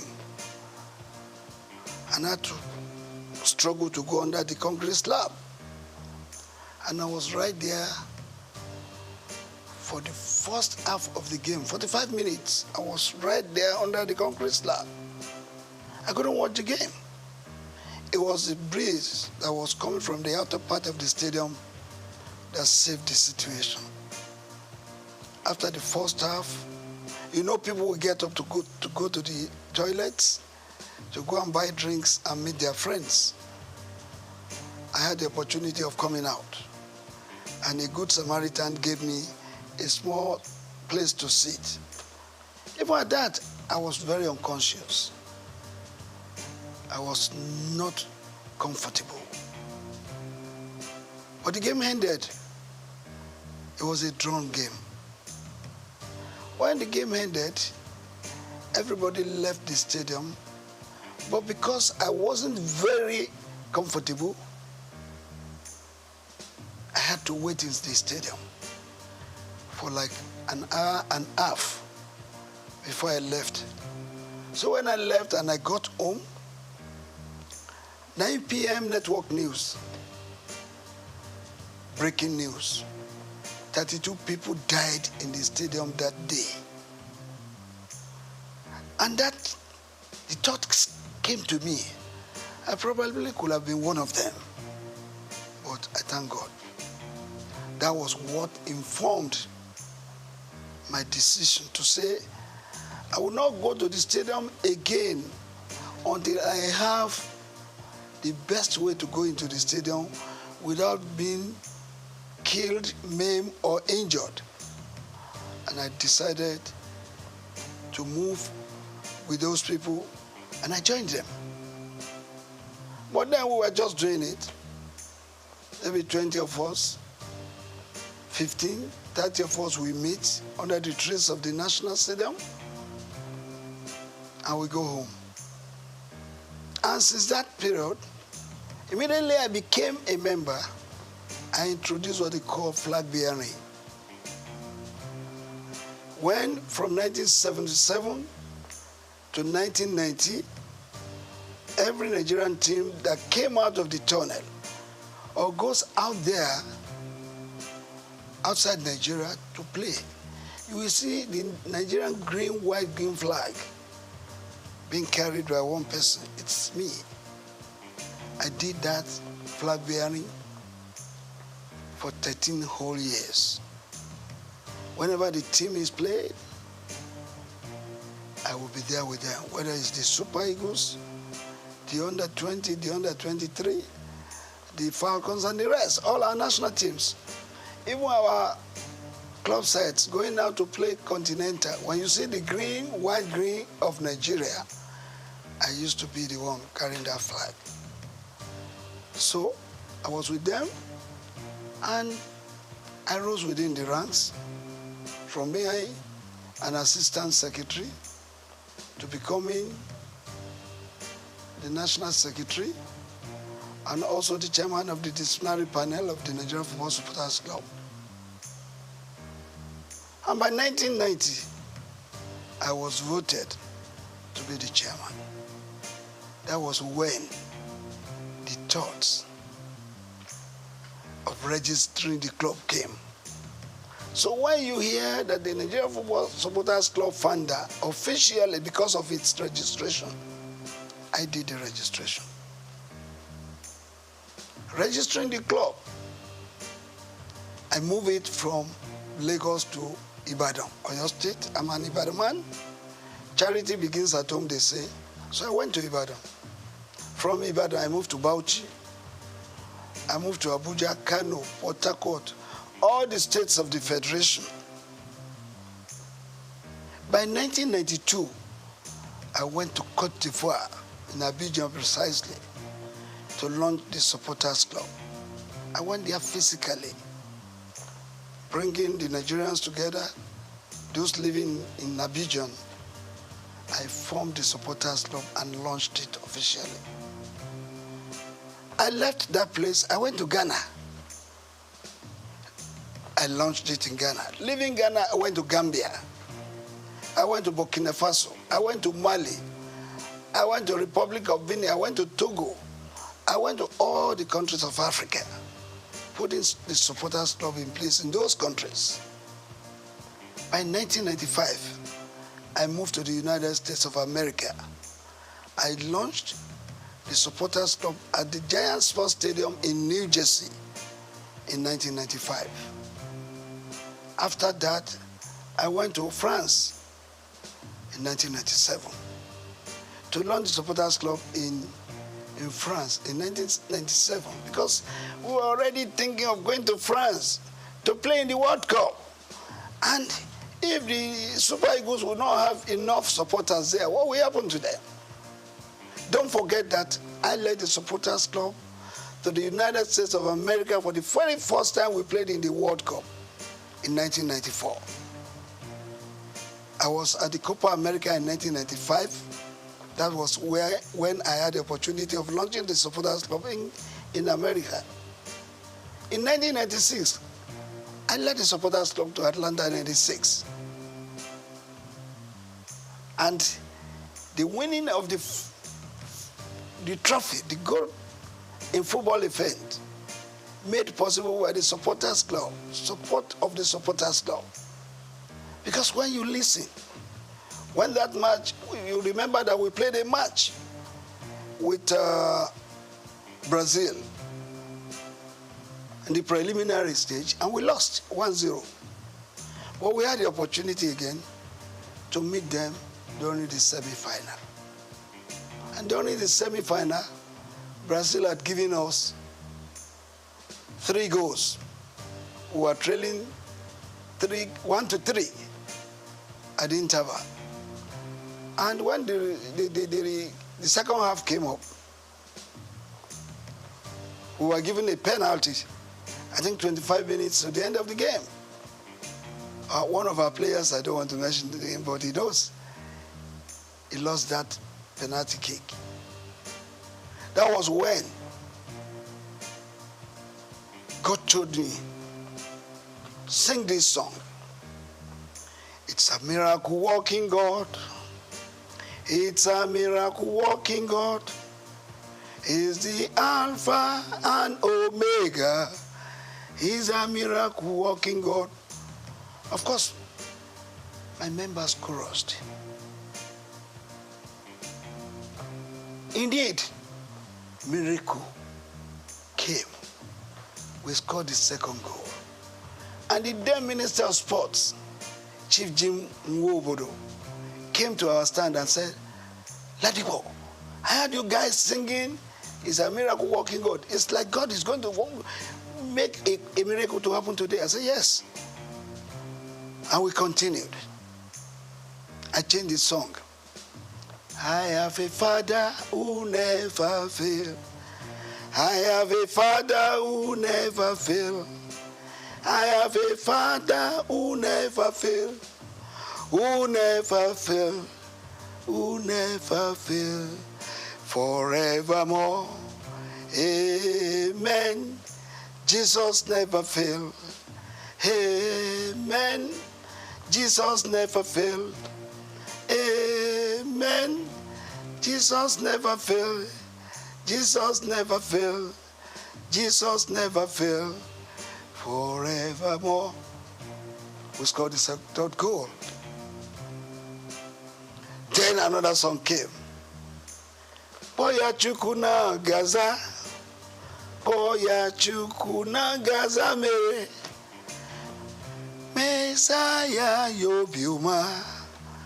Boya chukuna gaza. The match ended and there was to be the extra time. And that time was a sudden death rule. Immediately I sang that song, my people chorused. And the ball was coming to Kanu Nwankwo. He was backing the goalkeeper. Chested the ball, raised it up, turned around and tapped it to the net. And that was the 4 goals the Nigerian team scored against Brazil. And they started crying. And I decided to form another song. When Nigeria beat Brazil, when Nigeria beat Brazil, oh, Bebeto start to cry. When Nigeria beat Brazil, why Bebeto? Because they pulled him out. They were thinking they were reserving him because they thought they would meet Argentina in the final. Unknowingly to them, that they will be beaten, they don't know. So I did that song, and we sailed into the final, meeting Argentina in the final. And that again happened. Argentina was leading us 2-1, but we came from 1-2 to beat them 3-2. Yeah, to answer your question, I did that to tell you what the supporters club is to the team. And what this man felt by registering the club is that I have that belief, and it is general, everybody must have it, that this is Nigeria, it's our country. We have to do something by giving it a positive image, whether in Nigeria or outside. You do know that all of us cannot be Mr. President of Nigeria. All of us cannot be governors, and not all of us will be members of the National Assembly. But all of us as Nigerians have special roles to play in giving our country a befitting and positive image. That is the reason why this man has been following football supportership all the time to date.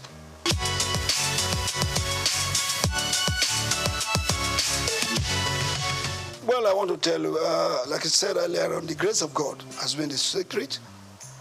The other secret is that my members, I get them reoriented to believe in my vision. All of them supports what I was doing. They all love this country. They want to contribute their own to the good name of Nigeria. That has been the secret. And don't forget, any member of the supporters club should be referred to as a patron par excellence, because they are not paid. They are not giving any allowance. They use their time, their money, even at the risk of their lives, to support the cause of Nigeria through supportership. Well, majorly, it is funding. The challenges is funding, because if you have to support the team, yes, they are playing in Lagos, you will not spend much money. But when they are playing in Enugu, they are playing in Uyo, they are playing in Abuja, you need money, no matter how.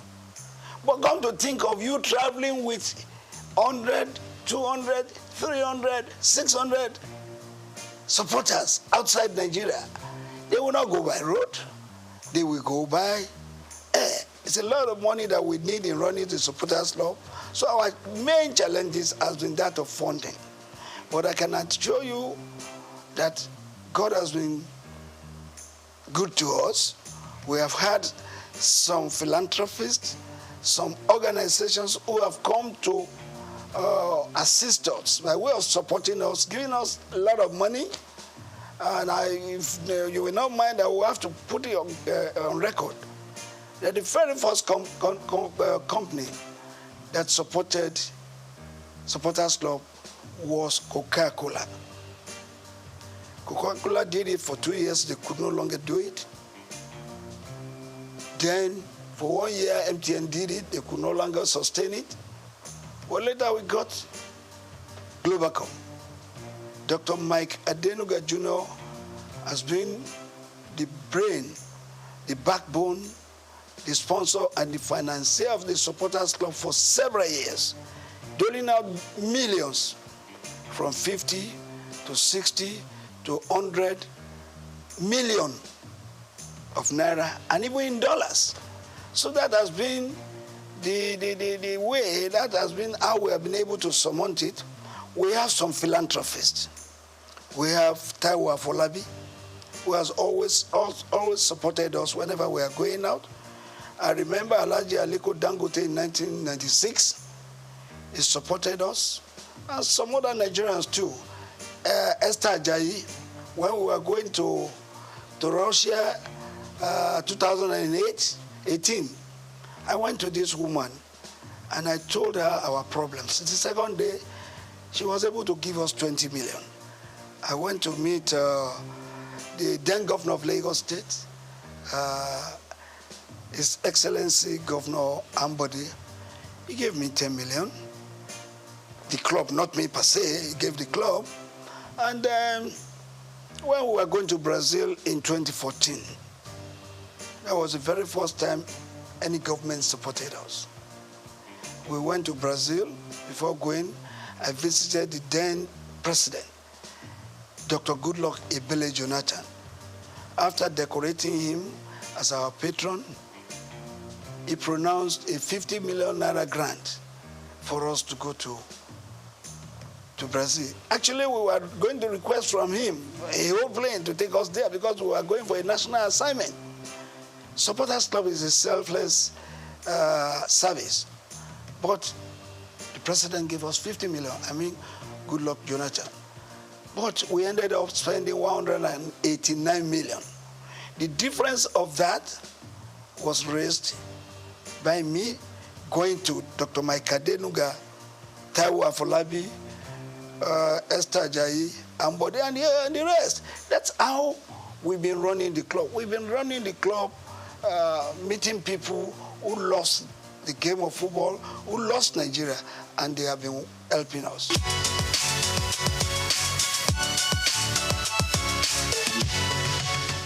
Well, very, very unfortunate. It's a story I hate to be talking about all the time because I've said many things about it more than 100 times. Supporters Club had been there for several years. And Dr. Rafiu Ladipo was the national chairman for just 10 years, from 1990 to 2000. I left that position in 2000. And then somebody else became the national chairman. And that was Alhaji Waide Anderile Yusuf, who was the chairman for 8 good years. After him, there was Otumba Olatunde Bashonu. He was there for 4 years. And there came a time when one Mr. Vincent Okumagba acted in that capacity for 3.5 years. And there was one little mistake, misunderstanding, because people will not want to wait for their time. And all I told them is, please, go through an election. Anybody who would not want to go through an election is not supposed to be on that chair of the national chairman. That's what came up. And the then NFF believed that there could be 20 arms of supporters clubs in Nigeria. It could even run to 100 units. But it's unhealthy. You cannot have a situation where your team is playing right on the field and you have different corners where you have the Nigerian supporters scattered all over the field, singing in different voices. It's not good. But look, I've been able to manage it because God has told me that supporters must not die. Supporters Club will not die. I have to be patient to let them see reasons why the Supporters Club should go and support the teams with unity. As a unit, go and support the team. But if you have funded your own, maybe you have registered your own, you have your own office, you can stay in your office. Manage your office the way you want to manage it. But when it becomes a national assignment, you are going out to represent Nigeria. All of us as supporters must come together to support Nigeria as a group, supporting one team. Not when you have some people in angle 90, some people in angle 180, some people in angle 360, some people in angle 60, supporting one team. It does not augur well. There's nothing you are going to achieve from this. I remember when we were in Russia, and my members have gone in. I normally wait for all of them to go in before I will finally go in. So when I was going in as the last person, I entered the stadium, and I saw them, some people up there, I saw some people on the left, I saw some people on the right. And when I was going to meet the band boys, some of their security men came to me, I'm in Russia, and asked me where I was going. I said I was going to meet my people. They said I should bring their ticket, my ticket. And when they saw the ticket, no, you can't go there, go there. That place is not yours. Your seat is downstairs there. How do I coordinate the activities of my members? This is what we've been telling them. Supporters Club must be united. They must come together, sing together, cheer the team together, and let us have a befitting result. When the referee and all the match officials see a group of people, even if you are 200 or 300, converging in one special place together, in your uniforms, in your green and white, and you are singing, they know you have come to support your team. So it takes them every reason to want to do the game better. Well, when you are not there, in a capacity crowd of 90,000, we had 5 supporters here, 2 there, 7 there. When the Argentines were about 87,000 in the field, singing for their team. So I believe that the Supporters Club must be together. I've been able to manage it now, up to now. The national chairman of the Supporters Club, as we speak, is Reverend Samuel Ikpeya. He coordinates the activities of the Supporters Club in Nigeria. While worldwide, I'm the President General because we have Supporters Club in all the other countries of the world. And when we come together, there must be one person. There must be the head. We have the president of the Supporters Club in Cote d'Ivoire. We have the chairman of the Supporters Club in UK. In all Francophone countries, the head of the Supporters Club is called president. In Anglophone countries, the head of Supporters Club is addressed as Mr. Chairman. So the President General is not just what we just came out with. It's because there's a need for it. That's why the President General worldwide comes up. Well, I have told you a lot of people don't want to wait for their time. And when you don't wait for your time, what do you lose? You lose much. There was going to be an election. And I called all of them, go and pick your nomination papers for the election. But some of them will not want to because they want appointments.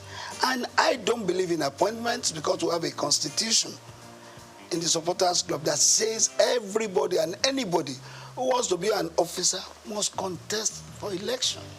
I insisted that there must be an election. Some people would not want an election because they know probably they believe they cannot win. They decided to say, oh, let's go our way because we don't want election. That's it.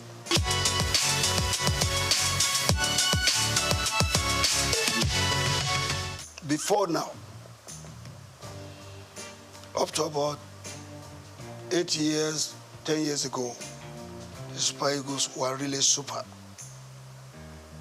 But in the last 8 years, we have not been there. We have not been doing well. Don't forget that in 1994, Nigeria's team, the Super Eagles, were judged to be the 5th best in the world. What is our ranking now? 37th in the world. Even in Africa, what is our ranking? So the Eagles of the last 8, 9 years ago, no, they have not done well at all. I want anybody to tell me what did we win in the last 8, 9 years. Don't forget that in 1980, we won the Cup of Nations right here at the National Stadium. In 1994, we were in Tunisia. We won it. In 2013, we were in South Africa. We won the Cup of Nations. In 1996, we won the Atlanta Olympics. Since then, what can we point to that we have won? So the Eagles of the last 8, 9 years, no. They did their best, but their best was not good enough for Nigeria. And that's why we didn't win nothing. But I want to believe that the present crop of Eagles being put together now, going for the Cup of Nations, we want to write their names in gold. And if that is so, it means they have to put in their best to see that going to Cote d'Ivoire 2024 will not just be going there to make a number. We're going there to give a very good account of ourselves. Who says it is not possible for Nigeria to win the Cup of Nations again? It is possible, but it takes a determined group of people as players who wants to write their names in gold to do that. When you are rating the coach, a coach is as good as his last match. Pasero was employed, he was given a target, and the NFF has the power to either sack or renew his contract. I think according to them, maybe he has performed according to what they want. But for me, as a Nigerian, I want Pasero to go to Cote d'Ivoire and show us that he is serious and show us that the Super Eagles can still fly and make us get minimally play in the semi-final of the Cup of Nations. Anything short of that, no.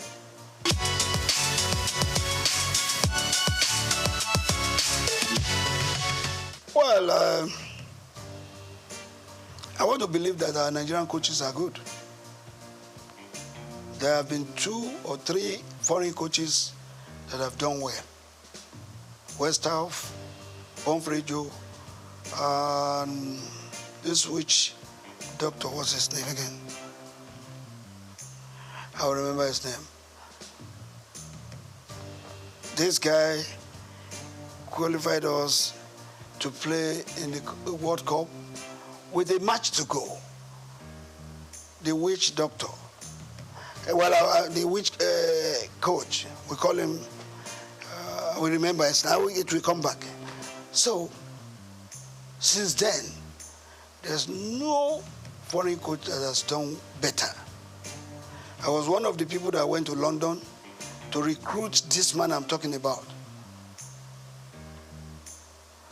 When we recruited him, he came to Nigeria, and he made us to qualify for the World Cup with a match still to go. Philippe Trouzet. I was there in England where we interviewed him. Well, since then, it has been one coach coming to take our money, not giving a very good account of us, of himself. But the Nigerian coaches, let's also praise some of them. Some of them. The late Shuaibu Ahmadu qualified us to play in the World Cup, even though he did not take us there. The late Stephen Keshi also made us to win the Cup of Nations of 2013 in South Africa. So if that happens, who says the Nigerian coaches are not good? Some Nigerian coaches have proved themselves, but they still need to do more. But these 2 coaches, exceptional. That is the real reason, the real controversy we're having between the NFF and the coaches. You don't hire a coach if you know you cannot pay his wages. You must be ready to pay his salary as at when due. There's no coach who will labor and labor, and after which he would have trained your players, and you are owing him salaries of 5 months, 7 months. Which coach will take that? Where is that happening across the world? Nobody will accept that. So that has to be looked into. And that is why the NFF has got to look for serious sponsors and raise funds for them to be self-sufficient, to be able to take all these challenges of paying the coaches wages. That is a big problem. And I think the present NFF board, led by Ibrahim Guzo, will look into that, look for sponsors, serious sponsors who are interested, not just interested, but who are genuinely interested in the Nigerian game and in the Nigerian nation. You may be interested in the Nigerian game, but if you are not interested in the Nigerian game, Nigerian nation, you may not give what it takes to do. You must have the love of this country at heart, and then love the game also.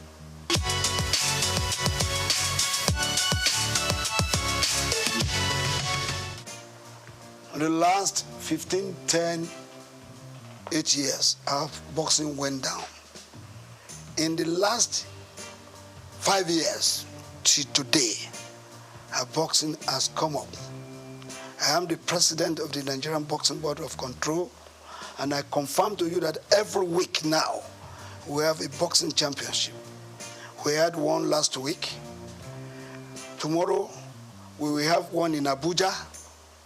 When I come back the following week, there's another one. We have promoters now promoting our boxing events. And our boxers are now earning big money, other than what they were earning before. In those days, they were earning 20,000, 30,000.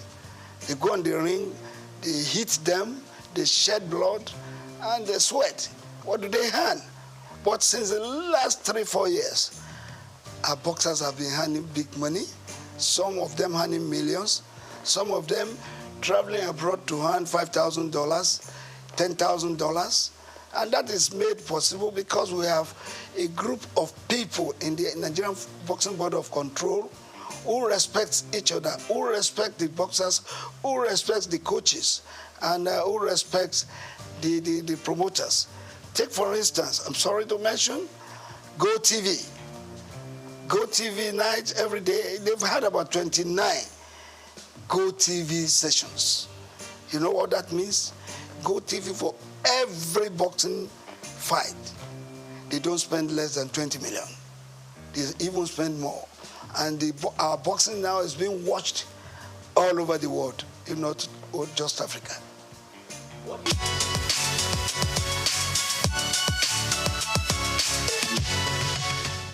A lot of things have been said about this. We have sent memos, we have sent advice, we have met with the people in charge severally. I've had to write to put the Minister of Sports, the National Assembly, and the rest. How can we develop our sports? It's very important.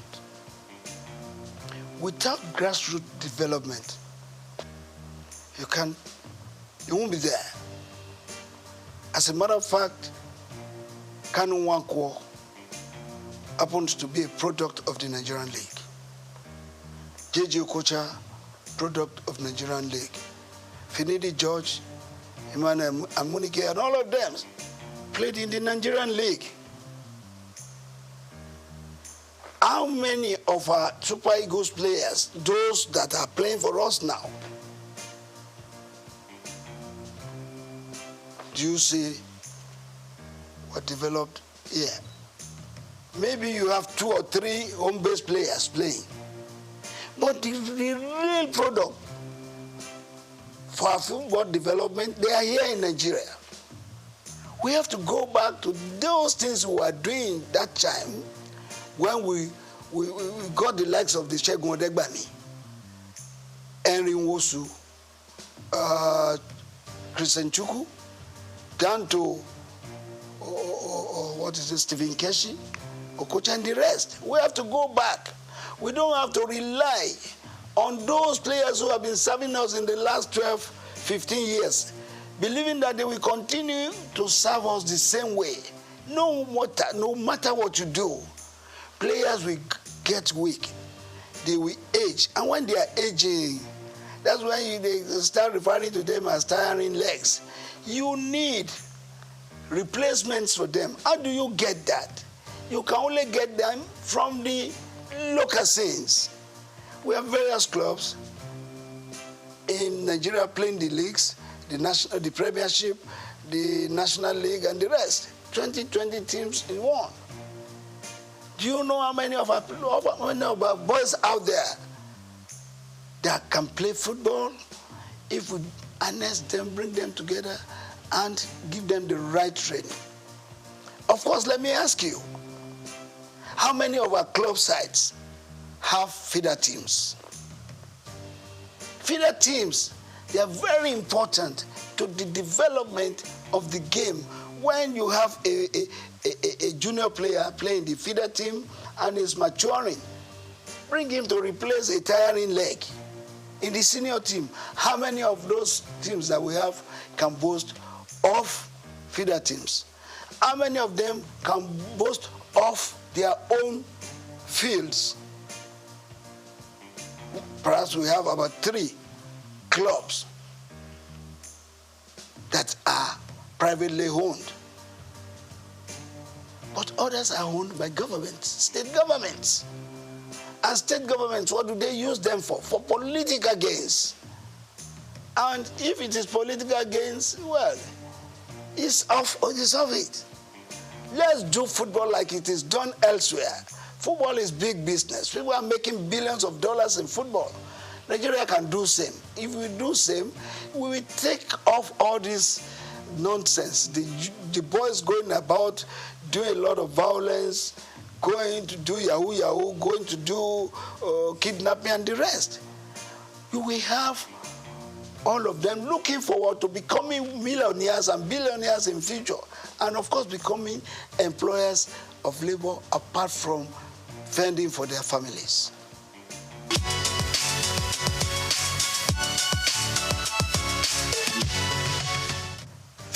Above 50 football, yeah, it's above 50. I'm the chairman worldwide for that. And my president is Ambassador Edward Olutoke, who has given his support, his finances to be able to do this game. The thing is this, if you have played football, you have played up to the level that you are about 40, and you are no longer playing, you are no longer doing what you know how best to do, you now go and sit down, not doing nothing. Boredom sets in. And within that period, rather than getting fit, you are aging. Some of them developing sickness, various sicknesses that they ought not to have. But because they were no longer doing what they know how best to do, they sit down. So the concept is bringing them back. Not just the footballers, but anybody above 50 could play football, keeping fit, and above all, living a standard life, making money. There's a way, we have one thing we are developing with the above 50 concept for you to make money. Anybody who is above 50 and has no car of ease or no house of ease or a home has not been living standard. So above 50 concept is not just to play football alone, but to help you to keep fit, to keep you healthy, and make you to live standard life and make money. That is what we are doing. And as I speak with you, Brazil has embraced it. Mexico has written to us that they will want to play with us. The last competition we had 8 clubs. Ajegule, Surulere, Redeem, Etiraikate, Abeokuta, all of them, they came to play at the National Stadium. And the prize, the winner's prize was 5 million, which was paid instantly. The second place was 2 million, while the top place was 1 million. And we put a lot of money in organizing that. We are going to start the second edition very soon. We are now having clubs from Benin, Edo, where people from Abuja, people from Kwara registering to be part of the above 50 football.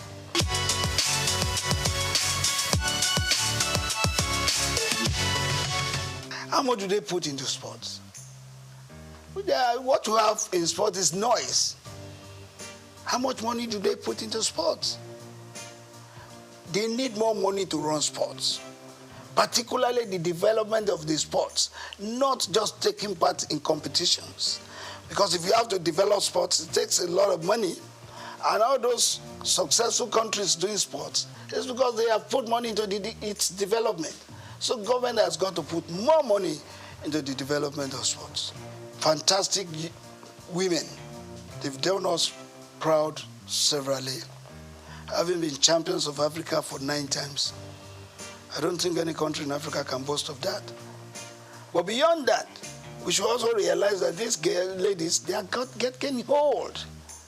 Some of them are 40, 38, 36, down the ladder. You need replacements for them. That's why we're asking that we should put more money. We should put more focus in the development of sports, both male and female. I think with what the female national team has done for Nigeria, we owe it a duty to put more money into the development of female football.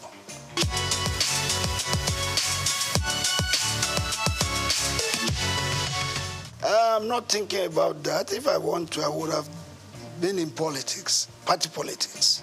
I would have been there, and by now I think I would have been something else. But no, I chose to be part of giving an image to Nigeria, a good image, positive one. Take, for instance, if you go out of the country, you get to the entry point of any country, and you speak of our sports, they give you a wide latitude for you to go in. Well, you say when you get there, you speak sports. They ask you, where's Kanu? Where's Okocha? Where's Finidi? Where's Amokachi? That means they recognize Nigeria sports. In fact, that's the only thing we can be proud of right now. Every other thing we talk in diversities. But when it comes to sports, every one of us were together. If the Nigerian team is playing and a Christian has to pray, and he say, I pray that the Super Eagles wins today's match. In Jesus' name I pray. Even the Muslim will say amen. So together in sports, where in this country, football and sports is a lifeline, particularly football. Football unites not just the states, it unites the country, it unites the countries of the world. So I believe we can do much more in promoting and supporting our sports so that we get the best benefits, as we say. First and foremost, I want to use this opportunity once again to congratulate him on his appointment. I've met him twice now, and I'm going to meet him soon again. And why am I going to meet him is to advise him on what I think from my own views and from what I've seen to improve sports. First, we have talked about it. The development of sports is key, not just the taking part in competitions. Because if you are not developing sports, you are only taking in competition. If you don't win, what happens? But if you develop sports, 1, you are helping the youth. 2, you are helping the nation. 3, you are growing the economy. And thirdly, you are removing restiveness and restlessness of the youth in the society. I want us to advise the minister to key into the development of sports from the grassroots. Let's go back to the schools. Let's go back to the rural areas. Football is played everywhere. Go under the bridges, you see people playing football. Let the minister put in place, through the NFF, a consortium of coaches that will go to these schools, that will go to these corners. Everywhere in Nigeria, you have talents that can be helped, sponsored, and nurtured to stardom. Once we do that, our sports will improve. And let the minister put his feet there on ground and say, every club that is playing in the Premiership and the National League must have their feeder teams. must have their own fields and other infrastructures to make them develop sports. Thank you very much. I want to pray for this organization to continue to thrive, to continue to blossom in making money, because without money, this kind of things that I hear cannot be sustained. So God will grow you the more, and your business will continue to flourish.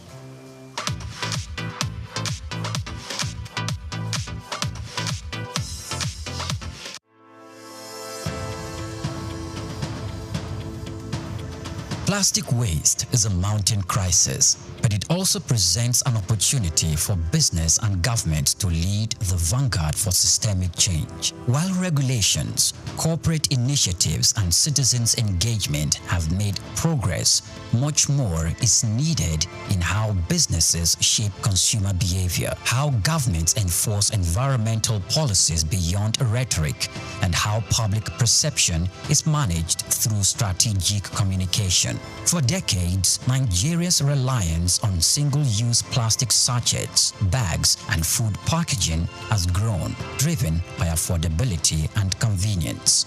However, this has come with a cost. The country generates an estimated 2.5 million tons of plastic wastes annually, with only about 12% recycled. In urban centers like Lagos, Abuja, Ibadan, Port Harcourt, waste is a leading contributor to clogged drainage systems, flooding, and environmental degradation.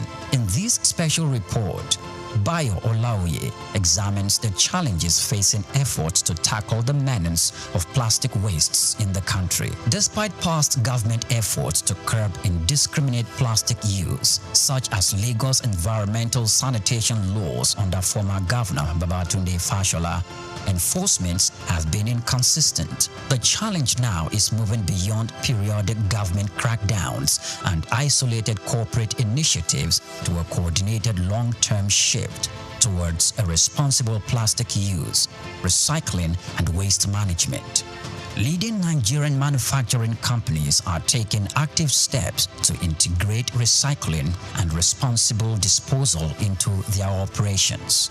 Key initiatives include investing in recycling hubs, with Coca-Cola of Nigeria, Nestle, and Guinness setting up plastic recovery and recycling hubs, creating an ecosystem where post-consumer waste is collected, processed, and refused. Retailers and distributors are being encouraged and in some cases incentivized to set up collection points where consumers can return used packaging for responsible disposal. There is also brand-driven consumer education. Organizations have introduced citizen advocacy campaigns to influence individual waste disposal behavior.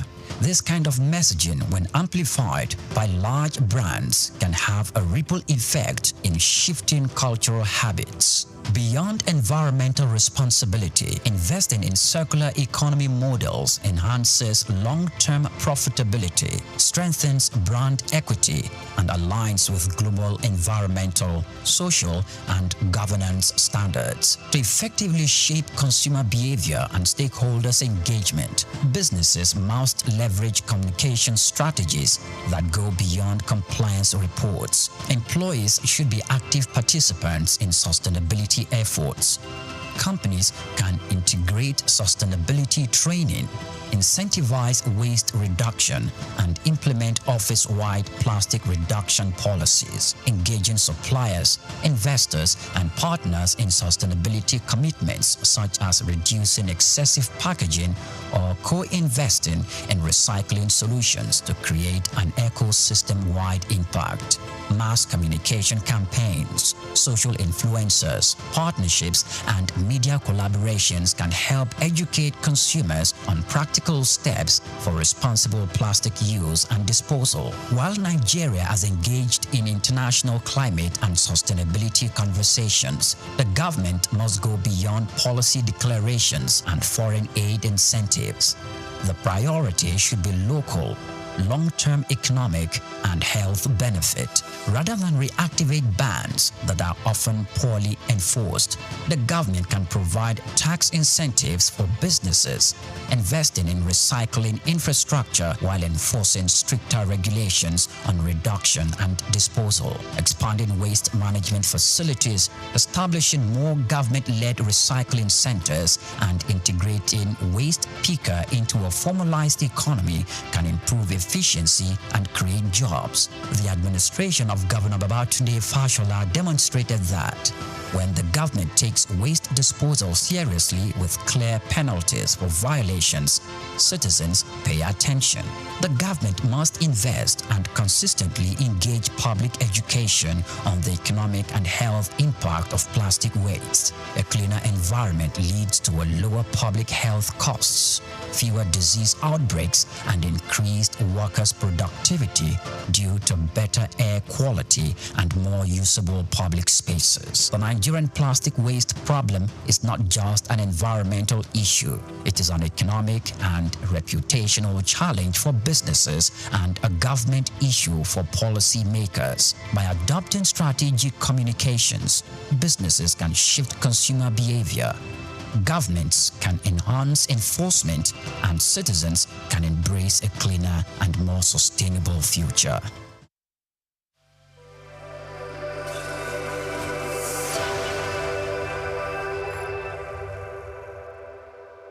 Idumota Market. Eko Idumota, once a residential neighborhood, is home to Idumota Market located on Lagos Island. It is one of the oldest and arguably one of the largest markets in West Africa. Idumota is a historic neighborhood adjacent to the Lagos port that facilitated the slave trade and later, under the British indirect rule, it surrounded to exports that fueled the colonial enterprise. Idumota was also the location of an Armed Forces Remembrance Cenotaph called Soja Idumota, built as a monument to Nigerian soldiers who served with the West African Frontier Force. An Eyo Masquerade statue and a clock tower are also some monuments at Idumota. Idumota Market is so popular that large sales are recorded as early as 7 a.m.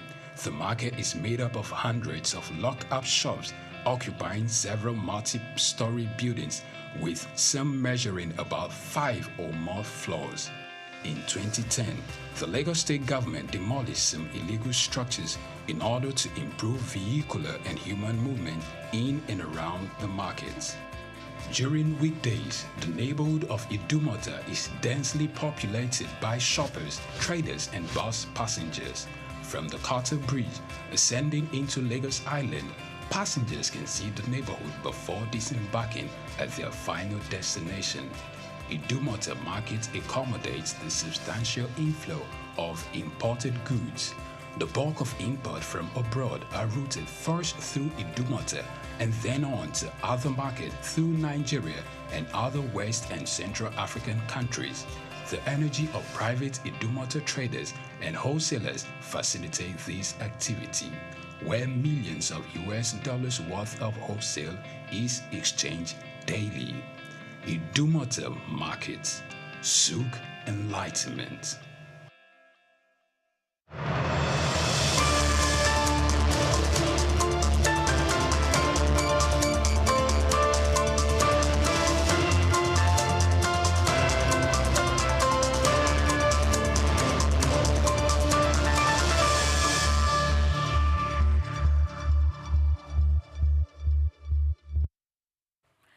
Hello and welcome to World News on Souqnews Television. We are reaching you live from our studio here in Lagos. I am Omobola Sandra. First, the headlines. Federal governors unite to tackle soaring prices and insecurity. Federal government launches revenue optimization and assurance project to curb leakages and boost. Transparency Nigeria tops global stablecoin adoption amid economic pressures. UK assures Nigeria of continued duty-free access for 99% of exports.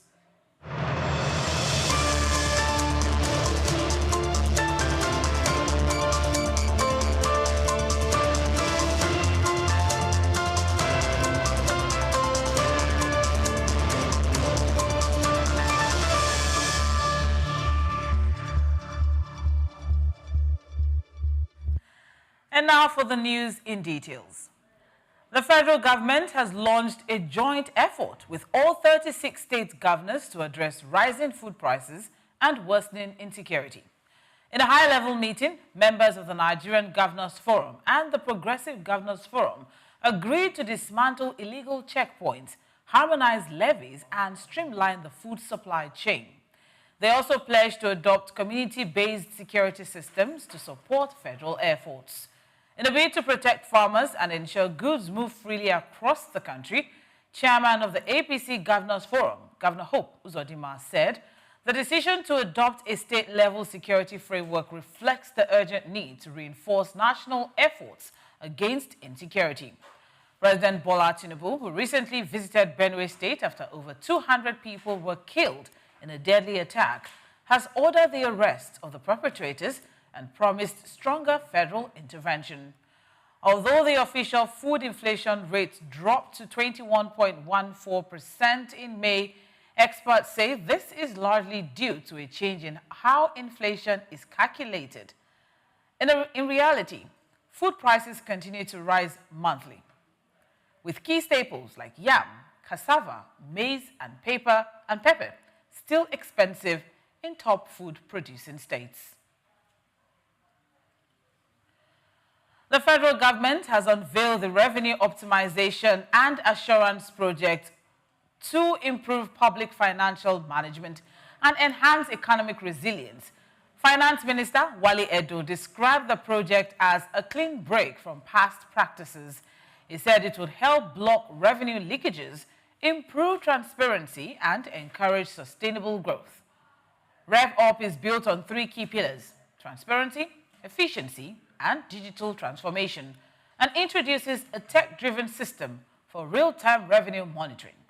The project will be overseen by a two-tier governance model, including a high-level steering committee and a project management team with input from agencies like the Federal Inland Revenue Service, Central Bank of Nigeria, and the Office of the Accountant General.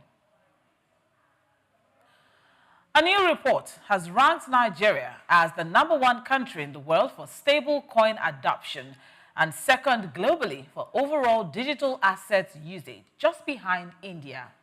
The findings are from the 2025 State of Digital Assets Regulation in Africa, released by Yellow Card, Africa's leading licensed stablecoin payments platform. According to the report, Nigeria has over 25.9 million digital assets users, representing an 11.9% penetration rate. Many Nigerians are using blockchain-based tools, especially the US dollar-backed stablecoins for cross-border payments, currency hedging, and easier access to the dollar. The report highlights that sub-Saharan Africa has the highest global rate of stablecoin usage at 9.3%, with Nigeria leading the charge due to economic instability, currency devaluation, and high remittance costs. Yellow Card describes this surge as more than a tech milestone, calling it a reflection of how financial innovation can thrive when it meets real economic needs.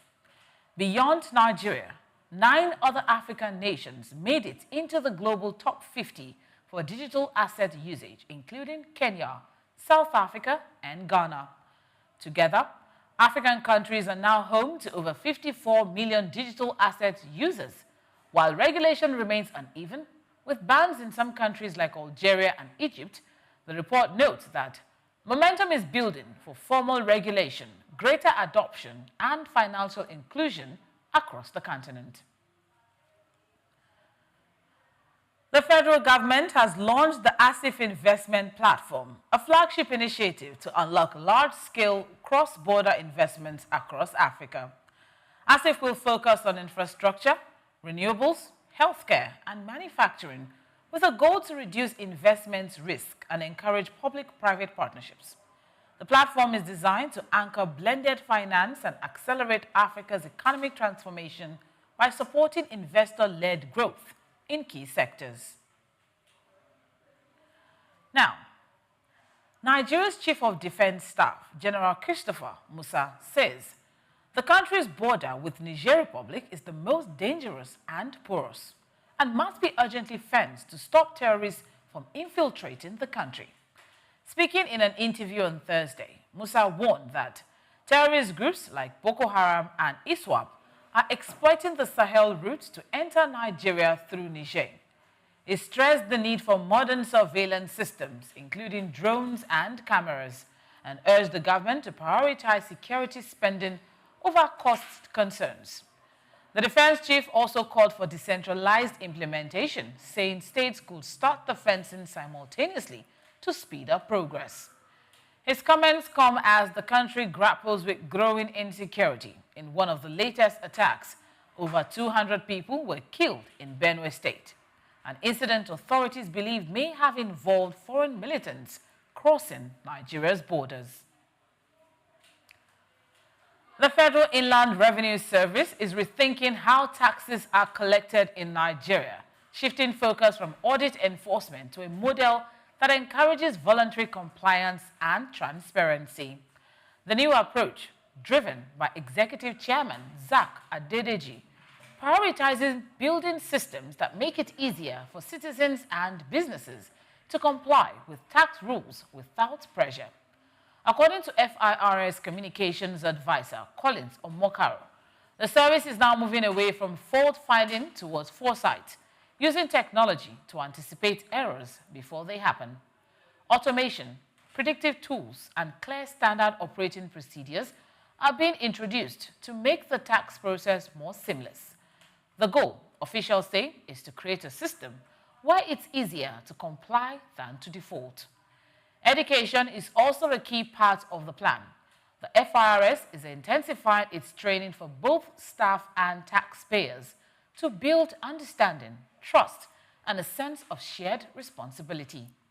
This move aligns with the federal government's strategy to grow internal revenue and cut down on borrowing.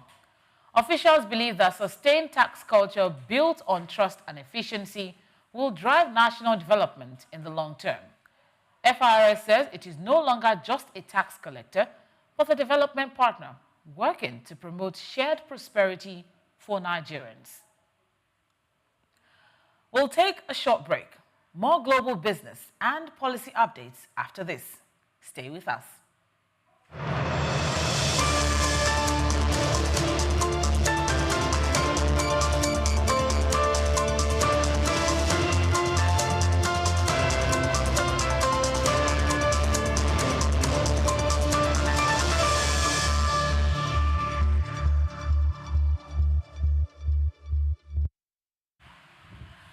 Welcome back. Still on the world news on Souqnews Television. Ghana's producer rice inflation has continued its downward trend, recording a sharp decline in May 2025. According to the Ghana Statistical Service, the year-on-year rate dropped to 10.2%, down from 18.5% in April. That's a fall of over 8% points, marking the fourth consecutive month of decline. Government statistician Dr. Alhassan Idrisu says it's the lowest rate since November 2023. The fall is being driven largely by easing prices in the mining, quarrying, and manufacturing sectors, which together accounted for nearly 79% of the change month-on-month prices. Producers' receipts for goods and services fell by 4.2%. The services sector also saw producer inflation fall significantly, from 5.9% to 1.7%. Manufacturing dropped to 10.1%, while construction came down to 7.4%. However, electricity and gas prices rose to 8.9%.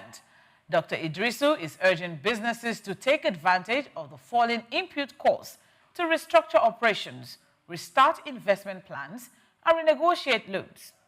He also called on the government to accelerate strategic projects like the Gold Board and agriculture for the transformation agenda to help maintain stability. He encouraged households to save more as price pressures ease and advised both businesses and policymakers to make informed decisions based on sector-specific data. Libya's unity government has objected to Greece's move to open international bidding for oil and gas exploration off the island of Crete, claiming parts of the designated area fall within its maritime territory. Tensions between the two nations stem from a 2019 maritime accord between Libya and Turkey, which Greece rejected, saying it ignored the presence of Crete and violated international law. Athens recently invited Chevron and other firms to explore 2 offshore blocks in the disputed zone. Libya's foreign ministry described the move as a violation of its sovereign rights and called for dialogue before any drilling can proceed. Greek officials insist the process follows international maritime law and say talks with Libya are expected soon. And now Russian President Vladimir Putin and Chinese President Xi Jinping have held a phone conversation addressing rising tensions among leaders of the G7 bloc during the recent summit in Canada. The Kremlin said both leaders observed friction between the summit participants, especially after U.S. President Donald Trump abruptly left to focus on the Israel-Iran conflict. His early departure meant Ukrainian President Volodymyr Zelensky missed a chance to meet him and push for more U.S. military aid.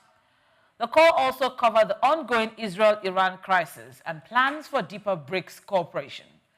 Putin and Xi discussed a potential new BRICS investment platform aimed at boosting development across the global south ahead of the bloc's upcoming summit in Brazil. Moving ahead, Belgium will reintroduce border checks this summer to tackle illegal migration and reduce so-called asylum shopping. The government says the controls will be targeted at motorway stops, bus routes, trains and flights coming from high-pressure migration countries like Italy and Greece. The move follows actions by the Netherlands and Germany and comes as Belgium saw over 39,000 asylum applications in 2024, more than its current reception capacity. Authorities say the checks will not dismantle the Schengen zone, but are within legal bounds to respond to security and migration concerns. Prime Minister Bart de Wever says curbing migration remains a key priority for his administration. The United Kingdom has reaffirmed Nigeria's access to duty-free exports on 99% of its goods under the Developing Countries Trading Scheme, a post-Brexit initiative designed to boost trade with developing nations. In a statement released by the British High Commission in Abuja, the UK said the scheme allows Nigeria and 36 other African countries to export over 3,000 products, either completely duty-free or with significantly reduced tariffs. This includes raw and processed agricultural goods like cocoa, shrimp, sesame seeds, and cotton, giving Nigerian exporters greater access to UK markets and supporting diversification away from oil. British High Commissioner to Nigeria, Dr. Richard Montgomery, described Nigeria as a key partner in the UK's global trade goals. He said the scheme isn't just about market access, but also about creating fairer trade rules that promote job creation and sustainable growth.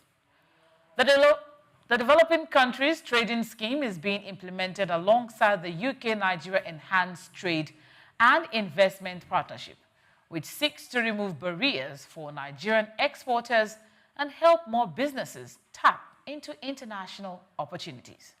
Officials say the move could boost non-oil exports, strengthen Nigeria's foreign exchange position, and support broader economic development.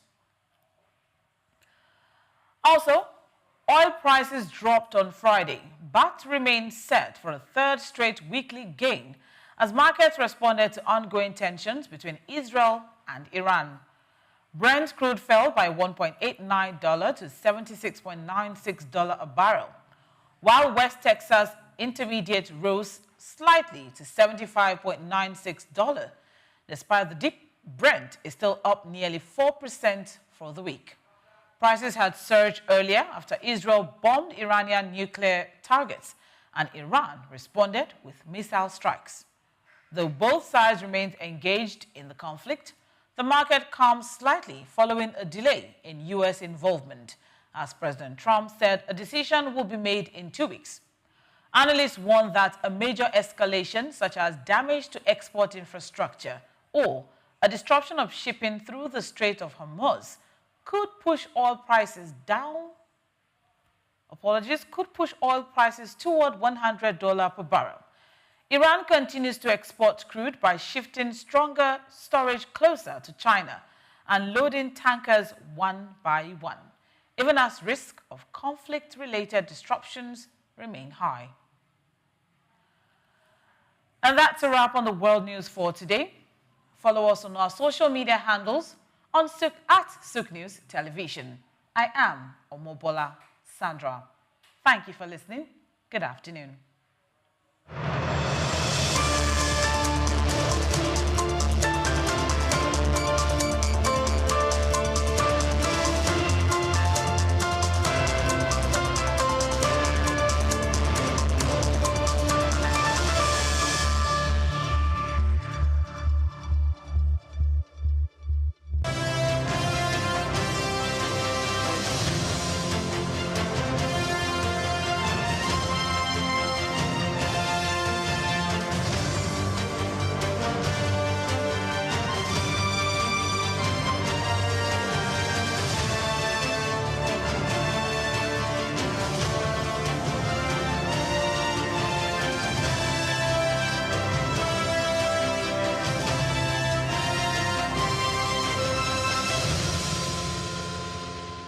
Apologies for those overriding technical issues, but hey, we're back and we're still live. It's Souq Pulse live on Souq News. We tell you, no matter what's happening, get talking. Never be silent. When those policies are not favorable on those loans that we're taking, never be silent. When your country is not following through to make sure that whatever money is being given to them by any organization in whatever form, in whatever name, is stringing them along, and profit is not being made on those infrastructure that's supposed to be built on that money which the next generation will pay, don't be silent. Souq News, Souq Pulse, we are here for positive programming. My name is Chooks, John Rogers Chooks. We are not going to lose any further minutes. We are diving straight into what we are talking for today.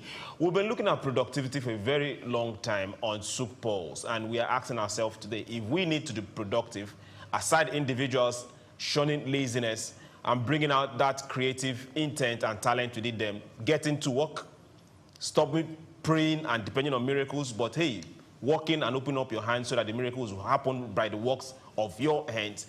We are asking direct questions. Now, Africa for a very long time has been a dumping ground, in quote, direct dumping ground, not just for products, but for fake and substandard product for a very long time. Be it drugs, be it fashion, be it fabrics from fashion, be it machine tools, be it motor spare parts, be it food items. These are dumped regularly on Africa. And on the average, from the medical product side, Africa, sub-Saharan Africa, not even the entire Africa, is losing well over 500,000 people every year. Losing as in death. This product kills 500,000 people every year. Now, we're not talking about the impact on the economy or the impact on manufacturing sectors of these economies. Now we're asking ourselves, who is responsible? We taking it, those selling it, those importing it, or those shipping it, or the government not doing much, or who exactly is responsible? We see a lot of this coming in from France, from Belgium, from India, and from also neighboring African neighbor countries, China not also out of the mix. These are the 4 major countries that account for this amount of product coming this way that are fake. Other countries account for it, but these are the major ones. To join and talk about this today is our own in-house analyst, a learned person, Dr. Idahosa. Sir, good afternoon and welcome to Souq Pulse.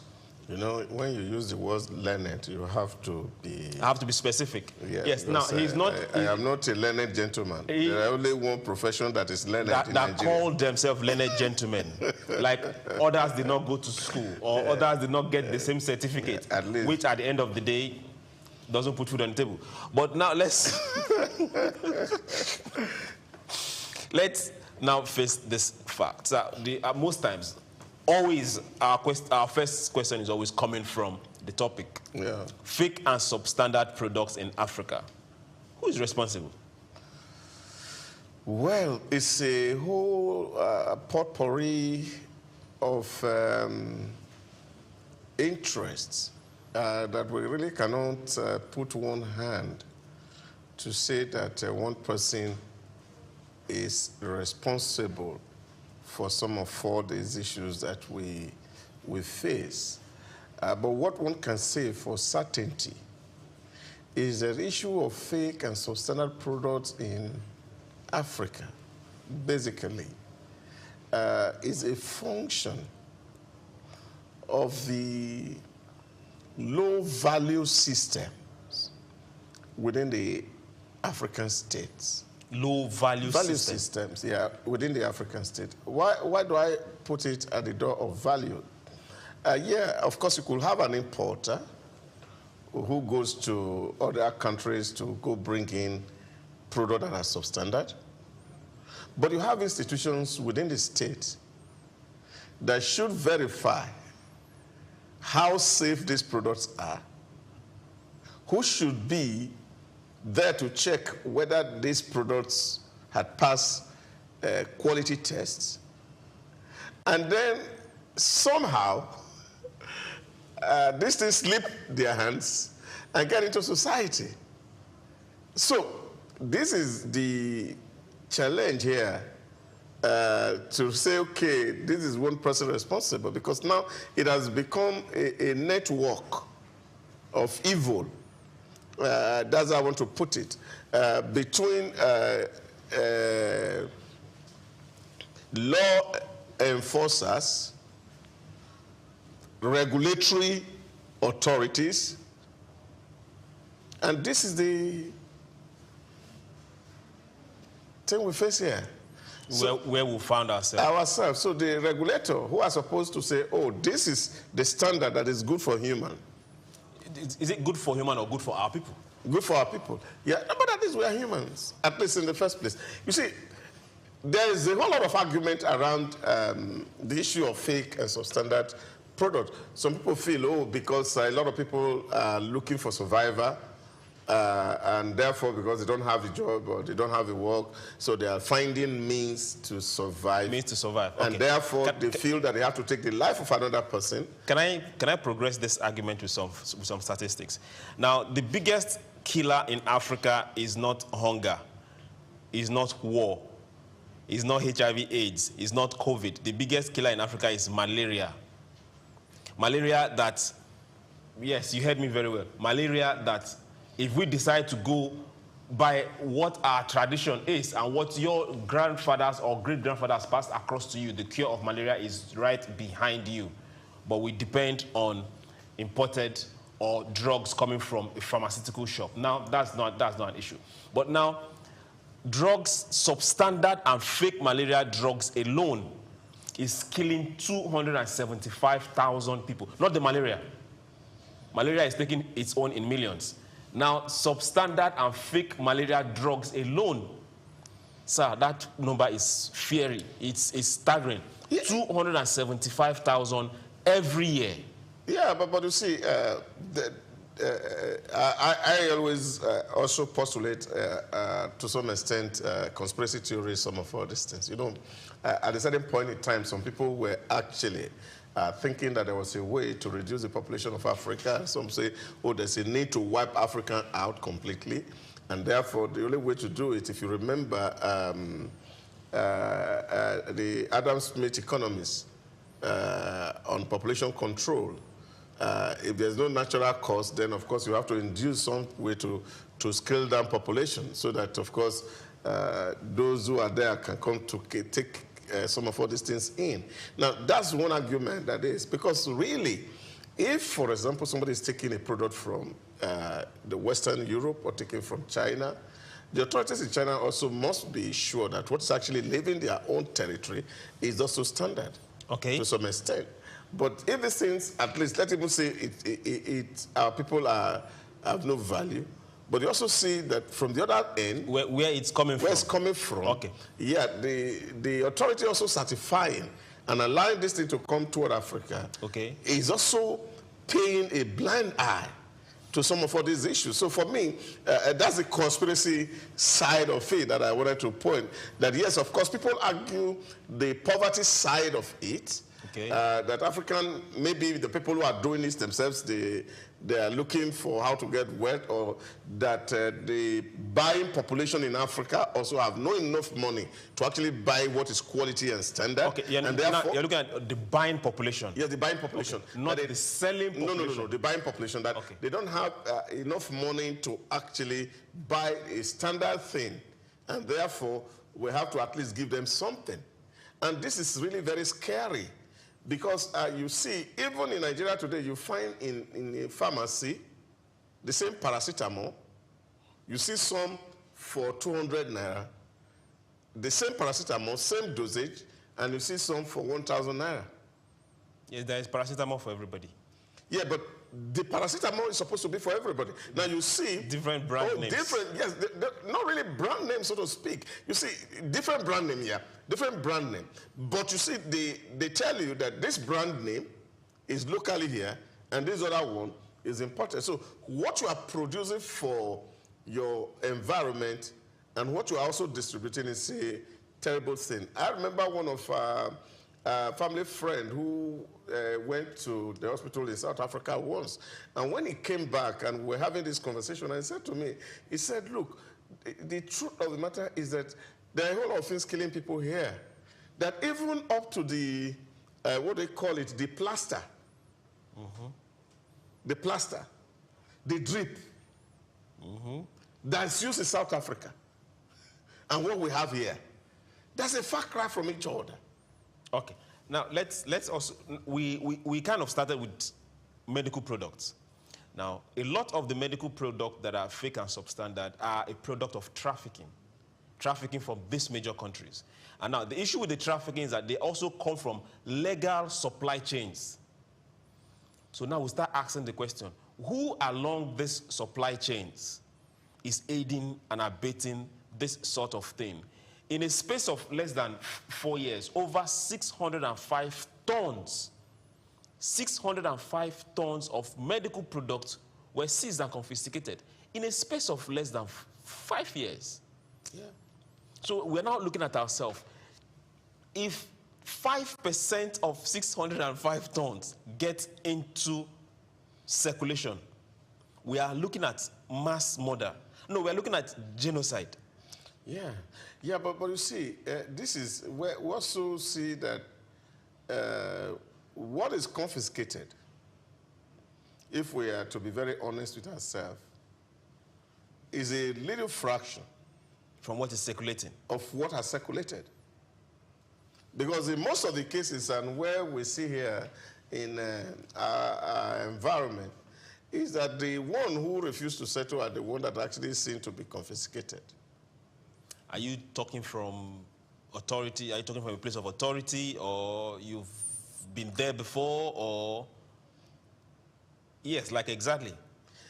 Yeah, when you mean authority, what I'm saying in essence is there are things that are well known fact that are there in the public space.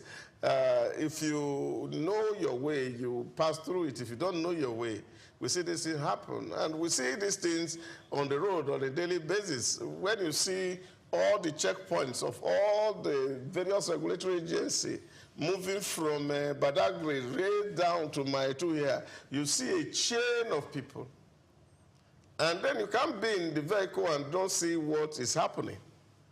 Some people are flashed down and they are allowed to pass. Some people flash down because they know what to do. Some people have seen somebody who move ahead of them and is dropping something at every stop.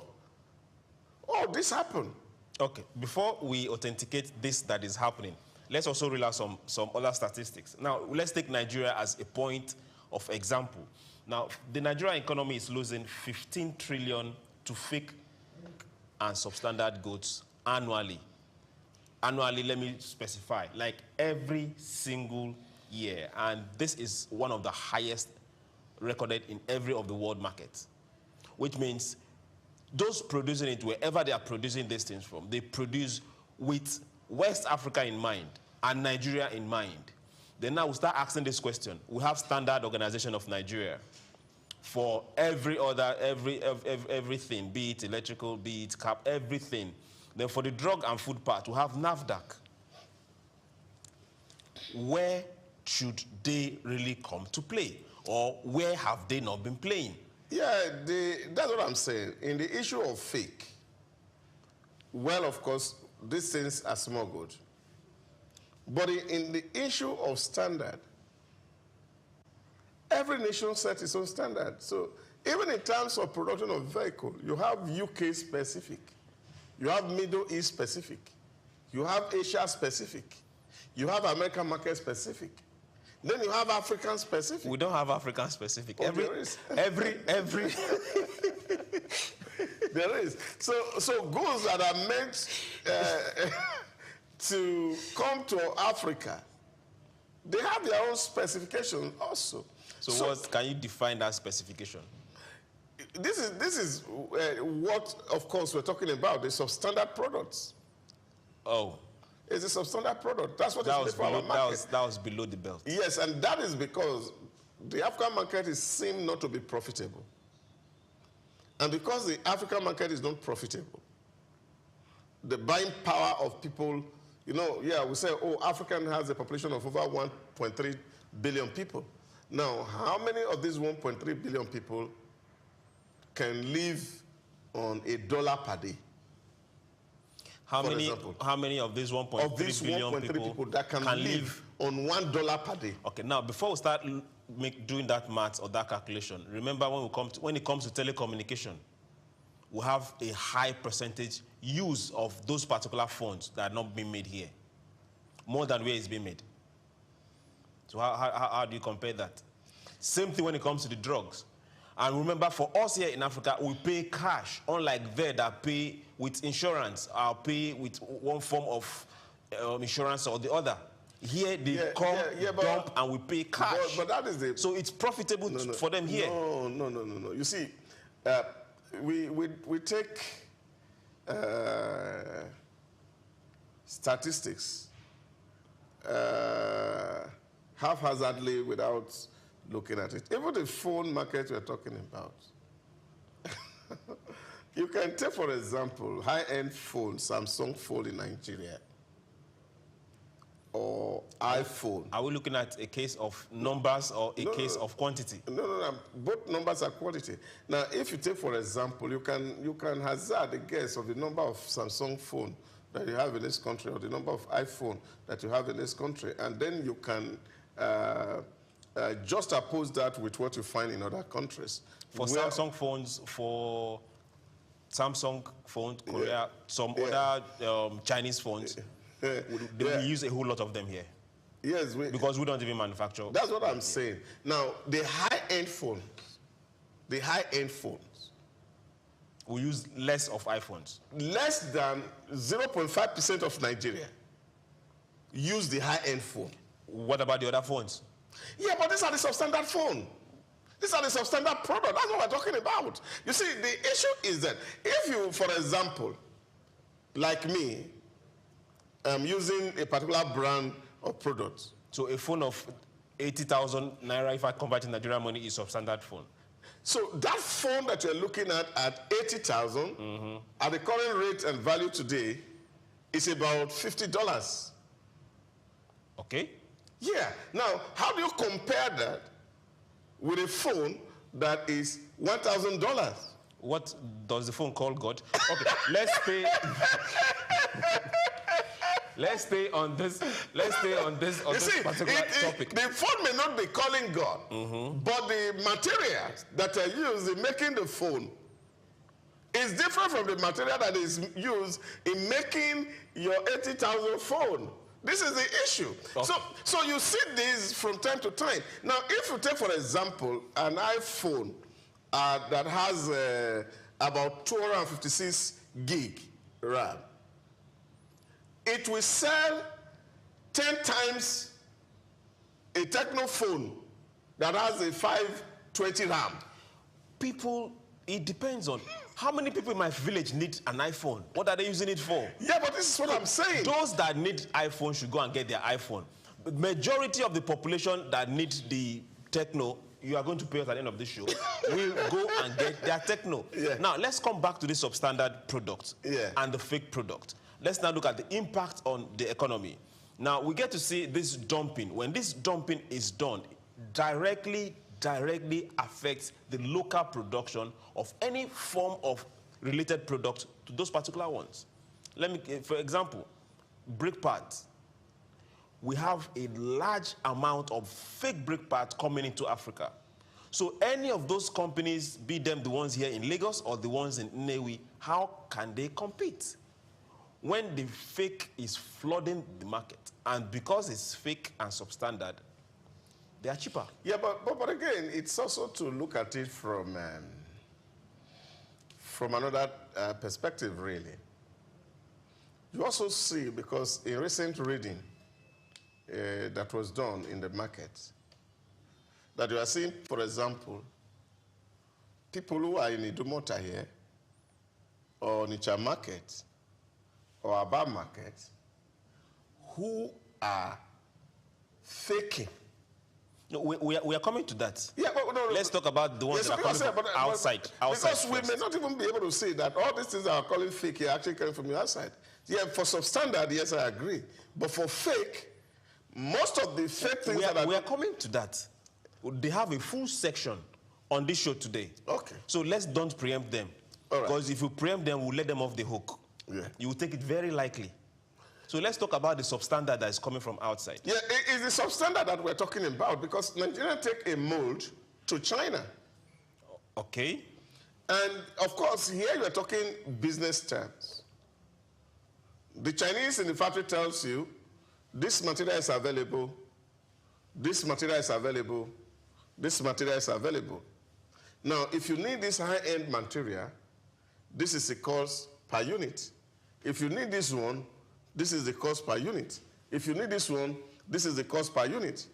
And then you say, oh, if I buy this one that is a high-end with this amount cost per unit, if I bring it to the market, I am also factoring in the number of people who will be able to access or use this kind of a product before making that business decision.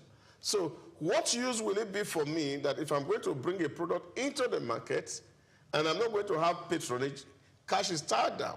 So you see the Nigerian businessman opt for the lesser quality because he feels that's what people can pay for. So you get to the market and you get that lesser quality, and then that's what you're selling. So the substandard is a business decision by our businessmen. 100%. 100%, yes. Some of them. 100%. All of them. All of them. All the substandard cases are 100% because so this... we are 100% responsible for our issues. Of all the chef products that we go to the market to go and buy. Like they're not specific brands where the brands bring them to Africa. Yeah, but because we are very, very conscious of pricing. I give you one very small example. If you go to My 12 here, My 12 here, where people are buying tomatoes.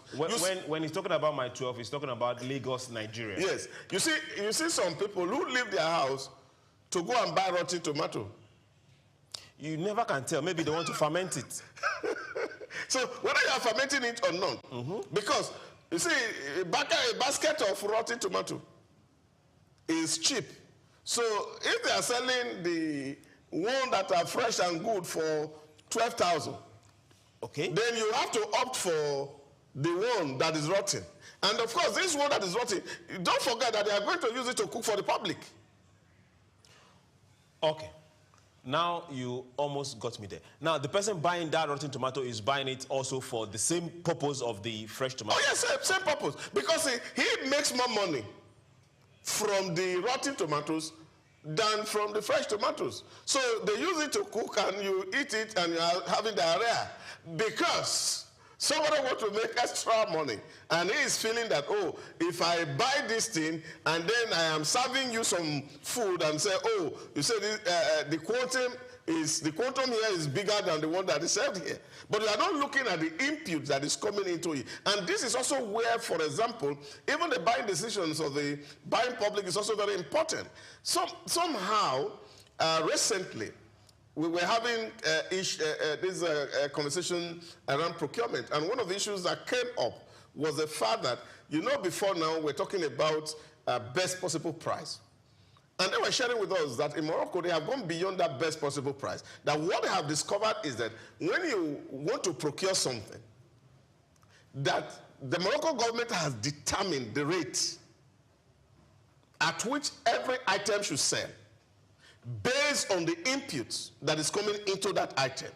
Okay. For almost all items. So we are saying based on production cost. On production. So they can estimate what the production cost is, and therefore, if you are going to quote for either a government or any private business quoting in this area or doing procurement and you are bidding in this area, any bid that is lesser than what government is already a suspect, and it will not be considered at all. Okay. So some of us who went there were arguing and said, oh, what if I have it as old stock? And said, no. We have had those cases.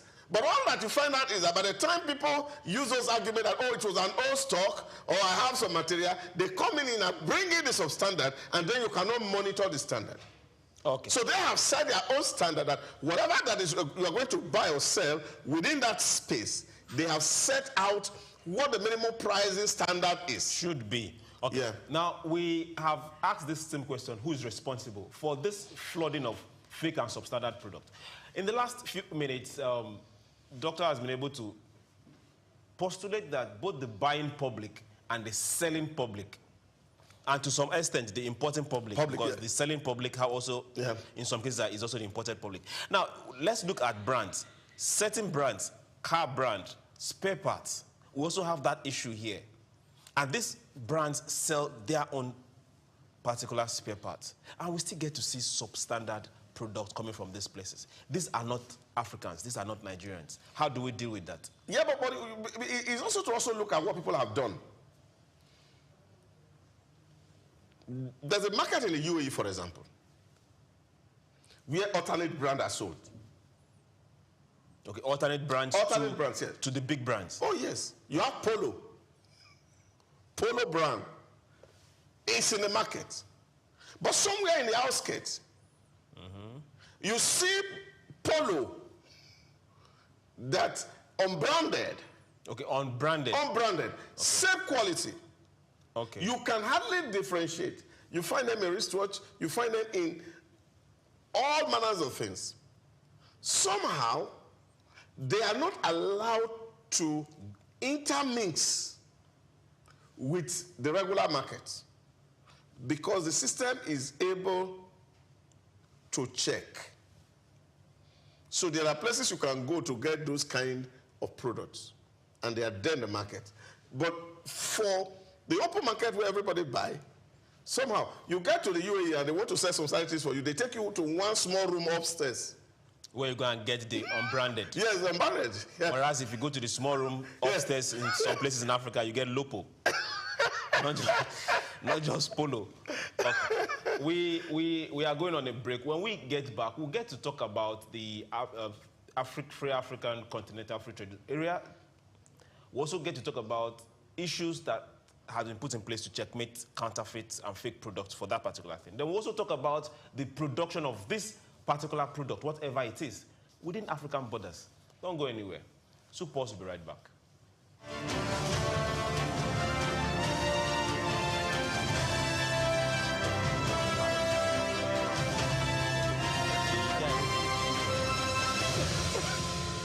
Idumota Market.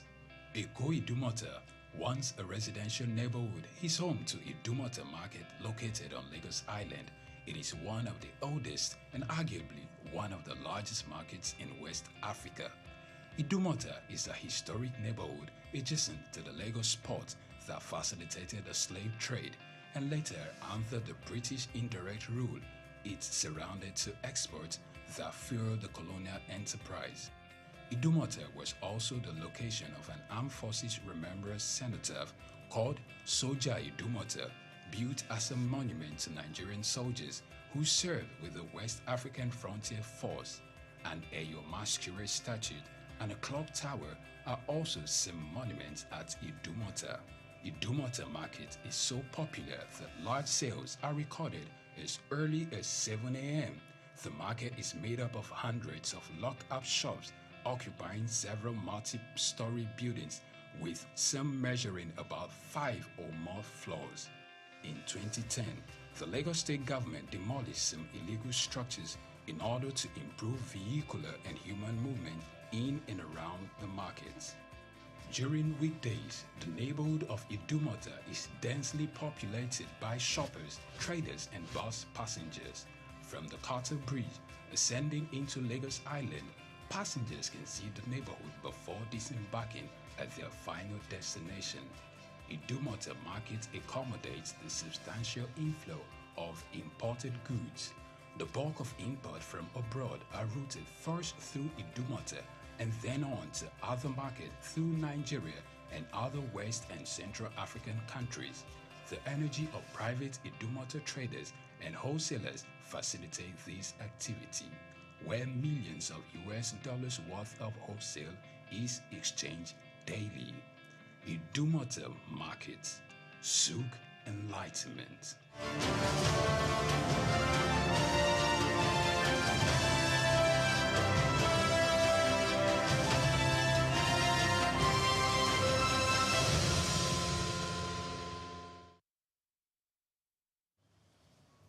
Yes, welcome back to Souq Pulse. We are looking at fake and substandard product, and we are asking who exactly is responsible. From our first half of the show, we have seen that both we are responsible. We are buying, we are responsible. We are selling, we are importing. Then to some extent, those that are also bringing and trafficking, a lot of times these are criminal organizations. Now, it's estimated that that particular set of ring, fake and substandard product, is worth about 250 billion. That is what they make annually. So now, let's now bring this particular gist home. For products that are everyday products, fast-moving consumer goods that you see all around every city, every state, every home in Africa, we have had issues where we have seen a sharp rise in fake of this product. Not just counterfeit, fake of this product. And each industry, or each, would I call them industry? Each person, each individual, each firm that's getting this product out there are among the community. A typical example was that you were given the market around some places in Nigeria. And some of these products go beyond the borders of the countries. Like from Ghana to Nigeria, from Nigeria to Benin, from Benin to Lome to just that way. Now, this is now where law enforcement should come in. At what point should we, the citizens, first now start holding police or NAFDAC or any other enforcement responsible? At what point should we start holding ourselves responsible? Because every of this industry is at the back of your house. You know, but you know who's doing it. Like it is always said,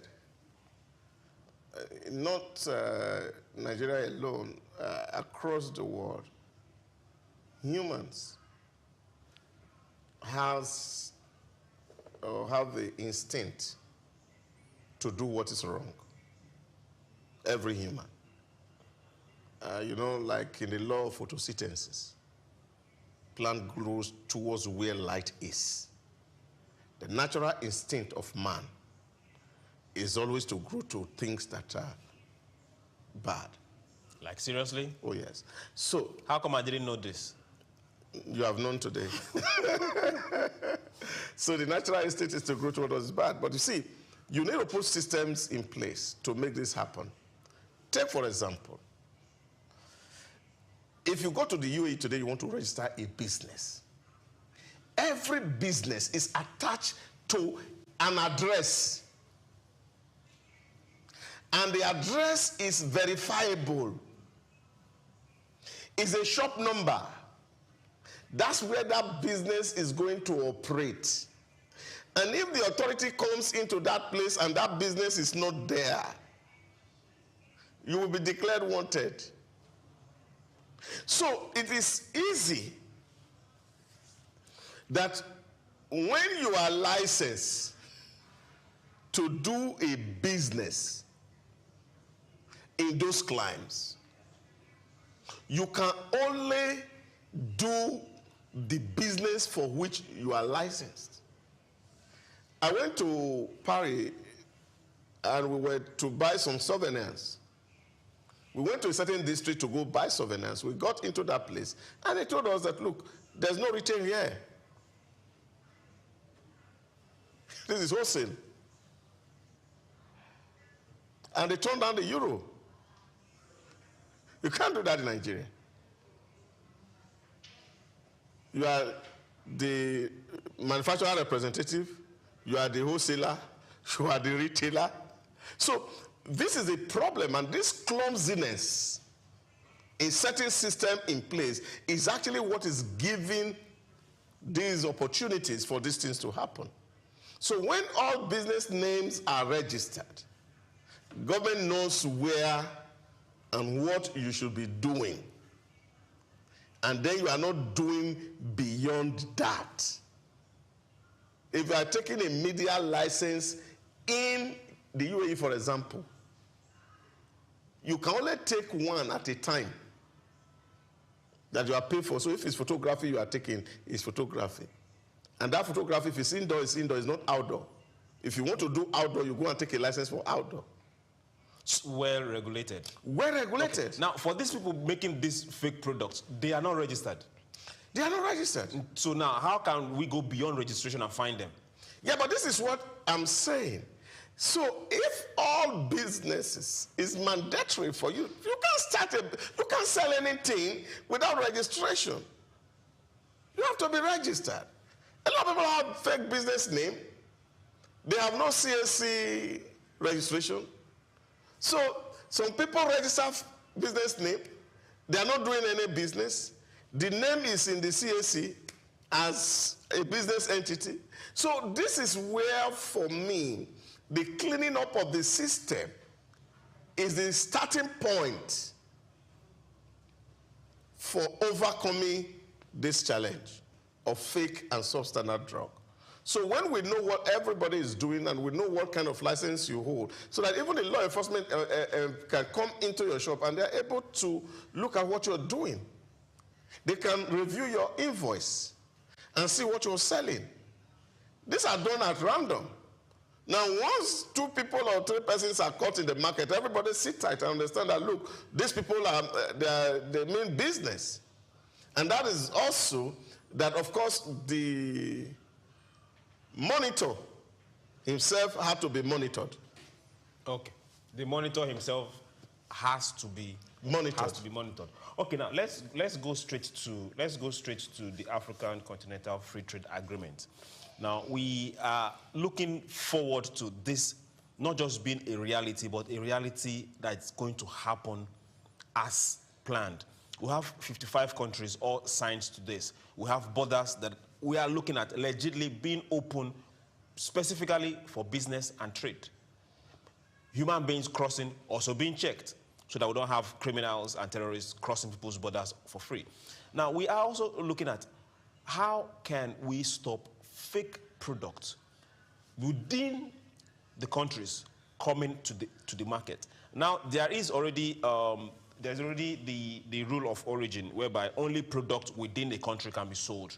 You can't go and import or transport products from outside Africa and come and use them as what you're selling within those particular places. But now, how can we start looking for means of making sure that we don't have fake products coming to Ghana market from Nigeria or fake products coming to Cameroon from Niger?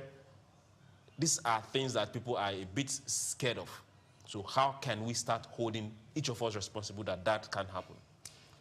You see, again, that's where values also come into play, where we have a very weak value system as a people.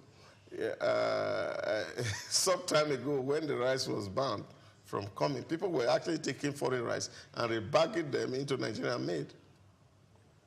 print names of local rice and pour foreign rice into it just to legitimize it. So that's from the heart. So you have to check the heart. And sometimes when I sit down as somebody who loves history, some certain things play out to me. And the way, for example, when we had a trade contract with the colonial masters, you see that they come to take our palm oil. We will put oil and put, because they were weighing it to buy. We put sand on the bottom. Were you there? Oh, yes, I was there. When they were trading with the colonial masters? Not with colonial masters. At least I saw some of those trades when, after, of course, we had independence. So what I'm saying is that... Which part of the country was... Oh, in the 1990s, you can see in Lagos here, even people where they were using cup to measure rice in Lagos. They will melt wax in the cup. Okay. Now, Some people will have to press the under. Let's leave criminals alone. No, but there are criminals in the system. There are criminals in the market. You see, if we concentrate on criminals, we won't move forward. No. Let's look at this continental free trade zone. Whether we like it or not, the people who are responsible for this over 500,000 deaths are criminals. Yes, and we must stop them. Yes, that is what I'm saying. Or find ways of stopping them. This is what I'm saying to you. That you see, you go to the market, you want to buy 10 cups of rice, and somebody who is doing like this for you, doing like this and turning the cup upside down, ends up giving you 5 cups in place of 10. Is it somebody or a criminal? Just say what you say. A criminal that you met in the market decides to steal from you. Yeah, it's this same criminal, if you call them, that are responsible for bringing in. Because it's not every businessman who goes out there to want to sell fake products. Not everybody is selling fake.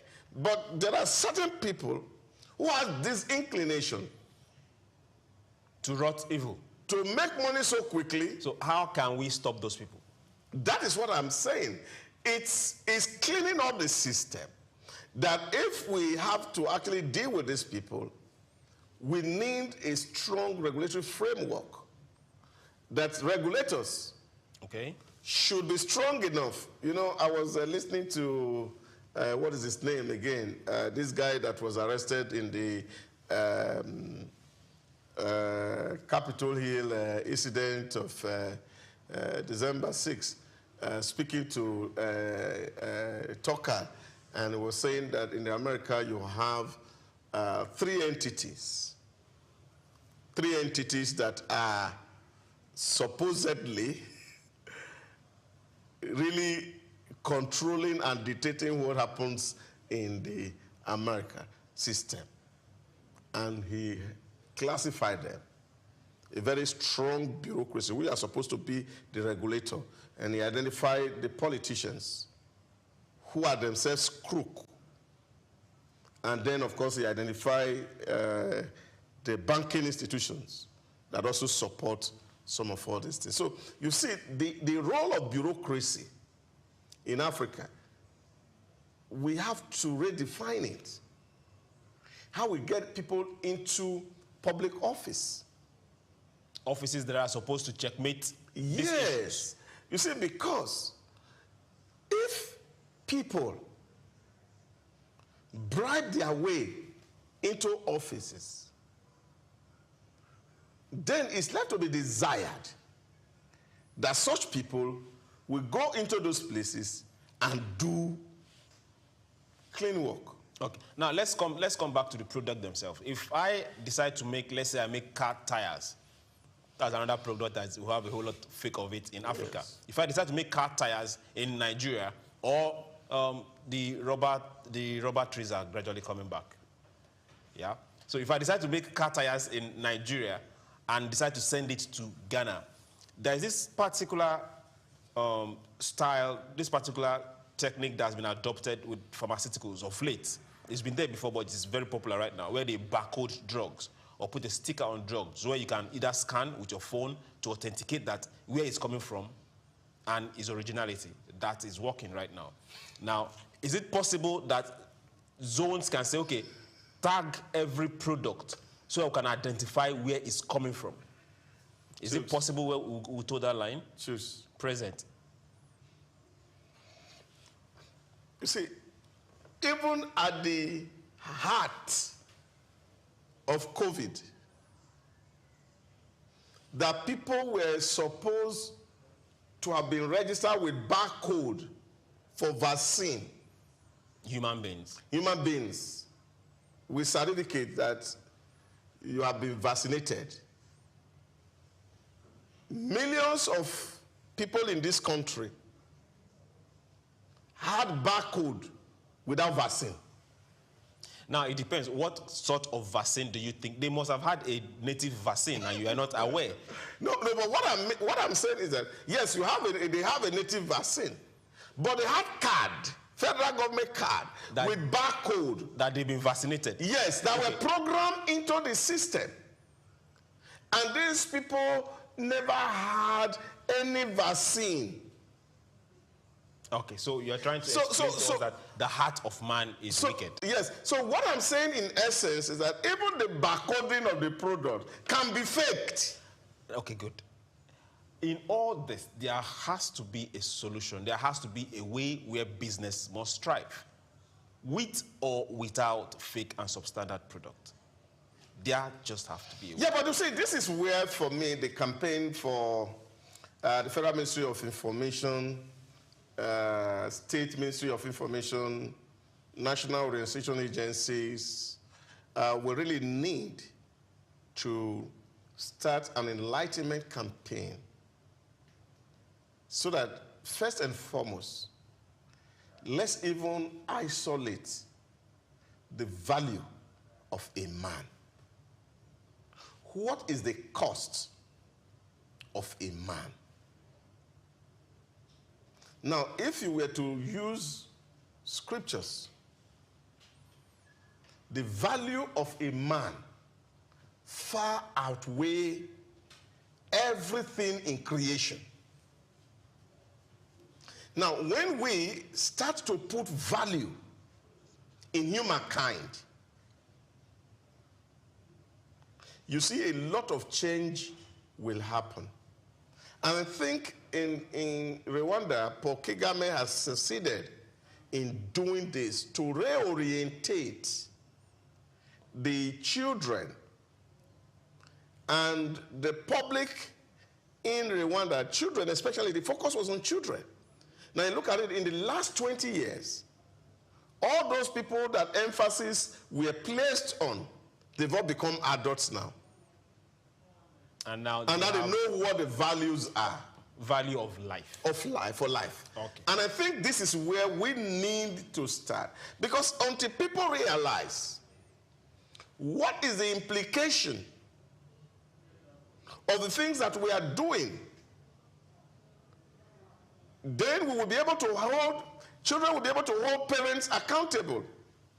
I was speaking to a group of some public officers, and I asked them the other day, and I said, do you think that your children don't know how much you earn? That what you earn cannot guarantee the lifestyle you are living? Okay. On this note, we are going to call it quit on this show. Dr. Idahosa has gone a whole lot of philosophical today, and he refused to just lay it down the way it is. This is what is called, if you know how to eat, eat well and don't bite your fingers.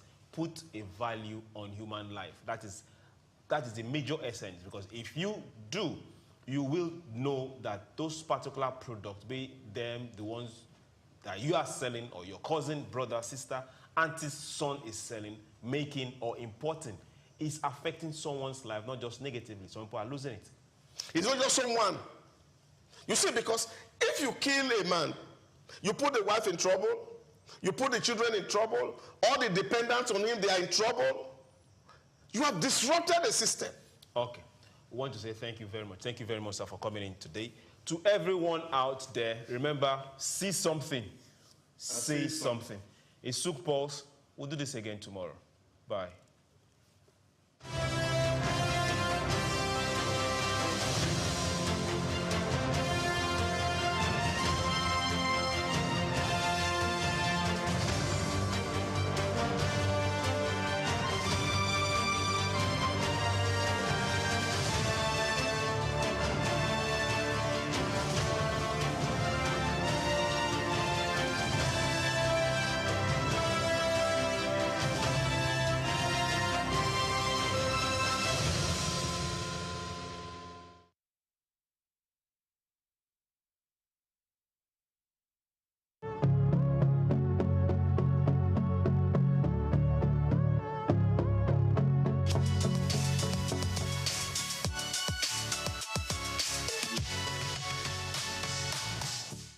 Okay, as you know, my name is Babatunde Jala Epega. I shortened it. That was part of my journey to Baba Jala Epega.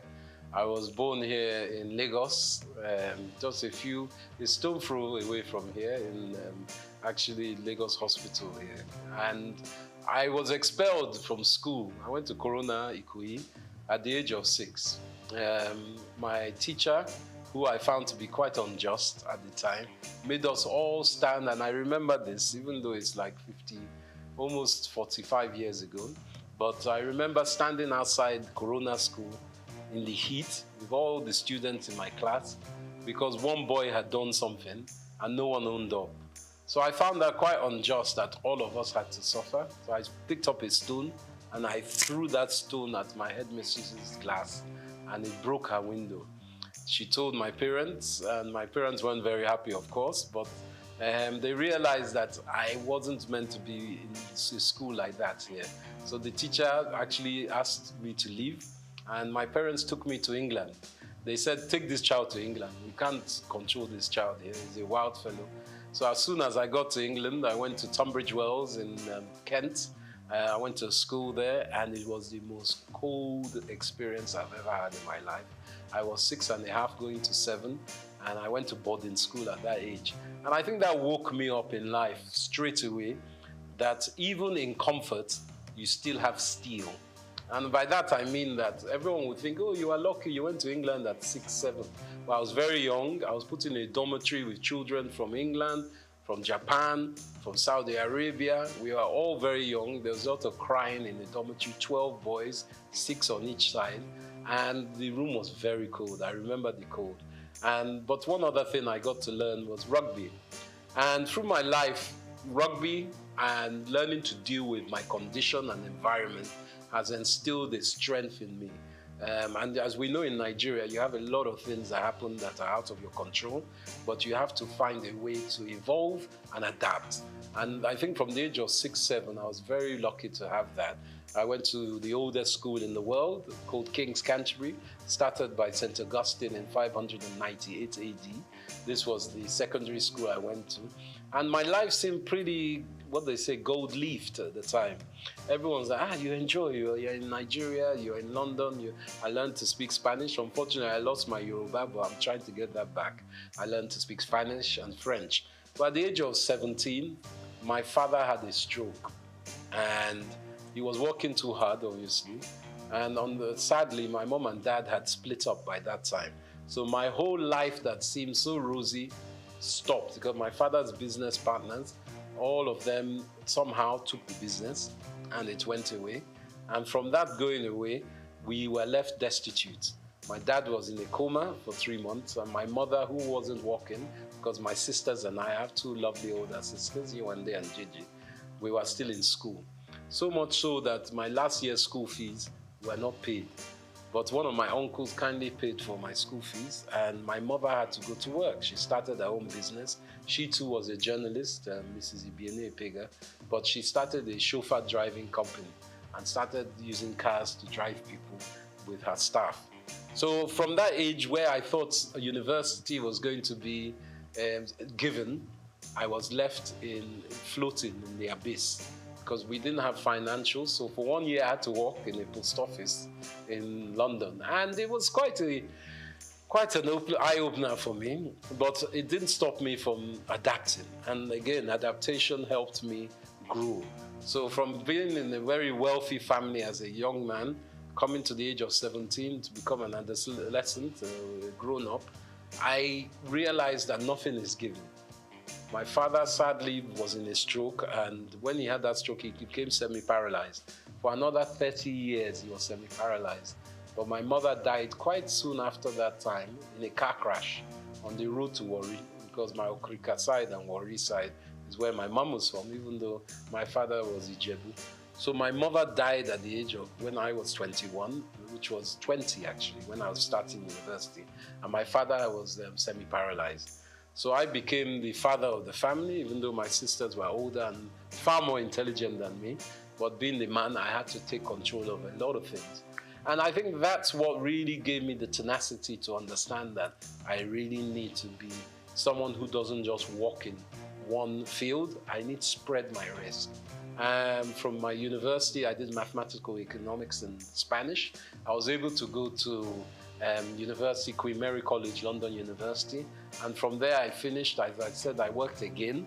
So I worked before I went to uni, and then I worked afterwards. And for me, life is about collaboration, communication, and tenacity. And I think those were my first 21 years.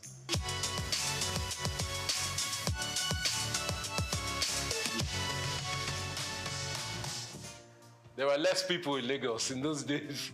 I won't lie. I grew up every summer and even Christmas where we could afford it. Back in my day, 1978, 79, Naira was 0.8 to £1. So you can understand that people were very wealthy. I think in those days there was like 40 million people. It wasn't that much of it because my dad was an estate surveyor.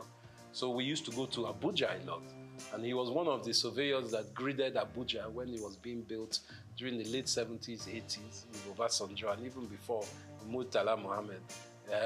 They were gridding it. And Lagos, or should I say Abuja, was made the capital.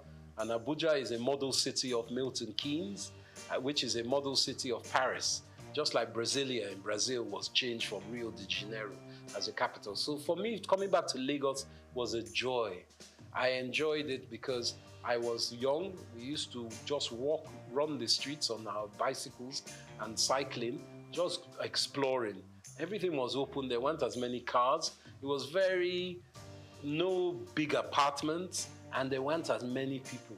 So I had a beautiful time. There were a lot of lizards on the ground, and we used to throw stones at them. But that was my own youth. We used to go to the beach a lot. Bar Beach was around. It's not around now. Sadly, my dad used to take me to Bar Beach to see the capital punishment killings of armed robbers, and even Dimka, who was one of the leaders of the coup d'etat against Murtala Mohammed. We saw him shot there. Saturdays was a big day, and NTA used to have a channel. I think they still have their studio there. So one of our aunties, Ms. Julie Coker, was there. So we saw a different side of Nigeria. We would go to Ibadan. We'll go to Ijebu, we'll go to Benin, we'll go to Port Harcourt by road. In those days, you could travel, and along the way, we go to Akure, you pick up mangoes, you pick up coconuts, my dad will pick up palm wine, all these things on the road that I don't know if you get it now because security is an issue. So for me, it was a romantic time.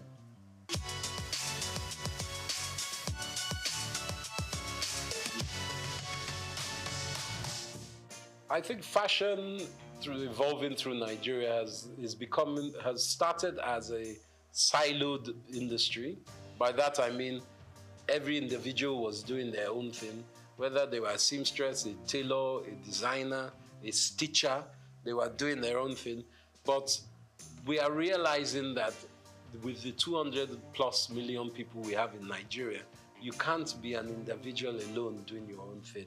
So the evolution of fashion that I've seen in my own small way, as someone who's worked in the industry, is that there's more collaboration. The designers are looking for hire specialist artisans to help with their stitching, the styling, and the putting together of clothes and accessories.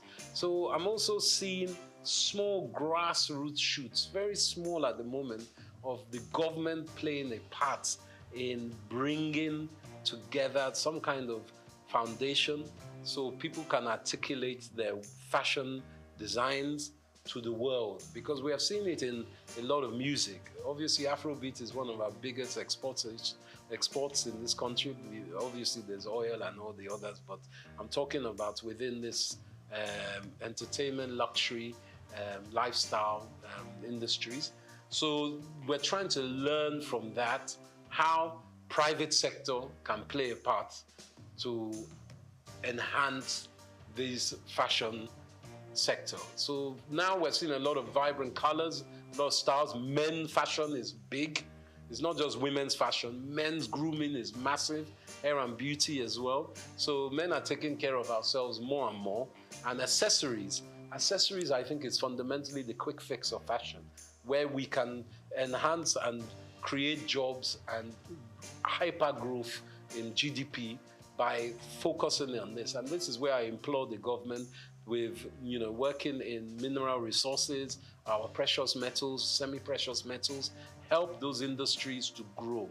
There's a great lady, Janet Adeyemi, who works in Women in Business, and she is working within that. Let's help our fairer sex or the female gender to grow in business as well, because there's a fundamental knowledge that if half your population are women, as ours is roughly, or maybe 51%, 52%, you have to educate the women so they too can add to GDP. It's a simple economist theory. You can't leave them out of it because it's very important. And these industries in fashion are enhanced by women, and we need to push that forward.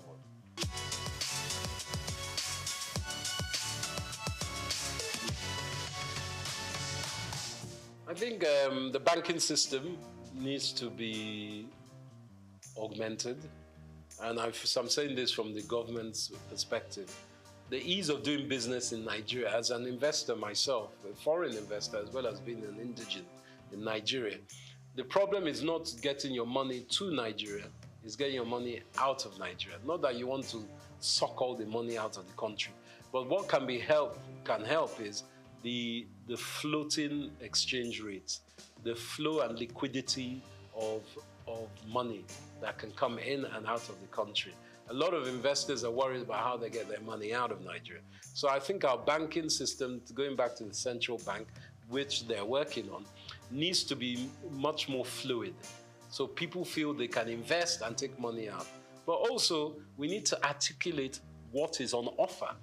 We need to start some kind of documentation of who is available to have investment with, where they can be found, because it's because we are quite an opaque economy, meaning that people can't see the end of where they're putting their money.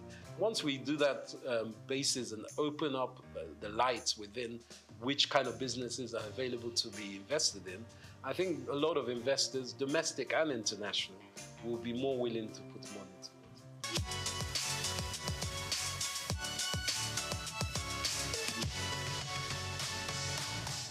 I think content creation for me has been an evolution.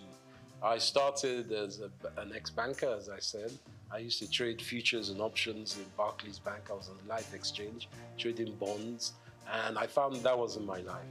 I wanted to be more closer to people. Some people can be bankers on the trading desk or trading floor, but not for me. So I started doing events. I was very lucky enough to show that I was quite adept at doing events. So a big company called Richemont, they owned Cartier, Dunhill, Hackett. They were part of British American Tobacco. They took me on to do their events. So I was doing a lot of polo matches, a lot of Christmas parties, a lot of brand activation events in England. So for me, I got a lot of content knowledge from that. Different styles, people, different countries. But in the last 10 years, I felt that helping companies like LinkedIn, Google, all kinds of big banks in Europe and America was not my remit. My business, EMC3, was going very strongly in America.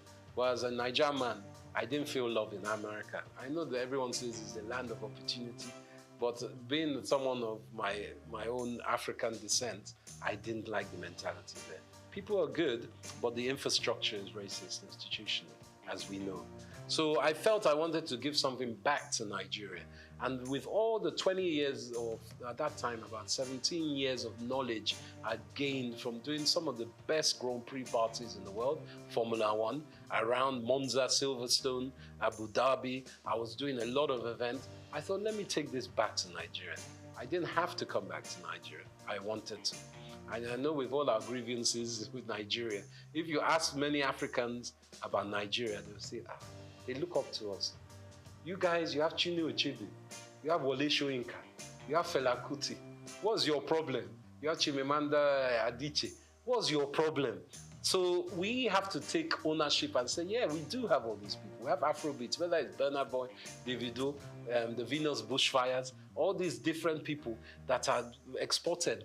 Let us look inside and say, wow, we do have a lot. So I wanted, as a content creator, to show Nigeria in all the different sectors that we do have a lot. And that's why with the marketing and communications company that I've started, my own company, I felt I could touch so many sectors. And finance, as I mentioned, I work with banks. Also government, Nigerian Investment Promotion Commission, a very great entity. I work in fashion, with brand labels and people across the board. There are great shops like Alara here that also promote African fashion and African business. And did you know even Leventis does a lot of research, Nigerian bottling company, to help this country. And do you know Nigeria was blowing glass 1,000 years, almost 1,000 years before Europe knew glass blowing. And it's been found in Oyo State only recently. So it's very important that architecturally, we take ownership of our country. The Nok civilization that has been in the mid to, I think it's above Abuja, near Benue, and even Niger River, above those basins, that has a lot of artifacts and a lot of archaeological excavation potential. But we've allowed that just to linger. People have stolen a lot of our artifacts. Nigeria was known for Benin bronzes. We were the best smelters of iron before people were smelting iron. So these are things we have to take stock of. And me as a content creator, I bring all that information together and I make sure that people acknowledge it and are aware of it. So then that will uplift us all.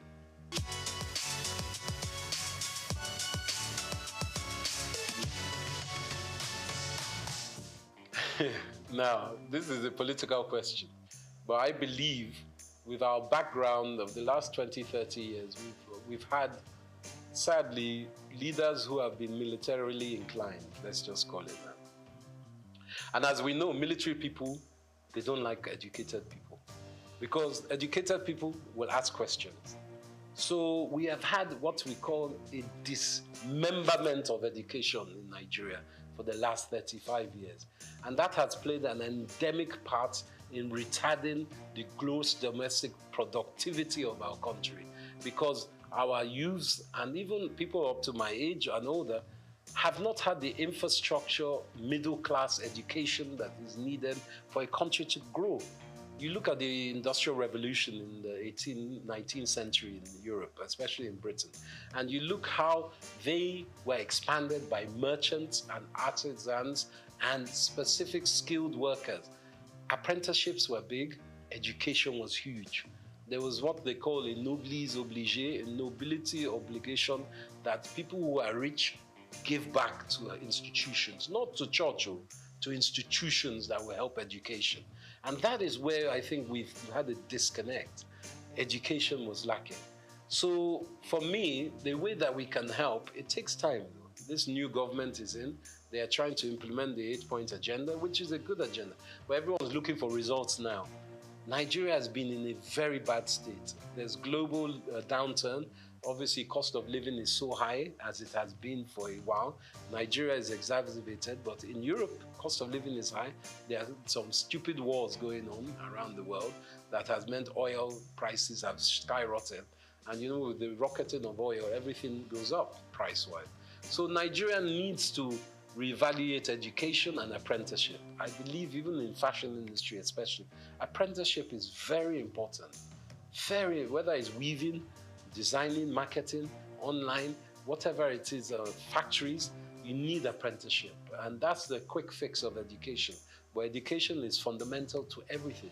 Education of men and women, or girls and boys, both. Let's be honest, we need both sides of our genders to work together. Yoruba, we've always been what we call a dual binary kind of culture. We've always thought of male and female as one, and it's very important. Even in our names, Taiwo and Kehinde, we won't know if it's male or female. So we have to really educate ourselves that we can work together. And I think our women are our future. I can't even emphasize that more. And education is key. But it takes time.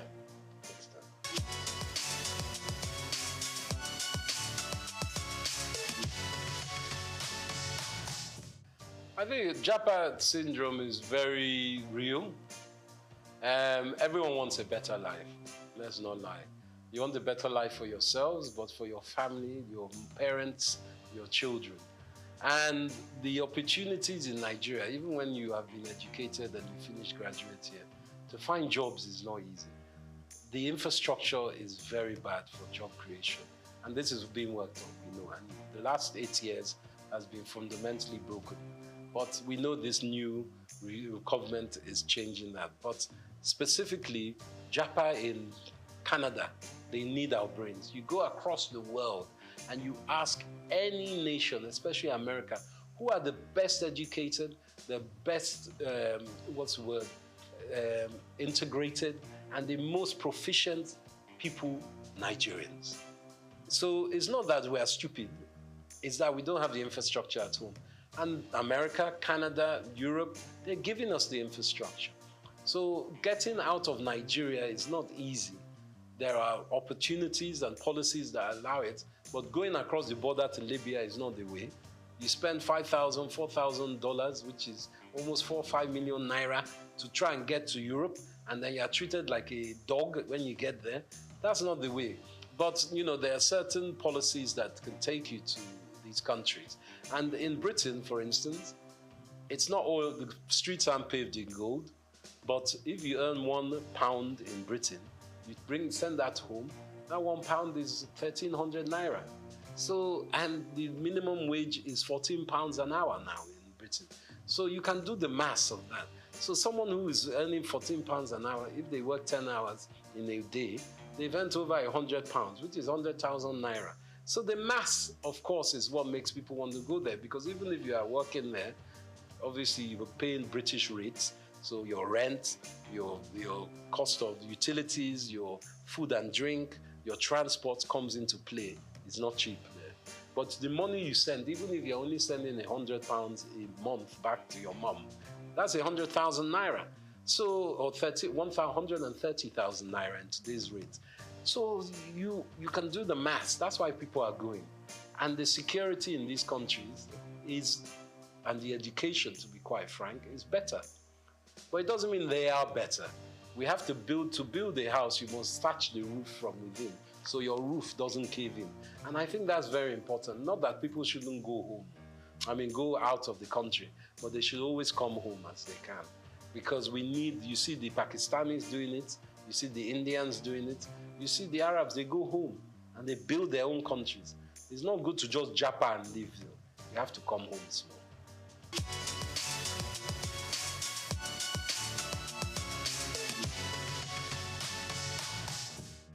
I think my success is down to, as much as I can say a success, because it's still a book that is not finished and the stories are still unwritten, is a tenacity of hard work.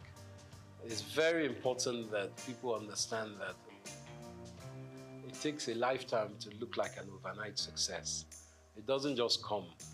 What I'm still doing, I'm not the most successful in my business, but I love my business. And if you can find something that you love and you can make money out of, then you're in heaven on earth, to be quite frank. I think my spirituality and my faith is very important, as is my wife's. My wife, Helen Epega, she wrote the world's first Pidgin English opera. And we've been staging it here in London. We played in Cape Town, in Nairobi, and in Lagos, sorry. And we've staged it in London. We're at the Royal Albert Hall next year. I'm executive producer of that. So I think my success, to add to that, is that I put all my eggs in one basket. And I work very hard to make sure I research and obtain knowledge of the next thing, or what was the last thing. I'm a historian as well. And I put things in perspective. And I try to add value as I can. But as my momsy used to say, you have 2 ears and 1 mouth for a reason. So I like to listen as well. And from children you can learn, from grandpapa you can learn. So humility is very important. I'm not arrogant with it. And I think that's the most important part. Collaboration, humility, and shared drive.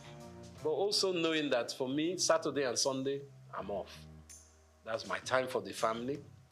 I take a break. Sunday, even God rested on the 7th day. Me too, I rest. I'm not 24/7, even though this weekend we have a big fashion event, but that's work. But when I take my tools down, it's tools down. No one can call me on Sunday morning. So you can't be BOing to people. Never let anyone own you like that. That's what I say. Someone calling you on Sunday morning, obviously in journalism, in film, it's a different projects. I'm not saying every time, but just be aware of yourself and your mental health. That's the most important.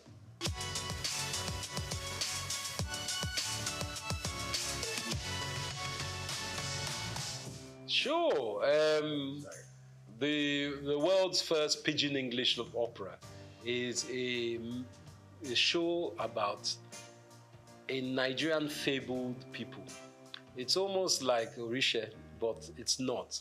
There are people who are Mami Waters as well as they are spiritual people. They are the guardians of the galaxy, to use an expression. There is God, the all-faithful God, and the all-knowing God, omniscient, omnipotent.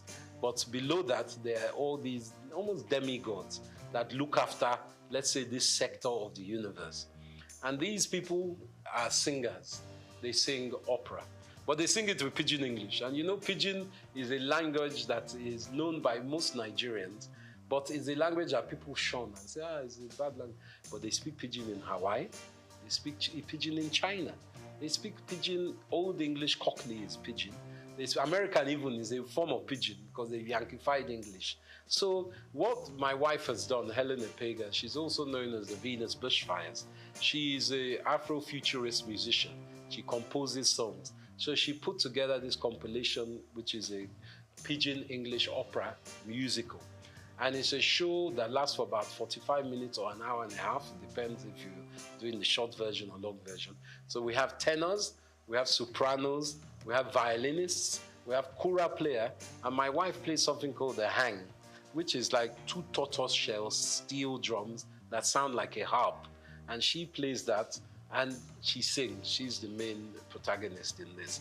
And it's a drama about all these people that have come, the many people who are meant to look after the planet, but they lose their voice. So Earth is, because God is angry with them, the Earth, and says these people are rubbish. But the many people say to God, please, give them one more chance. They're not that bad. I know they're fighting, there's lots of wars, but give them another chance.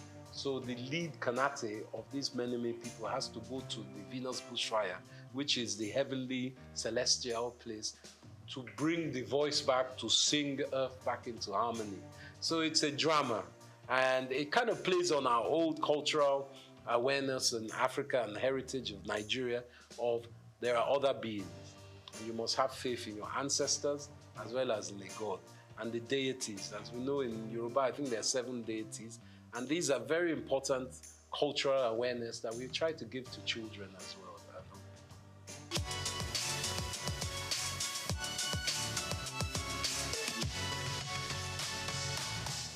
I think the filmmaking in Nigeria is burgeoning.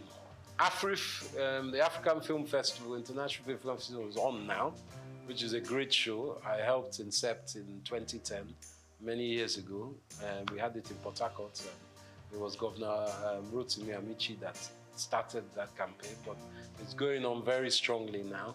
Nollywood, as we call it, is being noticed by the international market, whether it's Netflix or Hollywood. I would like to tell you something, actually, which is, I haven't divulged this for many years. My great uncle, whose name is Pa Orlando Martins, God rest his soul, was one of the first African actors in Hollywood. He acted in the 30s with people like Ronald Reagan, Katharine Hepburn, and Bob Hope. And he always played a part as an African prince or chief. He was never like denigrated or made into a lower African slave or anything.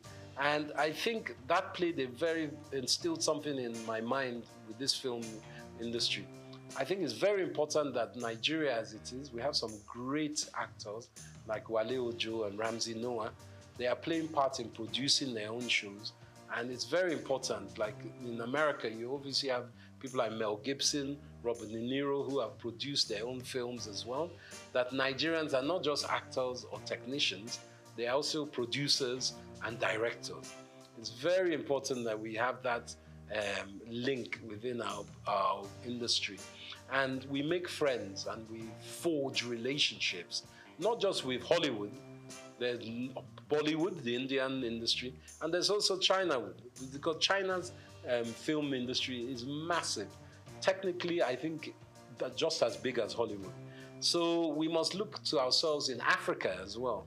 There's some great film makers from Zimbabwe, South Africa, Ghana, and I think collaboration is, I always use collaboration because I would not be here without collaboration. Obviously, my wife, you collaborate with your spouse, but also my businesses. I have very good English business partner. He's really a business partner. I've started a new business. I collaborate with all kinds of industries and different sectors. So for film industry, I think it's important that we push our heritage forward, because people want to know about Nigeria. They love, in Africa, they love Nollywood stories, and that's a fact. And we can expand by using distribution. Distribution is key. Netflix, all the Hollywood film houses, negotiate with them. Even if you don't get the best price for this show, make sure you check your contract, make sure you get it for your next film. So I think that's important, distribution.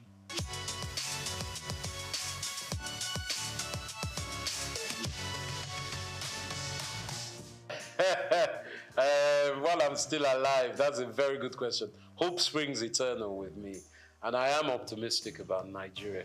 I think Nigeria is not what we all will think it will be. It's something it's a country that needs to be more fluid. We have in diaspora a lot of powerful individuals and groups. I think we need to connect even more with those individuals and groups who need to invest in Nigeria. Our youth is very talented and is very able, but it's also very abundant. So we need to find a way to link up education, apprenticeship to these youth to give them something that is productive to work in. And that means expanding your mind as parents. It's not just doctors, lawyers, bankers that we need. We need artisans, we need creatives. And that's the most important point. It's a mind block. So for me, if we can work on Nigeria's mind psyche, and the taboos of oh, we don't want our child to marry a musician. You know, even as a musician, you don't just have to be a rapper. You could be a music engineer. You could be a filmmaker. You could be an engineer that works with the technical aspects of editing. You could be a designer. There's so many aspects. So I say to my utopian Nigeria, learn from your brothers and sisters. International research online is very important. And for me, the dream is to see Nigeria as a fluid country of strength in Africa, where we're trading with African countries and we're using what we have as our asset. Technically, of course, we need Europe and America and everything, but we have it in Africa. We have it in Nigeria. So my beauty of Nigeria would be if we become our own Wakanda, working with other African states and enhancing our own GDP as well as our region and our continent's GDP working together.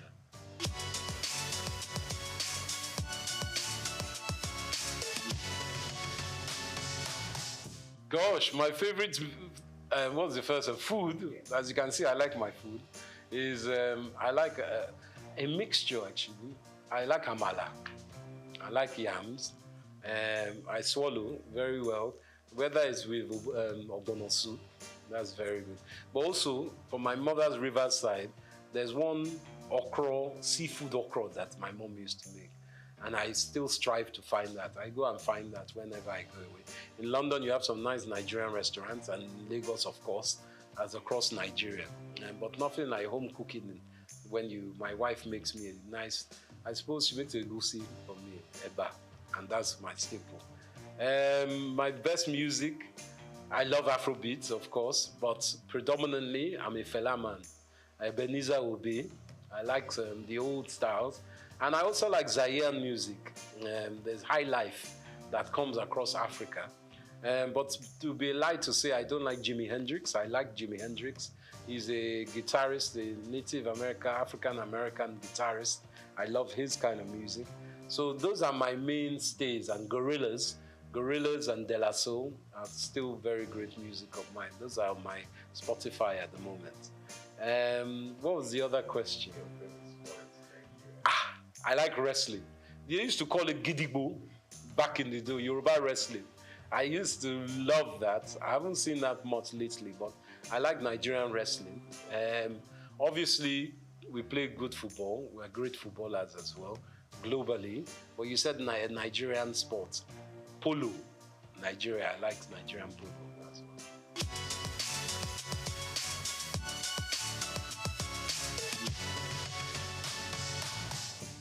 To my young brethren and children of Nigeria, I say it's important hard work. Hard work, research, and belief in yourself. Obviously, times are very tough at the moment, and money is tight.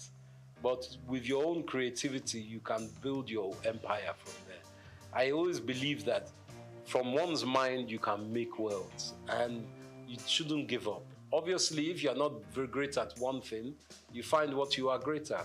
But always be honest with yourself and treat others how you want to be treated.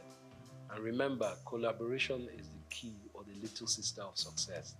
And always have a smile. Very important. That's what I say.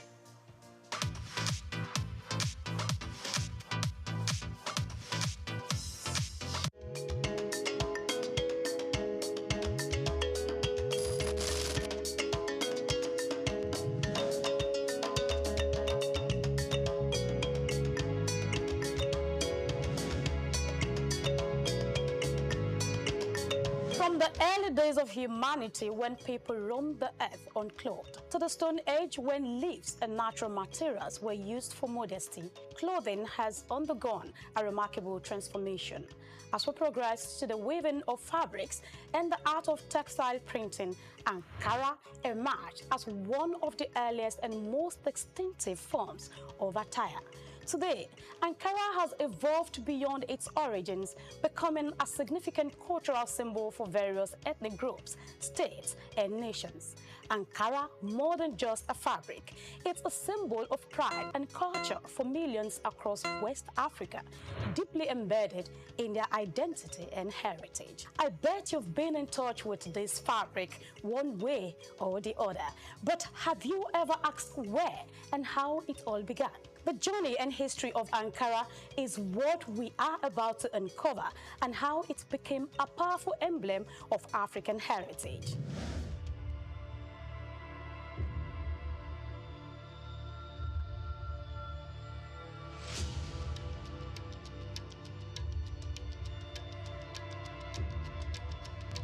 The story of Ankara begins not in Africa, but thousands of miles away in Indonesia, using the batik techniques.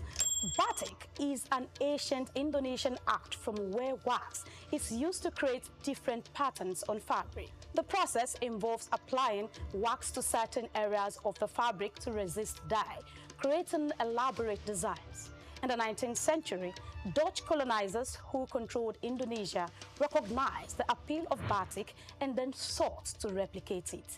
They adapted the technique using industrial methods such as roller printing to produce the fabric more efficiently and in larger quantities. Talking about its transition to West Africa, Dutch manufacturers initially aimed to sell the printed batik fabric in Indonesia and Europe. However, fabric found a more enthusiastic market in West Africa, where it was